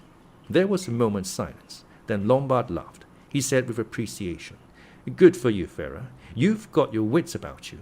Even if you have been scared half out of your life, I'll get a fresh bottle that hasn't been opened." He went swiftly out. Vera said uncertainly, "I'm all right now. I'll have some water." Armstrong supported her as she struggled to her feet. She went over to the basin, swaying and clutching at him for support. She let the cold tap run and then filled the glass. Blore said resentfully, "That brandy's all right." Armstrong said, "How do you know?" Blore said angrily, "I didn't put anything in it. That's what you're getting at, I suppose." Armstrong said, "I'm not saying you did. You might have done, or someone might have tampered with the bottle for just this emergency. Lombard came swiftly back into the room. He had a new bottle of brandy in his hands and a corkscrew. He thrust the sealed bottle under Vera's nose. There you are, my girl. Absolutely no deception. He peeled off the tin foil and drew the cork. Lucky there's a good supply of spirits in the house, thoughtful of U.N.Owen. Vera shuddered violently. Armstrong held the glass while Philip poured the brandy into it. He said, "You'd better drink this, Miss Claythorne. You've had a nasty shock." Vera drank a little of the spirit. The color came back to her face. Philip Lombard said with a laugh, "Well, here's one murder that hasn't gone according to plan." Vera said almost in a whisper, "You think that was what was meant?" Lombard nodded. "Expected you to pass out through fright. Some people would have, wouldn't they, Doctor?" Armstrong did not commit himself. He said doubtfully, "Impossible to say. Young, healthy subject, no cardiac weakness. Unlikely." On the other hand, he picked up the glass of brandy that Blore had brought. He dipped a finger in it, tasted it gingerly. His expression did not alter. He said dubiously, "Tastes all right." Blore stepped forward angrily. He said, "If you're saying that I tampered with that, I'll knock your ruddy block off." Vera, her wits revived by the brandy, made a diversion by saying, "Where's the judge?" The three men looked at each other. "That's odd. Thought he came up with us." Blore said, "So did I." "What about it, Doctor? You came up the stairs behind me." Armstrong said, "I thought he was following me, of course. He'd be bound to go slower than we did. He's an old man." They looked at each other again. Lombard said, "It's damned odd." Blore cried, "We must look for him." He started for the door. The others followed him, Vera last. As they went down the stairs, Armstrong said over his shoulder, "Of course he may have stayed in the living room." They crossed the hall. Armstrong called out loudly, "Wargrave, Wargrave, where are you?" There was no answer. A deadly silence filled the house apart from the gentle patter of the rain. Then, in the entrance of the drawing-room door, Armstrong stopped dead. The others crowded up and looked over his shoulder. Somebody cried out. Mr. Justice Wargrave was sitting in his high-backed chair in the end of the room. 2 candles burned on either side of him. But what shocked and startled the onlookers was the fact that he sat there, robed in scarlet with a judge's wig upon his head. Dr. Armstrong motioned to the others to keep back. He himself walked across to the silent staring figure, reeling a little as he walked like a drunken man. He bent forward, peering into the still face. Then, with a swift movement, he raised the wig. It fell to the floor, revealing the high-bowed forehead with, in the very middle, a round stained mark from which something had trickled. Dr. Armstrong lifted the lifeless hand and felt for the pulse. Then he turned to the others. He said, and his voice was expressionless, "Dead, far away. He's been shot." Blore said, "God, the revolver!" The doctor said, still in the same lifeless voice, "Got him through the head. Instantaneous." Vera stooped to the wig. She said, and her voice shook with horror, "Miss Brent's missing grey wool." Blore said, and the scarlet curtain that was missing from the bathroom. Vera whispered, "So this is what they wanted them for." Suddenly Philip Lombard laughed, a high unnatural laugh. 5 little soldier boys going in for law. 1 got in chancery, and then there were 4. That's the end of Mr. Bloody Justice Wargrave. No more pronouncing sentence for him. No more putting on of the black cap. Here's the last time he'll ever sit in court. No more summing up and sending innocent men to death. How Edward Seaton would laugh if he were here. God, how he'd laugh. His outburst shocked and startled the others. Vera cried, "Only this morning you said he was the one." Philip Lombard's face changed, sobered. He said in a low voice, "I know I did. Well, I was wrong. He is one more of us who's been proved innocent. Too late."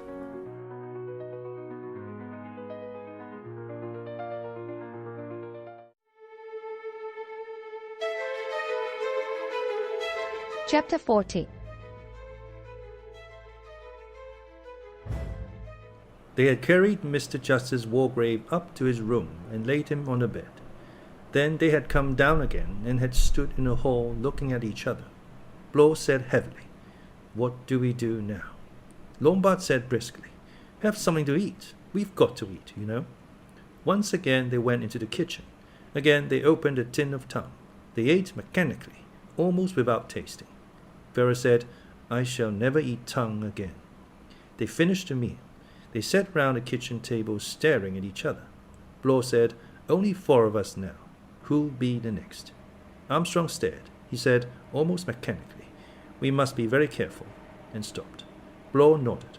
That's what he said, and now he's dead. Armstrong said, "How did it happen, I wonder?" Lombard swore. He said, "A damned clever double-cross. That stuff was planted in Miss Claythorne's room, and it worked just as it was intended to. Everyone dashes up there thinking she's being murdered, and so, in a confusion, someone caught the old boy off his guard." Blore said, "Why didn't anyone hear the shot?" Lombard shook his head. "Miss Claythorne was screaming. The wind was howling. We were running about and calling out. No, it wouldn't be heard." He paused. "But that trick's not going to work again. He'll have to try something else next." Blore said, "He probably will." There was an unpleasant tone in his voice. The 2 men eyed each other. Armstrong said, "4 of us, and we don't know which." Blore said, "I know." Vera said, "I haven't the least doubt." Armstrong said slowly, "I suppose I do know, really." Philip Lombard said, "I think I've got a pretty good idea now." Again, they all looked at each other. Vera staggered to her feet. She said, "I feel awful. I must go to bed. I'm dead beat." Lombard said, "Might as well. No good sitting watching each other." Blore said, "I've no objection." The doctor murmured, "The best thing to do, although I doubt if any of us will sleep." They moved to the door. Blore said, "I wonder where that revolver is now." They went up the stairs. The next move was a little like a scene in a farce. Each one of the 4 stood with a hand on his or her bedroom door handle. Then, as though at a signal, each one stepped into the room and pulled the door shut. There were sounds of bolts and locks, of the moving of furniture. 4 frightened people were barricaded in until morning. Philip Lombard drew a breath of relief as he turned from adjusting a chair under the door handle. He strolled across to the dressing table. By the light of the flickering candle, he studied his face curiously. He said softly to himself, "Yes, this business has got you rattled, all right." His sudden wolf-like smile flashed out. He undressed quickly. He went over to the bed, placing his wristwatch on a table by the bed. Then he opened a drawer of the table. He stood there, staring down at the revolver that was inside it. Vera Claythorne lay in bed. The candle still burned beside her. And yet she could not summon the courage to put it out. She was afraid of the dark. She told herself again and again, "You're all right until morning. Nothing happened last night. Nothing will happen tonight. Nothing can happen. You're locked and bolted in. No one can come near you." And she thought suddenly, "Of course, I can stay here locked in. Food doesn't really matter. I can stay here, safely, till help comes, even if it's a day or 2 days. Stay here. Yes, but could she stay here, hour after hour, with no one to speak to, with nothing to do but think? She'd begin to think of Cornwall, of Hugo, of what she'd said to Cyril. Horrid whiny little boy, always pestering her. "Miss Claythorne, why can't I swim out to the rock? I can. I know I can." Was it a voice that had answered? "Of course you can, Cyril. Really, I know that. Can I go then, Miss Claythorne?" "Well, you see, Cyril, your mother gets so nervous about you. I'll tell you what. Tomorrow you can swim out to the rock. I'll talk to your mother on the beach and distract her attention. And then, when she looks for you, there you'll be standing on the rock waving to her. It will be a surprise." "Oh, good egg, Miss Claythorne. That will be a lark." She'd said it now. Tomorrow. Hugo was going to Newquay. When he came back, it would be all over. Yes, but supposing it wasn't. Supposing it went wrong. Cyril might be rescued in time. And then he'd say, "Miss Claythorne said I could." Well, what of it? One must take some risk. If the worst happened, she'd brazen it out. How can you tell such wicked lies, Cyril? Of course, I never said any such thing. They'd believe her all right. Cyril often told stories. He was an untruthful child. Cyril would know, of course. But that didn't matter. And anyway, nothing would go wrong. She'd pretend to swim out after him, but she'd arrive too late. Nobody would ever suspect. Had Hugo suspected? Was that why he had looked at her in that queer, far-off way? Had Hugo known? Was that why he had gone off after the inquest so hurriedly? He hadn't answered the one letter she had written to him. Hugo. Vera turned restlessly in bed. No. She mustn't think of Hugo. It hurt too much. That was all over and done with. Hugo must be forgotten. Why, this evening, had she suddenly felt that Hugo was in the room with her? She stared up at the ceiling, stared at the big black hook in the middle of the room. She'd never noticed that hook before. The seaweed had hung from that. She shivered as she remembered that cold, clammy touch on her neck. She didn't like that hook on the ceiling. It drew your eyes, fascinated you, a big black hook. Ex-Inspector Blore sat on the side of his bed. His small eyes, red-rimmed and bloodshot, were alert in the solid mass of his face. He was like a wild boar waiting to charge. He felt no inclination to sleep. The menace was coming very near now. 6 out of 10. For all his sagacity, for all his caution and astuteness, the old judge had gone the way of the rest. Blore snorted with a kind of savage satisfaction. What was it the old geezer had said? We must be very careful. Self-righteous, smug old hypocrite, sitting up in court feeling like God Almighty. He'd got his all right. No more being careful for him. And now there were 4 of them. The girl, Lombard, Armstrong, and himself. Very soon another of them would go. But it wouldn't be William Henry Blore. He'd see to that all right. Blore sat on his bed, his brow furrowed, his little eyes squeezed and puckered while he pondered the problem of the revolver. In the silence he could hear the clock strike downstairs. Midnight. He relaxed a little now, even went so far as to lie down on his bed, but he did not undress. He lay there thinking, going over the whole business from the beginning, methodically, painstakingly, as he had been wont to do in his police officer days. It was thoroughness that paid in the end. The candle was burning down. Looking to see if the matches were within easy reach of his hand, he blew it out. Strangely enough, he found the darkness disquieting. It was as though 1,000-age-old fears woke and struggled for supremacy in his brain. Faces floated in the air. The judge's face crowned with that mockery of grey wool, the cold, dead face of Mrs. Rogers, the convulsed purple face of Anthony Marston. Another face, pale, spectacled, with a small straw-coloured moustache, a face that he had seen some time or other. But when? Not on the island. No, much longer ago than that. Funny that he couldn't put a name to it. Silly sort of face, really. Fellow looked a bit of a mug. Of course, it came to him with a real shock. Lander. Ought to think he'd completely forgotten what Lander looked like.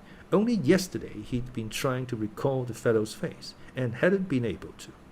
And now here it was, every feature clear and distinct, as though he had seen it only yesterday. Lander had had a wife, a thin slip of a woman with a worried face. There had been a kid too, a girl about 14. For the first time, he wondered what had become of them. The more he thought about it, the more puzzled he was. He didn't understand this revolver business. Somebody in the house had got that revolver. Downstairs, a clock struck 1. Blore's thoughts were cut short.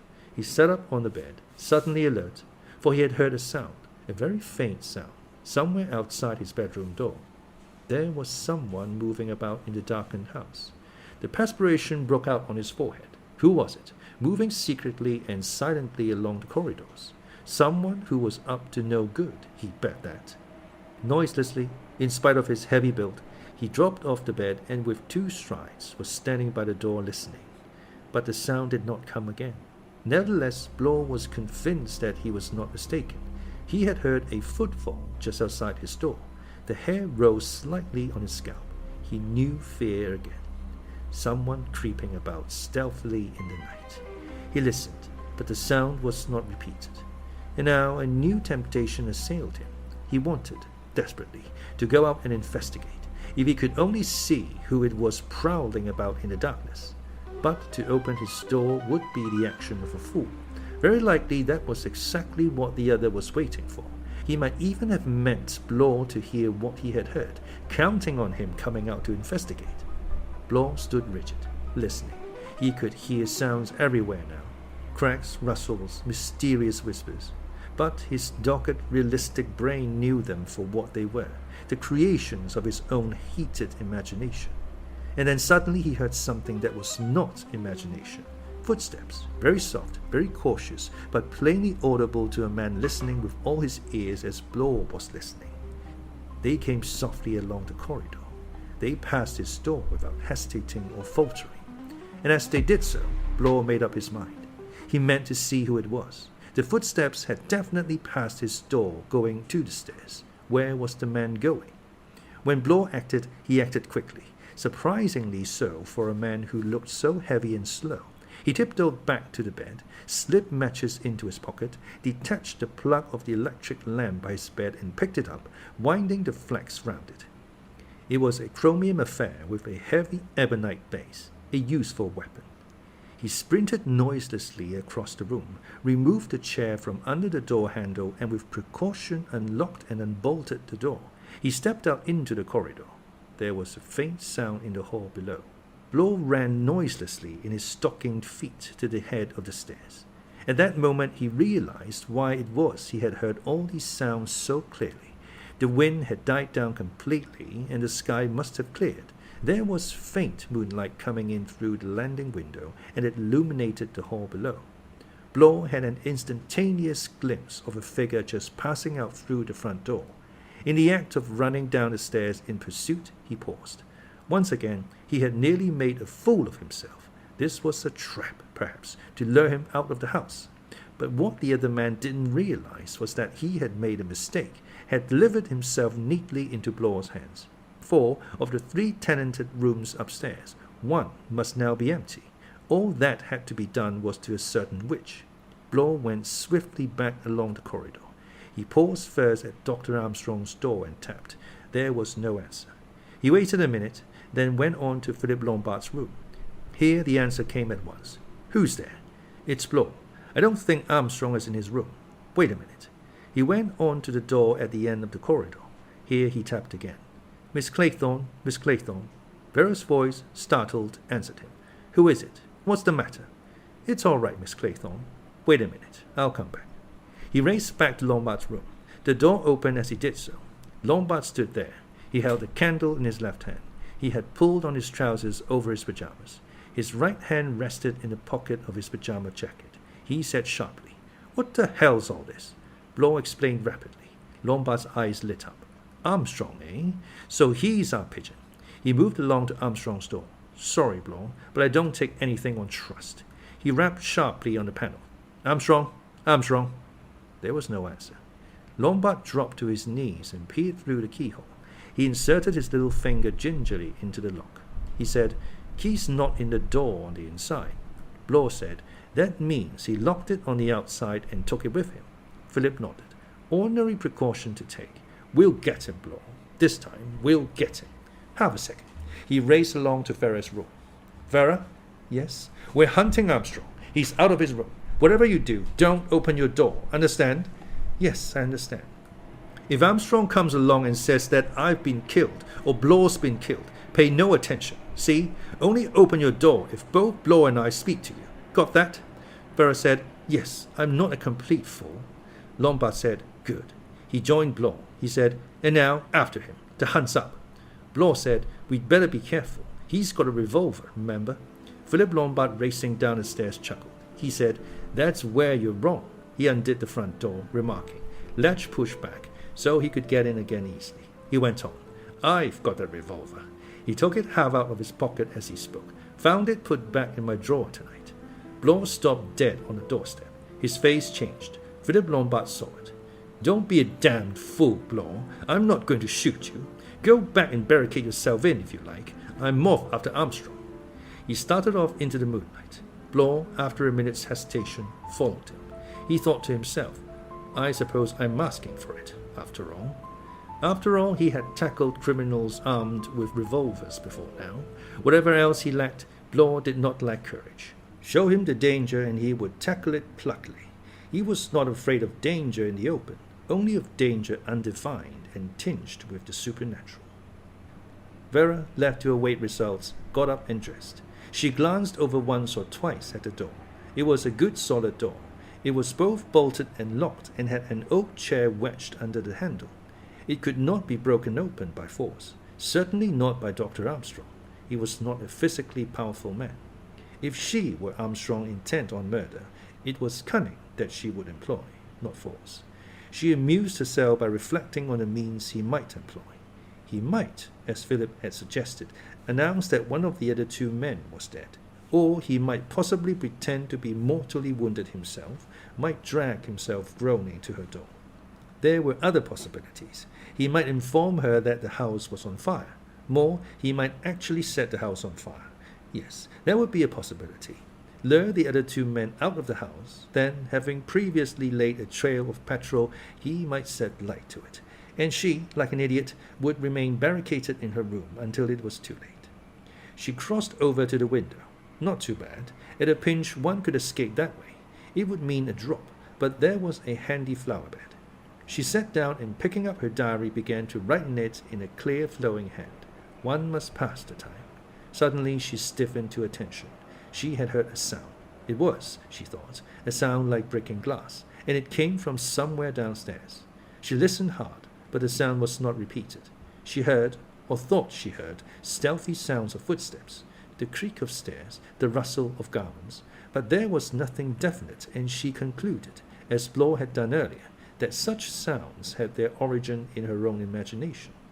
But presently she heard sounds of a more concrete nature, people moving about downstairs, the murmur of voices, then the very decided sound of someone mounting the stairs, doors opening and shutting, feet going up to the attics overhead, more noises from there.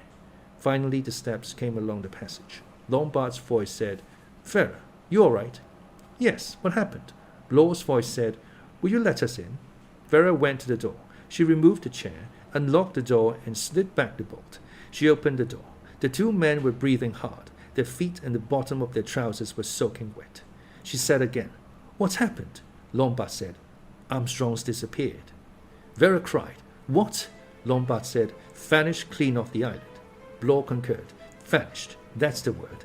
Like some damned conjuring trick." Vera said impatiently, "Nonsense, he's hiding somewhere." Blore said, "No, he isn't. I tell you, there's nowhere to hide on this island. It's as bare as your hand. There's moonlight outside, as clear as day it is, and he's not to be found." Vera said, "He doubled back to the house." Blore said, "We thought of that. We've searched the house too. You must have heard us. He's not here, I tell you. He's gone. Clean vanished, vamoosed." Vera said incredulously, "I don't believe it." Lombard said, "It's true, my dear." He paused and then said, "There's one other little fact. A pane in the dining room window has been smashed, and there are only 3 little soldier boys on the table."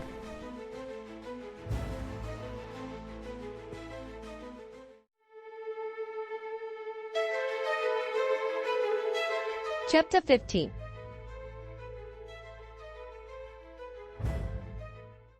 Three people sat eating breakfast in the kitchen. Outside, the sun shone. It was a lovely day. The storm was a thing of the past. And with the change in the weather, a change had come in the mood of the prisoners on the island. They felt now like people just awakening from a nightmare. There was danger, yes, but it was danger in daylight. That paralyzing atmosphere of fear that had wrapped them round like a blanket yesterday while the wind howled outside was gone. Lombard said, "We'll try heliographing today with a mirror from the highest point of the island. Some bright lad wandering on the cliff will recognize SOS when he sees it, I hope. In the evening we could try a bonfire. Only there isn't much wood. And anyway, they might just think it was song and dance and merriment." Vera said, "Surely someone can read Morse, and then they'll come to take us off, long before this evening." Lombard said, "The weather's cleared all right, but the sea hasn't gone down yet. Terrific swell on. They won't be able to get a boat near the island before tomorrow." Vera cried, "Another night in this place." Lombard shrugged his shoulders. "May as well face it. 24 hours will do it, I think. If we can last out that, we'll be all right." Blore cleared his throat. He said, "We'd better come to a clear understanding. What's happened to Armstrong?" Lombard said, "Well, we've got one piece of evidence. Only 3 little soldier boys left on the diner table. It looks as though Armstrong had got his quietus." Vera said, "Then why haven't you found his dead body?" Blore said, "Exactly." Lombard shook his head. He said, "It's damned odd. No getting over it." Blore said doubtfully, "It might have been thrown into the sea." Lombard said sharply, "By whom? You? Me? You saw him go out of the front door. You come along and find me in my room. We go out and search together. When the devil had I time to kill him and carry his body round the island?" Blore said, "I don't know, but I do know one thing." Lombard said, "What's that?" Blore said, "The revolver. It was your revolver. It's in your possession now. There's nothing to show that it hasn't been in your possession all along." "Come now, Blore, we were all searched." "Yes, you'd hidden it away before that happened. Afterwards, you just took it back again." "My good blockhead, I swear to you that it was put back in my drawer. Greatest surprise I ever had in my life when I found it there." Blore said, "You ask us to believe a thing like that. Why the devil should Armstrong, or anyone else for that matter, put it back?" Lombard raised his shoulders hopelessly. "I haven't the least idea. It's just crazy. The last thing one would expect. There seems no point in it." Blore agreed. "No, there isn't. You might have thought of a better story. Rather prove that I'm telling the truth, isn't it?" "I don't look at it that way." Philip said, "You won't." Blore said, "Look here, Mr. Lombard, if you're an honest man, as you pretend." Philip murmured, "When did I lay claims to be an honest man? No, indeed, I never said that."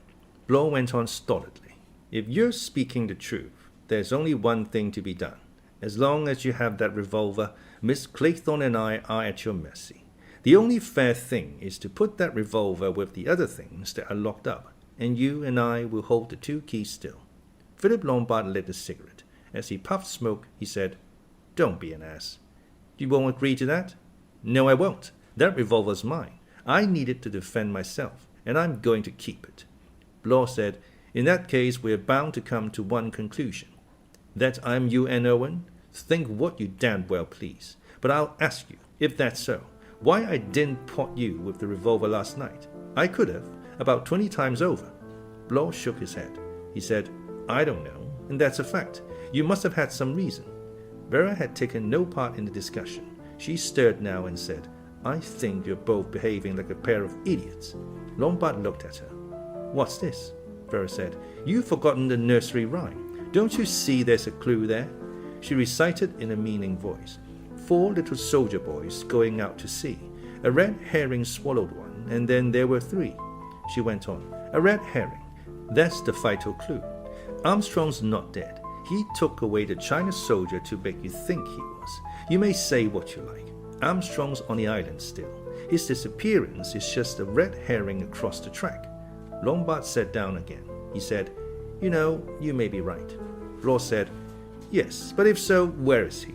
We've searched the place, outside and inside." Vera said scornfully, "We all searched for the revolver, didn't we? And couldn't find it. But it was somewhere all the time." Lombard murmured, "There's a slight difference in size, my dear, between a man and a revolver." Vera said, "I don't care. I'm sure I'm right." Blore murmured, "Rather giving himself away, wasn't it? Actually mentioning a red herring in a verse. He could have written it up a bit different." Vera cried, "But don't you see, he's mad. It's all mad. The whole thing of going by the rhyme is mad. Dressing up the judge, killing Rogers when he was chopping sticks, drugging Mrs. Rogers so that she overslept herself, arranging for a bumblebee when Miss Brent died. It's like some horrid child playing a game. It's all got to fit in." Blore said, "Yes, you're right." He thought a minute. "At any rate, if there's no zoo on the island, he'll have a bit of trouble getting over that." Vera cried, "Don't you see? We're the zoo. Last night, we were hardly human anymore. We're the zoo." They spent the morning on the cliffs, taking it in turns to flash a mirror at the mainland. There were no signs that anyone saw them, no answering signals. The day was fine, with a slight haze. Below, the sea heaved a gigantic swell. There were no boats out. They had made another abortive search of the island. There was no trace of the missing physician. Vera looked up at the house from where they were standing. She said, her breath coming with a slight catch in it, "One feels safer here, out in the open. Don't let's go back into the house again." Lombard said, "Not a bad idea. We're pretty safe here. No one can get at us without our seeing him a long time beforehand." Vera said, "We'll stay here." Blore said. Have to pass the night somewhere. We'll have to go back to the house then. Vera shuddered. I can't bear it. I can't go through another night. Philip said, You'll be safe enough, locked in your room. Vera murmured, I suppose so. She stretched out her hands, murmuring, It's lovely to feel the sun again. She thought, How odd. I'm almost happy. And yet I suppose I'm actually in danger. Somehow. Now, nothing seems to matter. Not in daylight. I feel full of power. I feel that I can't die. Blore was looking at his wristwatch. He said, It's 2 o'clock. How about lunch? Vera said obstinately, I'm not going back to the house. I'm going to stay here, in the open. Oh, come now, Miss Claythorne. Got to keep your strength up, you know. Vera said, If I even see a tinned tongue, I shall be sick. I don't want any food. People go days on end with nothing sometimes when they are on a diet. Blore said, Well, I need my meals regular. What about you, Mr. Lombard? Philip said, You know, I don't relish the idea of tinned tongue particularly. I'll stay here with Miss Claythorne. Blore hesitated. Vera said, I shall be quite all right. I don't think he'll shoot me as soon as your back is turned, if that's what you're afraid of. Blore said, It's all right if you say so, but we agreed we ought not to separate. Philip said, You're the one who wants to go into the lion's den. I'll come with you if you like. No, you won't, said Blore. You'll stay here. Philip laughed. So you're still afraid of me? Why, I could shoot you both this very minute if I liked. Blore said, Yes, but that wouldn't be according to plan. It's one at a time, and it's got to be done in a certain way. Well, said Philip, you seem to know all about it. Of course, said Blore. It's a bit jumpy going up to the house alone. Philip said softly, And therefore, will I lend you my revolver? Answer, no, I will not. Not quite so simple as that, thank you. Blore shrugged his shoulders and began to make his way up the steep slope to the house. Lombard said softly, Feeding time at the zoo. The animals are very regular in their habits. Vera said anxiously, Isn't it very risky what he's doing? In a sense, you mean? No, I don't think it is. Armstrong's not armed, you know, and any more Blore is twice a match for him in physique, and he's very much on his guard. And anyway, it's a sheer impossibility that Armstrong can be in the house. I know he's not there. But what other solution is there? Philip said softly, There's Blore. Oh, do you really think? Listen, my girl, you heard Blore's story. You've got to admit that if it's true, I can't possibly have had anything to do with Armstrong's disappearance. His story clears me, but it doesn't clear him.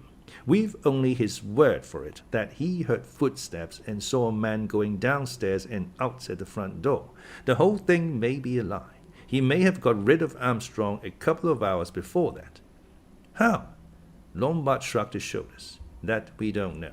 But if you ask me, we've only one danger to fear, and that danger is Blore. What do we know about the man? Less than nothing. All this ex-policeman's story may be bunkum. He may be anybody, a mad millionaire, a crazy businessman, an escaped inmate of Broadmoor. One thing's certain, he could have done every one of these crimes. Vera had gone rather white. She said in a slightly breathless voice, And supposing he gets us? Lombard said softly, patting the revolver in his pocket, I'm going to take very good care he doesn't. Then he looked at her curiously. Touching faith with me, haven't you, Vera? Quite sure I won't shoot you. Vera said, One had got to trust someone. As a matter of fact, I think you're wrong with Blore. I still think it's Armstrong. She turned to him suddenly. Don't you feel all the time that there's someone watching and waiting? Lombard said slowly, That's just nerves. Vera said eagerly, Then you have felt it. She shivered. She bent a little closer. Tell me, you don't think... She broke off, went on. I read a story once about 2 judges that came to a small American town from the Supreme Court. They administered justice, absolute justice, because they didn't come from this world at all. Lombard raised his eyebrows. He said, Heavenly visitants, eh? No, I don't believe in the supernatural. This business is human enough. Vera said in a low voice, Sometimes, I'm not sure.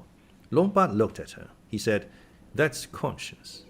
After a moment's silence, he said very quietly, So you did drown that kid after all. Vera said vehemently, I didn't. You've no right to say that. He laughed easily. Oh, yes, you did, my good girl. I don't know why. Can't imagine. There was a man in it probably. Was that it? A sudden feeling of lassitude, of intense weariness, spread over Vera's limbs. She said in a dull voice, Yes, there was a man in it. Lombard said softly, Thanks. That's what I wanted to know. Vera sat up suddenly. She exclaimed, What was that? It wasn't an earthquake. Lombard said, No. Queer, though. A thud shook the ground, and I thought, Did you hear a sort of cry? I did. They stared up at the house. Lombard said, It came from there. We'd better go up and see. No, I'm not going. Please yourself. I am. Vera said desperately, All right, I'll come with you. They walked up the slope to the house. The terrace was peaceful and innocuous looking in the sunshine. They hesitated there a minute, then instead of entering by the front door, they made a cautious circuit of the house. They found Blore.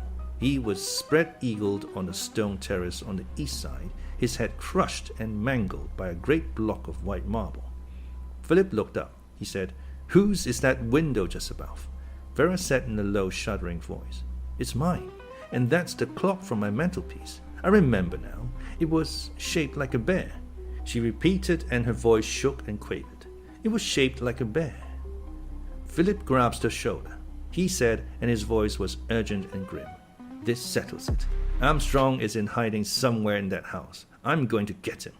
But Vera clung to him. She cried, Don't be a fool. It's us now. We're next. He wants us to look for him. He's counting on it. Philip stopped. He said thoughtfully, There's something in that. Vera cried, At any rate, you do admit now I was right. He nodded. Yes, you win. It's Armstrong, all right. But where the devil did he hide himself? We went over the place with a fine-tooth comb. Vera said urgently, If you don't find him last night, you won't find him now. That's common sense. Lombard said reluctantly, Yes, but he must have prepared a secret place beforehand. Naturally, of course, it's just what he would do. You know, like a priest's hole in old manor houses. This isn't an old house of that kind. He could have had one made. Philip Lombard shook his head. He said, We measured the place that first morning. I'll swear there's no space unaccounted for. Vera said, There must be. Lombard said, I'd like to see. Vera cried, Yes, you'd like to see. And he knows that. He's in there, waiting for you. Lombard said, half bringing out the revolver from his pocket, I've got this, you know. You said Blore was all right, that he was more than a match for Armstrong. So he was physically, and he was on the lookout too. But what you don't seem to realize is that Armstrong is mad, and a madman has all the advantages on his side. He's twice as cunning as anyone sane can be. Lombard put back the revolver in his pocket. He said, Come on, then. Lombard said at last, What are we going to do when night comes? Vera didn't answer. He went on accusingly, You haven't thought of that? She said helplessly, What can we do? Oh, my God, I'm frightened. Philip Lombard said thoughtfully, It's fine weather. There will be a moon. We must find a place. Up by the top cliffs, perhaps. We can sit there and wait for morning. We mustn't go to sleep. We must watch the whole time. And if anyone comes up towards us, I shall shoot. He paused. You'll be cold, perhaps, in that thin dress. Vera said with a raucous laugh, Cold? I should be colder if I were dead. Philip Lombard said quietly, Yes, that's true. Vera moved restlessly. She said, I shall go mad if I sit here any longer. Let's move about. All right. They paced slowly up and down, along the line of the rocks overlooking the sea. The sun was dropping towards the west. The light was golden and mellow. It enveloped them in a golden glow. Vera said with a sudden nervous little giggle, Pity we can't have a bath. Philip was looking down towards the sea. He said abruptly, What's that there? You see, by that big rock. No, a little farther to the right. Vera stared. She said, It looks like somebody's clothes. A bather, eh? Lombard laughed. Queer. I suppose it's only seaweed. Vera said, Let's go and look. It is clothes, said Lombard as they drew nearer. A bundle of them. That's a boot. Come on, let's scramble along here. They scrambled over the rocks. Vera stopped suddenly. She said, It's not clothes. It's a man. A man was wedged between two rocks, flung there by the tide earlier in the day. Lombard and Vera reached it in a last scramble. They bent down. A purple discolored face, a hideous drowned face. Lombard said, My God, it's Armstrong.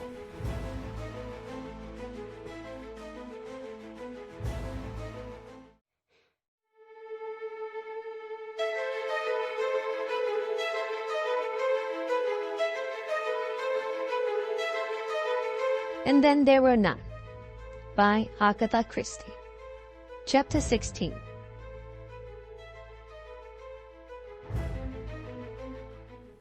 Eons passed. World spun and whirled. Time was motionless. It stood still. It passed through 1,000 ages. No, it was only a minute or so. Two people were standing looking down on a dead man. Slowly, very slowly, Vera Claythorne and Philip Lombard lifted their heads and looked into each other's eyes.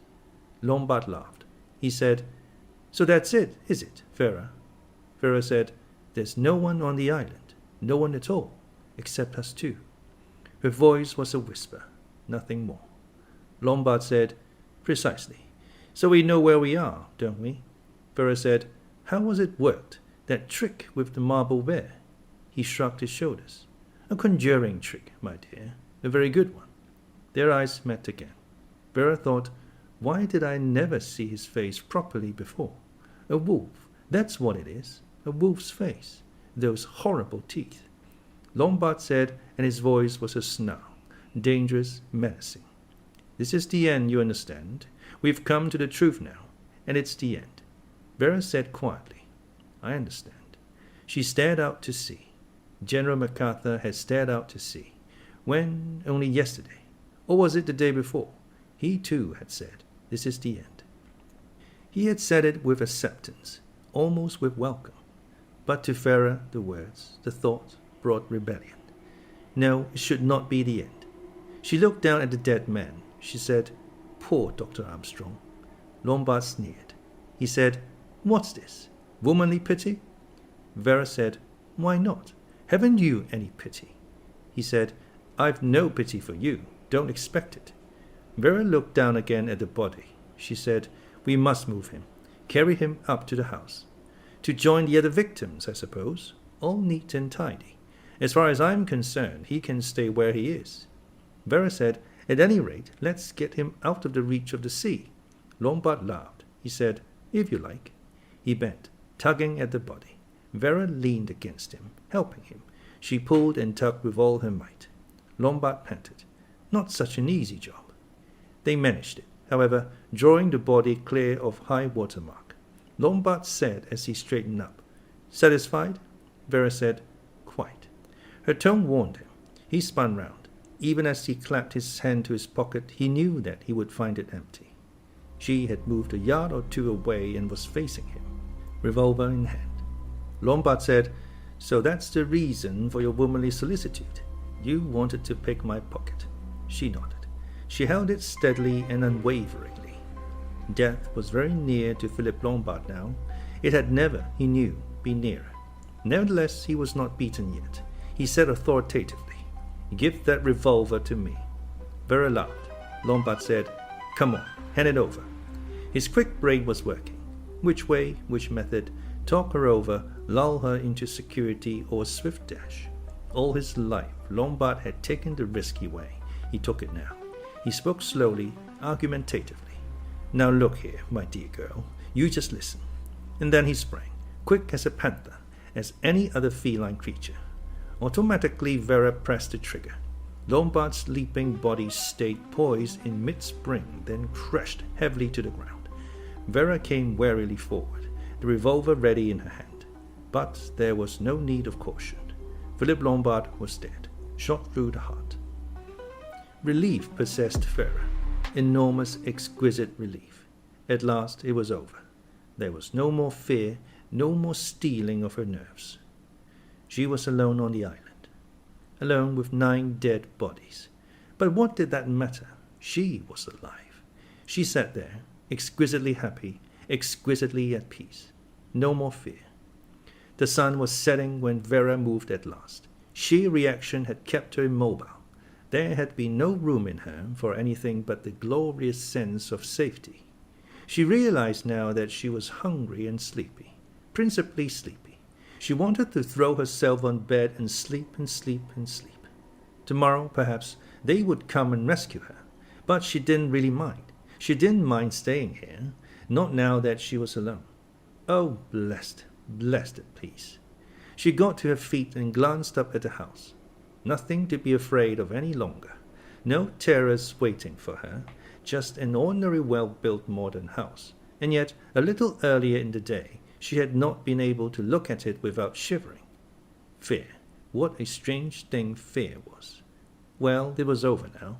She had conquered, had triumphed over the most deadly peril. By her own quick wittiness and adroitness, she had turned the tables on her would-be destroyer. She began to walk up towards the house. The sun was setting. The sky to the west was streaked with red and orange. It was beautiful and peaceful. Vera thought the whole thing might be a dream. How tired she was. Terribly tired. Her limbs ached. Her eyelids were dropping. Not to be afraid any more. To sleep. Sleep, sleep, sleep. To sleep safely since she was alone on the island. One little soldier boy left all alone. She smiled to herself. She went in at the front door. The house, too, felt strangely peaceful. Vera thought, ordinarily one wouldn't care to sleep where there's a dead body in practically every bedroom. Should she go to the kitchen and get herself something to eat? She hesitated a moment, then decided against it. She was really too tired. She paused by the dining room door.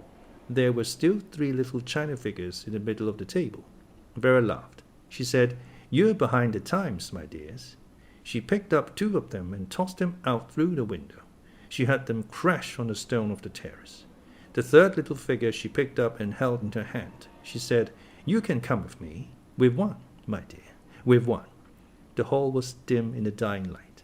Vera, the little soldier clasped in her hand, began to mount the stairs. Slowly, because her legs were suddenly very tired. One little soldier boy left all alone. How did it end? Oh, yes, he got married, and then there were none. Married. Funny. How she suddenly got the feeling again that Hugo was in the house. Very strong. Yes, Hugo was upstairs waiting for her.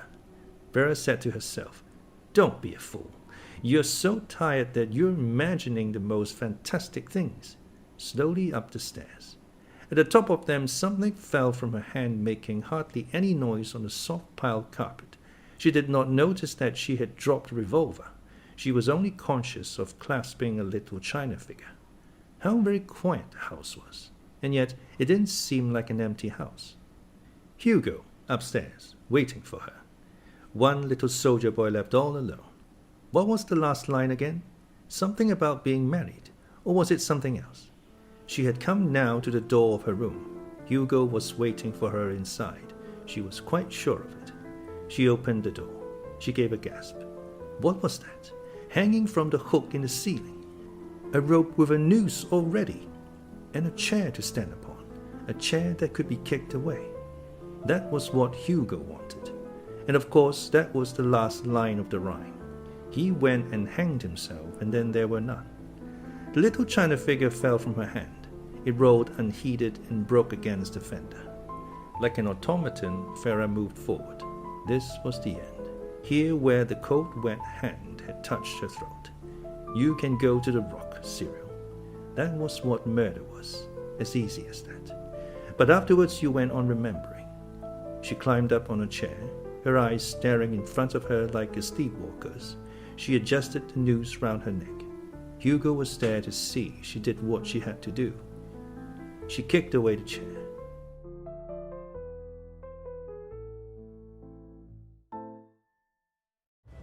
Epilogue.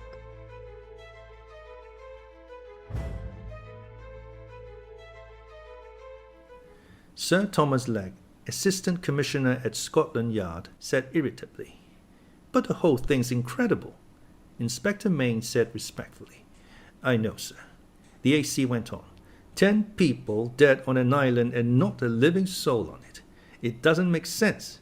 Inspector Mayne said stolidly, "Nevertheless, it happened, sir." Sir Thomas Legge said, "Damn it all, Mayne, somebody must have killed them." "That's just our problem, sir."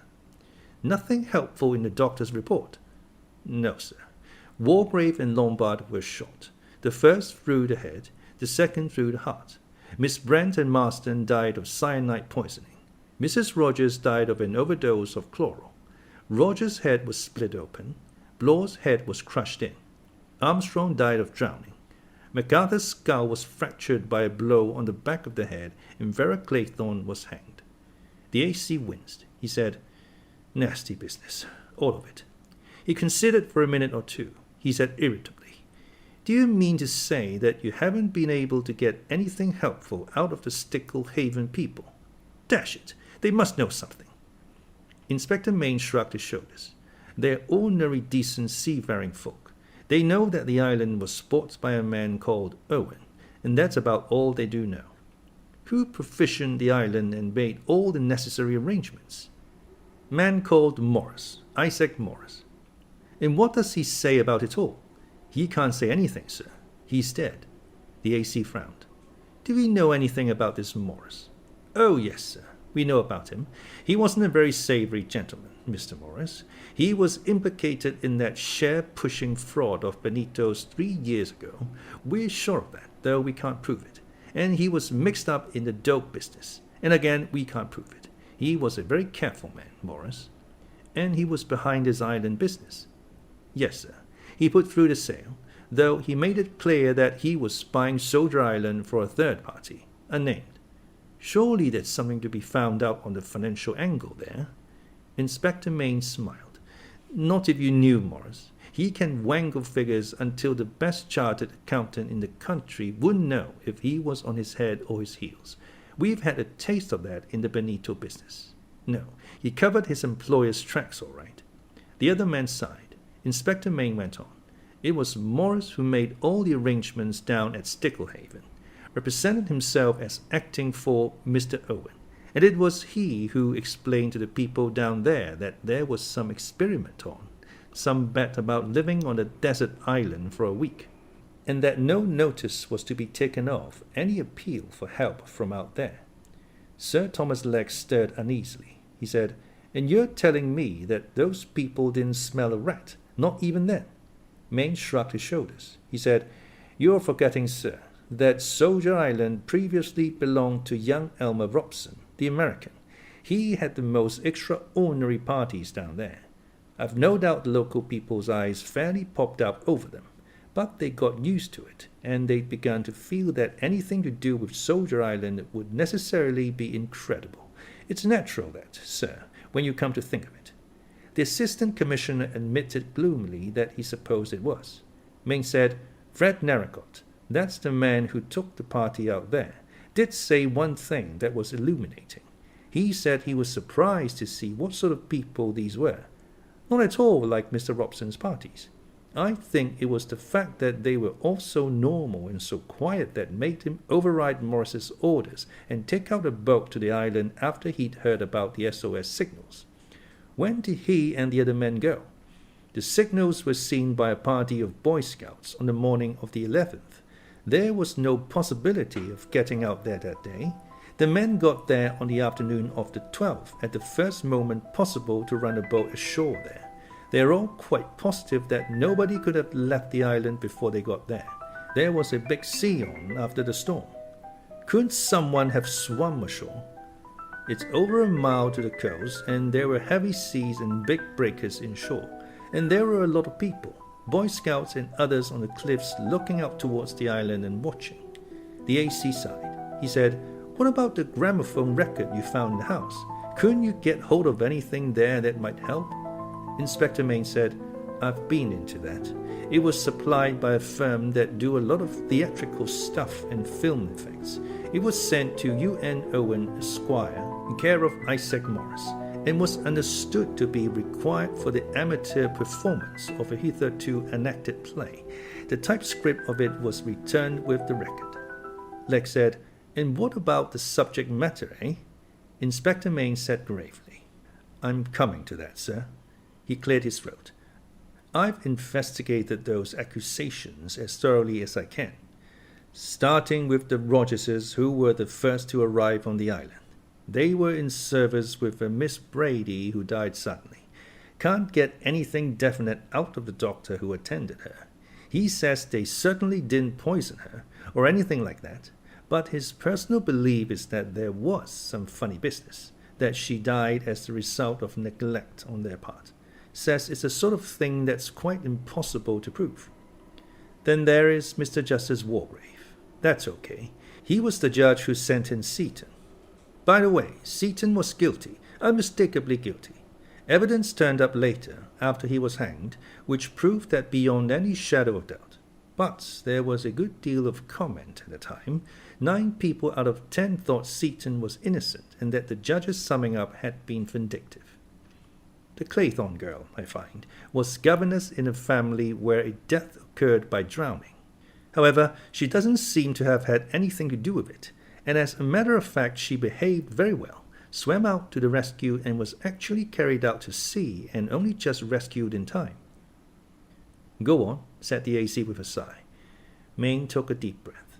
Dr. Armstrong now, well-known man, had a consulting room in Harley Street, absolutely straight and above board in his profession. Haven't been able to trace any record of an illegal operation or anything of the kind. It's true that there was a woman called Cleese who was operated on by him way back in 1925 at Lathmore, when he was attached to the hospital there. Peritonitis, and she died on the operating table. Maybe he wasn't very skillful over the op. After all, he hadn't much experience. But after all, clumsiness isn't a criminal offense. There was certainly no motive. Then there's Miss Emily Brent. Girl, Beatrice Taylor, was in service with her, got pregnant, was turned out by her mistress, and went and drowned herself. Not a nice business, but again not criminal. That, said the AC, seems to be the point. U.N.Owen dealt with cases that the law couldn't touch. Mayne went stolidly on with his list. Young Marston was a fairly reckless car driver, had his license endorsed twice, and he ought to have been prohibited from driving in my opinion. That's all there is to him. The 2 names, John and Lucy Combs, were those of 2 kids he knocked down and killed near Cambridge. Some friends of his gave evidence for him, and he was let off with a fine. Can't find anything definite about General MacArthur. Fine record, war service, all the rest of it. Arthur Richmond was serving under him in France and was killed in action. No friction of any kind between him and the general. They were close friends, as a matter of fact. There were some blunders made about that time. Commanding officers sacrificed men unnecessarily. Possibly this was a blunder of that kind. Possibly, said the AC. Now, Philip Lombard. Lombard has been mixed up in some very curious shows abroad. He sailed very near the law once or twice, got a reputation for daring and for not being over-scrupulous. Sort of fellow who might do several murders in some quiet out-of-the-way spot. Then we come to Blore. Mayne hesitated. He, of course, was one of our lot. The other man stirred. Blore, said the Assistant Commissioner forcibly. What's a bad hat? You think so, sir? The AC said, I always thought so. But he was clever enough to get away with it. It's my opinion that he committed black perjury in the Lander case. I wasn't happy about it at the time, but I couldn't find anything. I put Harris onto it, and he couldn't find anything, but I'm still of the opinion that there was something to find if we'd known how to set about it. The man wasn't straight. There was a pause. Then Sir Thomas Legge said, And Isaac Morris is dead, you say? When did he die? I thought you'd soon come to that, sir. Isaac Morris died on the night of August 8th. Took an overdose of sleeping stuff. One of the barbiturates, I understand. There wasn't anything to show whether it was accident or suicide. Legge said slowly. Care to know what I think, Mayne? Perhaps I can guess, sir. Legge said heavily. That death of Morris's is a damned sight too opportune. Inspector Mayne nodded. He said, I thought you'd say that, sir. The Assistant Commissioner brought down his fist with a bang on the table. He cried out, The whole thing's fantastic. Impossible. 10 people killed on the bare rock of an island, and we don't know who did it, or why, or how. Mayne coughed. He said, Well, it's not quite like that, sir. We do know why, more or less. Some fanatic with a bee in his bonnet about justice. He was out to get people who were beyond the reach of the law. He picked 10 people. Whether they were really guilty or not doesn't matter. The Commissioner stirred. He said sharply, Doesn't it? It seems to me. He stopped. Inspector Mayne waited respectfully. With a sigh, Legge shook his head. Carry on, he said. Just a minute I felt I'd got somewhere. Got, as it were, the clue to the thing. It's gone now. Go ahead with what you are saying. Mayne went on. There were 10 people to be executed, let's say. They were executed. U.N.Owen accomplished his task, and somehow or other he spirited himself off that island into thin air. The AC said, First-class vanishing trick. But you know, Mayne, there must be an explanation. Mayne said, You're thinking, sir, that if the man wasn't on the island, he couldn't have left the island. And according to the account of the interested parties, he never was on the island. Well, then the only explanation possible is that he was actually one of the 10. The AC nodded. Mayne said earnestly, We thought of that, sir. We went into it. Now, to begin with, we're not quite in the dark as to what happened on Soldier Island. Vera Claythorne kept a diary. So did Emily Brent. Old Wargrave made some notes. Dry, legal, cryptic stuff, but quite clear. And Blore made notes too. All those accounts tally. The deaths occurred in this order. Marston, Mrs. Rogers, Macarthur, Rogers, Miss Brent, Wargrave. After his death, Vera Claythorne's diary states that Armstrong left the house in the night and that Blore and Lombard had gone after him. Blore has one more entry in his notebook. Just 2 words. Armstrong disappeared. Now, sir, it seemed to me, taking everything into account, that we might find here a perfectly good solution. Armstrong was drowned, you remember. Granting that Armstrong was mad, what was to prevent him having killed off all the others and then committed suicide by throwing himself over the cliff, or perhaps while trying to swim to the mainland? That was a good solution, but it won't do. No, sir, it won't do. First of all, there's the police surgeon's evidence. He got to the island early on the morning of August 13th. He couldn't say much to help us. All he could say was that all the people had been dead at least 36 hours and probably a good deal longer. But he was fairly definite about Armstrong. Said he must have been from 8 to 10 hours in the water before his body was washed up. That works out at this, that Armstrong must have gone into the sea sometime during the night of the 10th to 11th. And I'll explain why. We found a point where the body was washed up. It had been wedged between 2 rocks and there were bits of cloth, hair, etc. on them. It must have been deposited there at high water on the 11th. That's to say round about 11 o'clock a.m. After that, the storm subsided, and succeeding high water marks are considerably lower. You might say, I suppose, that Armstrong managed to polish off the other 3 before he went into the sea that night. But there's another point, and one you can't get over. Armstrong's body had been dragged above high water mark. We found it well above the reach of any tide, and it was laid out straight on the ground, all neat and tidy. So that settles one point definitely. Someone was alive on the island after Armstrong was dead. He paused and then went on. And that leaves just what exactly? Here's the position early on the morning of the 11th. Armstrong has disappeared. That leaves us 3 people, Lombard, Blore, and Vera Claythorne. Lombard was shot. His body was down by the sea, near Armstrong's. Vera Claythorne was found hanged in her own bedroom. Blore's body was on the terrace. His head was crushed in by a heavy marble clock that it seems reasonable to suppose fell on him from the window above. The AC said sharply, Whose window? Vera Claythorne's. Now, sir, let's take each of these cases separately. First, Philip Lombard. Let's say he pushed over the lump of marble onto Blore. Then he doped Vera Claythorne and strung her up. Lastly, he went down to the seashore and shot himself. But if so, who took away the revolver from him? For that revolver was found up in the house just inside the door at the top of the stairs, Wargrave's room. The AC said, Any fingerprints on it? Yes, sir, Vera Claythorne's. But men alive then. I know what you're going to say, sir. That it was Vera Claythorne, that she shot Lombard, took the revolver back to the house, toppled the marble block onto Blore, and then hanged herself. And that's quite all right, up to a point. There's a chair in her bedroom, and on the seat of it there are marks of seaweed, same as on her shoes. Looks as though she stood on a chair, adjusted the rope round her neck, and kicked away the chair. But that chair wasn't found kicked over. It was, like all the other chairs, neatly put back against the wall. That was done after Vera Claythorne's death, by someone else. That leaves us with Blore, and if you tell me that after shooting Lombard and inducing Vera Claythorne to hang herself, he then went out and pulled down a whacking great block of marble on himself by tying a string to it or something like that, well, I simply don't believe you. Men don't commit suicide that way, and what's more, Blore wasn't that kind of man.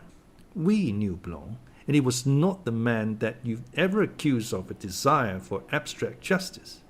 The Assistant Commissioner said, I agree. Inspector Mayne said, and therefore, sir, there must have been someone else on the island, someone who tidied up when the whole business was over. But where was he all the time, and where did he go to? The Sticklehaven people are absolutely certain that no one could have left the island before the rescue boat got there. But in that case, he stopped. The Assistant Commissioner said, in that case, he sighed. He shook his head, he leaned forward. But in that case, he said, who killed them?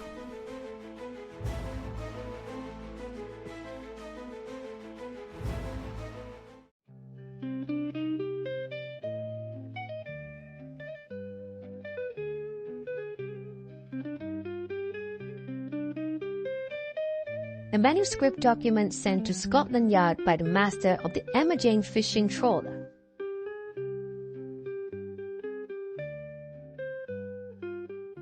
From my earliest youth, I realized that my nature was a mass of contradictions. I have, to begin with, an incurably romantic imagination. The practice of throwing a bottle into the sea with an important document inside was one that never failed to thrill me when reading adventure stories as a child. It thrills me still, and for that reason I have adopted this course, writing my confession and closing it in a bottle, sealing the letter, and casting it into the waves. There is, I suppose, 100 to 1 chance that my confession may be found, and then a hitherto unsolved murder mystery will be explained. I was born with other traits besides my romantic fancy. I have a definite sadistic delight in seeing or causing death. I remember experiments with wasps, with various garden pests. From an early age, I knew very strongly the lust to kill. But side by side with this went a contradictory trait, a strong sense of justice. It is abhorrent to me that an innocent person or creature should suffer or die by any act of mine. I have always felt strongly that right should prevail. It may be understood, I think a psychologist would understand, that with my mental makeup being what it was, I adopted the law as a profession. The legal profession satisfied nearly all my instincts. Crime and its punishment has always fascinated me. I enjoy reading every kind of detective story and thriller. I have devised for my own private amusement the most ingenious ways of carrying out a murder. When in due course I came to preside over a court of law, that other secret instinct of mine was encouraged to develop, to see a wretched criminal squirming in the dock, suffering the tortures of the damned, as his doom came slowly and slowly nearer, was to me an exquisite pleasure. Mind you, I took no pleasure in seeing an innocent man there. On at least 2 occasions I stopped cases where to mine the accused was palpably innocent, directing the jury that there was no case. Thanks, however, to the fairness and efficiency of our police force, the majority of the accused persons who have come before me to be tried for murder have been guilty. I will say here that such was the case with the man Edward Seaton. His appearance and manner were misleading, and he created a good impression on the jury. But not only the evidence, which was clear, though unspectacular, but my own knowledge of criminals told me without any doubt that the man had actually committed the crime with which he was charged, the brutal murder of an elderly woman who trusted him. I have a reputation as a hanging judge, but that is unfair. I have always been strictly just and scrupulous in my summing up of a case. All I have done is to protect the jury against the emotional effects of emotional appeals by some of our more emotional counsel. I have drawn their attention to the actual evidence. For some years past, I have been aware of a change within myself, a lessening of control, a desire to act instead of to judge. I have wanted, let me admit it frankly, to commit a murder myself. I recognized this as the desire of the artist to express himself. I was, or could be, an artist in crime. My imagination, sternly checked by the exigencies of my profession, waxed secretly to colossal force. I must commit a murder. And what is more, it must be no ordinary murder. It must be a fantastical crime. Something stupendous, out of the common. In that one respect, I have still, I think, an adolescent's imagination. I wanted something theatrical, impossible. I wanted to kill. Yes, I wanted to kill. But incongruous as it may seem to some, I was restrained and hampered by my innate sense of justice. The innocent must not suffer. And then, quite suddenly, the idea came to me, started by a chance remark uttered during casual conversation. It was the doctor to whom I was talking, some ordinary undistinguished GP.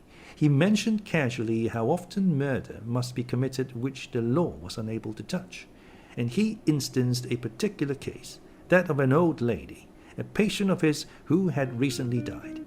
He was, he said, himself convinced that her death was due to the withholding of a restorative drug by a married couple who attended on her and who stood to benefit very substantially by her death. That sort of thing, he explained, was quite impossible to prove, but he was nevertheless quite sure of it in his own mind.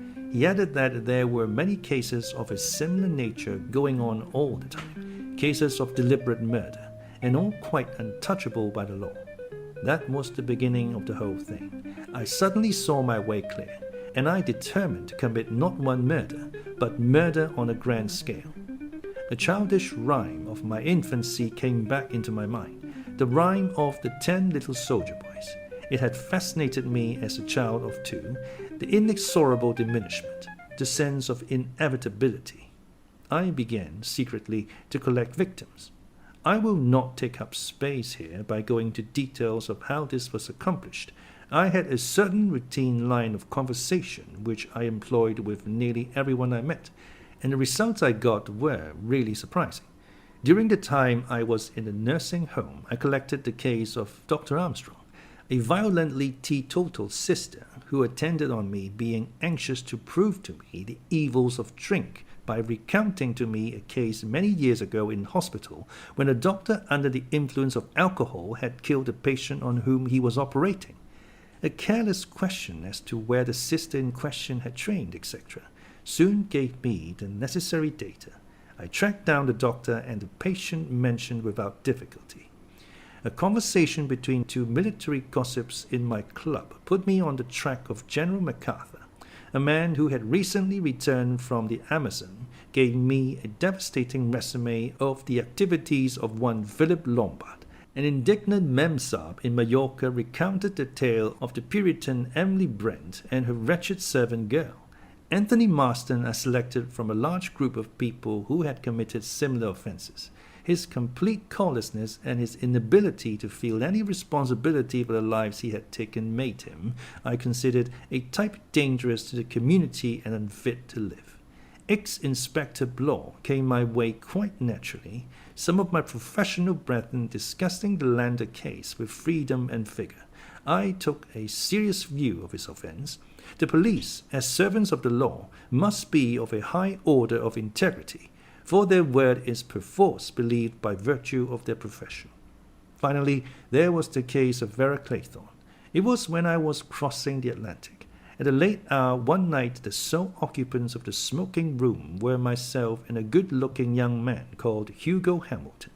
Hugo Hamilton was unhappy. To assuage that unhappiness, he had taken a considerable quantity of drink. He was in the maudlin confidential stage. Without much hope of any result, I automatically started my routine conversational gambit. The response was startling. I can remember his words now. He said, "You're right. Murder isn't what most people think. Giving someone a dollop of arsenic, pushing them over a cliff, that sort of stuff." He leaned forward, thrusting his face into mine. He said, "I've known a murderess. Known her, I tell you. And what's more, I was crazy about her. God help me. Sometimes I think I still am. It's hell, I tell you. Hell. You see, she did it more or less for me. Not that I ever dreamed. women are fiends, absolute fiends. You wouldn't think a girl like that, a nice straight jolly girl, you wouldn't think she'd do that, would you? That she'd take a kid out to sea and let it drown. You wouldn't think a woman could do a thing like that. I said to him, "Are you sure she did do it?" He said, and in saying it, he seemed suddenly to sober up. "I'm quite sure. Nobody else ever thought of it, but I knew the moment I looked at her, when I got back, after, and she knew I knew. What she didn't realize was that I loved that kid." He didn't say any more, but it was easy enough for me to trace back the story and reconstruct it. I needed a 10th victim. I found him in a man named Morris. He was a shady little creature. Amongst other things, he was a dope peddler, and he was responsible for inducing the daughter of friends of mine to take to drugs. She committed suicide at the age of 21. During all this time of search, my plan had been gradually maturing in my mind. It was now complete, and the coping stone to it was an interview I had with a doctor in Harley Street. I have mentioned that I underwent an operation. My interview in Harley Street told me that another operation would be useless. My medical advisor wrapped up the information very prettily, but I am accustomed to getting at the truth of a statement. I did not tell the doctor of my decision, that my death should not be a slow and protracted one as it would be in the course of nature. No, my death should take place in a blaze of excitement. I would live before I died. And now to the actual mechanics of the crime of Soldier Island. To acquire the island, using the man Morris to cover my tracks, was easy enough. He was an expert in that sort of thing. Tabulating the information I had collected about my prospective victims, I was able to concoct a suitable bait for each. None of my plans miscarried. All my guests arrived at Soldier Island on the 8th of August. The party included myself. Morris was already accounted for. He suffered from indigestion. Before leaving London, I gave him a capsule to take, lasting at night, which had, I said, done wonders for my own gastric juices. He accepted unhesitatingly. The man was a slight hypochondriac. I had no fear that he would leave any compromising documents or memoranda behind. He was not that sort of man. The order of death upon the island had been subjected by me to special thought and care. There were, I considered, amongst my guests, varying degrees of guilt. Those whose guilt was the lightest should, I decided, pass out first, and not suffer the prolonged mental strain and fear that the more cold-blooded offenders were to suffer. Anthony Marston and Mrs. Rogers died first, the one instantaneously, the other in a peaceful sleep. Marston, I recognized, was a type born without that feeling of moral responsibility which most of us have. He was amoral, pagan. Mrs. Rogers, I had no doubt, had acted very largely under the influence of her husband. I need not describe closely how those two met their deaths. The police will have been able to work that out quite easily. Potassium cyanide is easily obtained by householders for putting down wasps. I had some in my possession, and it was easy to slip it into Marston's almost empty glass during the tense period after the gramophone recital. I may say that I watched the faces of my guests closely during that indictment, and I had no doubt whatever, after my long court experience, that one and all were guilty. During recent bouts of pain, I had been ordered a sleeping draught, chloral hydrate. It had been easy for me to suppress this until I had a lethal amount in my possession. When Rogers brought up some brandy for his wife, he set it down on the table, and in passing that table, I put the stuff into the brandy. It was easy, for at that time suspicion had not begun to set in. General MacArthur met his death quite painlessly. He did not hear me come up behind him. I had, of course, to choose my time for leaving the terrace very carefully, but everything was successful. As I had anticipated, a search was made of the island, and it was discovered that there was no one on it but our 7 cells. That at once created an atmosphere of suspicion. According to my plan, I should shortly need an ally. I selected Dr. Armstrong for that part. He was a gullible sort of man. He knew me by sight and reputation, and it was inconceivable to him that a man of my standing should actually be a murderer. All his suspicions were directed against Lombard, and I pretended to concur in these. I hinted to him that I had a scheme by which it might be possible to trap the murderer into incriminating himself. Though a search had been made of everyone's room, no search had as yet been made of persons themselves, but that was bound to come soon. I killed Rogers on the morning of August 10th. He was chopping sticks for lighting the fire and did not hear me approach. I found the key to the dining room door in his pocket. He had locked it the night before. In the confusion attending the findings of Rogers' body, I slipped into Lombard's room and abstracted his revolver. I knew that he would have one with him. In fact, I had instructed Morris to suggest as much when he interviewed him. At breakfast, I slipped my last dose of chloral into Miss Brent's coffee when I was refilling her cup. We left her in the dining room. I slipped in there a little while later. She was nearly unconscious, and it was easy to inject a strong solution of cyanide into her. The bumblebee business was really rather childish, but somehow, it pleased me. I liked adhering as closely as possible to my nursery rhyme. Immediately after this, what I had already foreseen happened. Indeed, I believe I suggested it myself. We all submitted to a rigorous search. I had safely hidden away the revolver, and had no more cyanide or chloral in my possession. It was then that I intimated to Armstrong that we must carry our plan into effect. It was simply this: I must appear to be the next victim. That would perhaps rattle the murderer. At any rate, once I was supposed to be dead, I could move about the house and spy upon the unknown murderer. Armstrong was keen on the idea. We carried it out that evening. A little plaster of red mud on the forehead, the red curtain and the wool in the stage was set. The lights of the candles were very flickering and uncertain, and the only person who would examine me closely was Armstrong. It worked perfectly. Miss Claythorne screamed the house down when she found the seaweed which I had thoughtfully arranged in her room. They all rushed up, and I took up my pose of a murdered man. The effect on them when they found me was all that could be desired. Armstrong acted his part in the most professional manner. They carried me upstairs and laid me on my bed. Nobody worried about me. They were all too deadly scared and terrified of each other. I had a rendezvous with Armstrong outside the house at 1:45.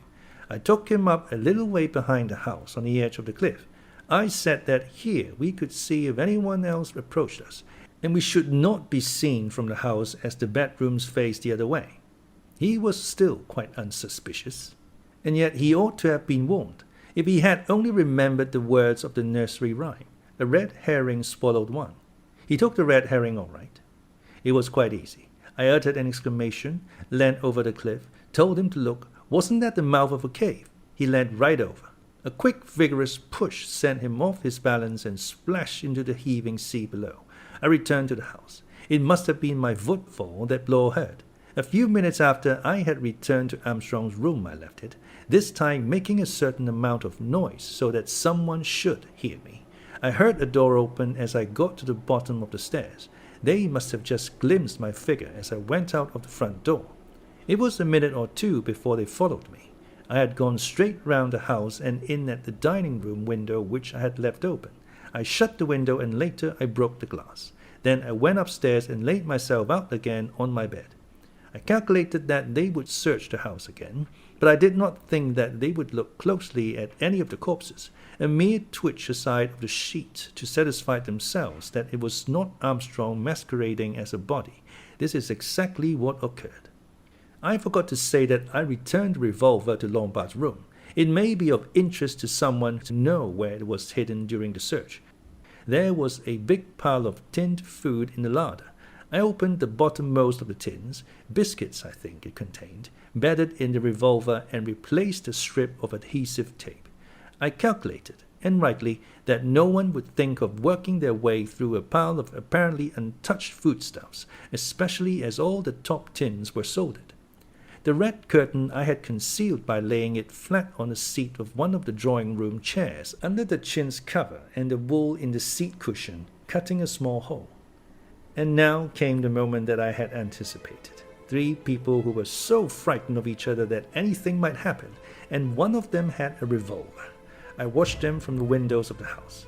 When Blore came up alone, I had the big marble clock poised ready. Exit Blore. From my window I saw Vera Claythorne shoot Lombard, a daring and resourceful young woman. I always thought she was a match for him and more. As soon as that had happened, I set the stage in her bedroom. It was an interesting psychological experiment. Would the consciousness of her own guilt, the state of nervous tension consequent on having just shot a man, be sufficient, together with the hypnotic suggestion of the surroundings, to cause her to take her own life? I thought it would. I was right.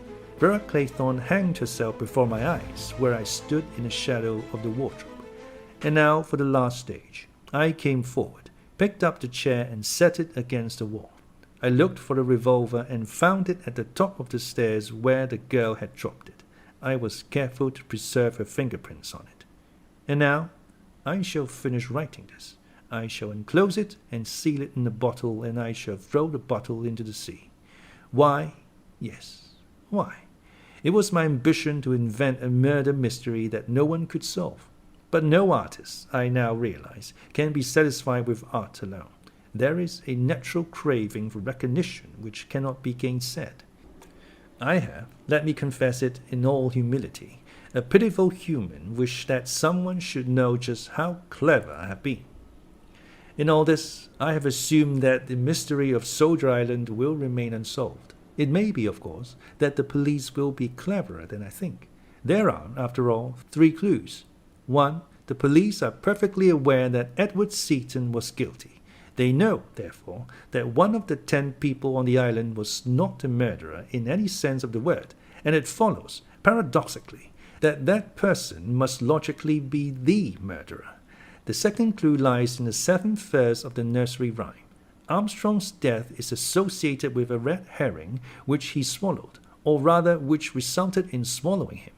That is to say that at that stage of the affair some hocus-pocus is clearly indicated, and that Armstrong was deceived by it and sent to his death.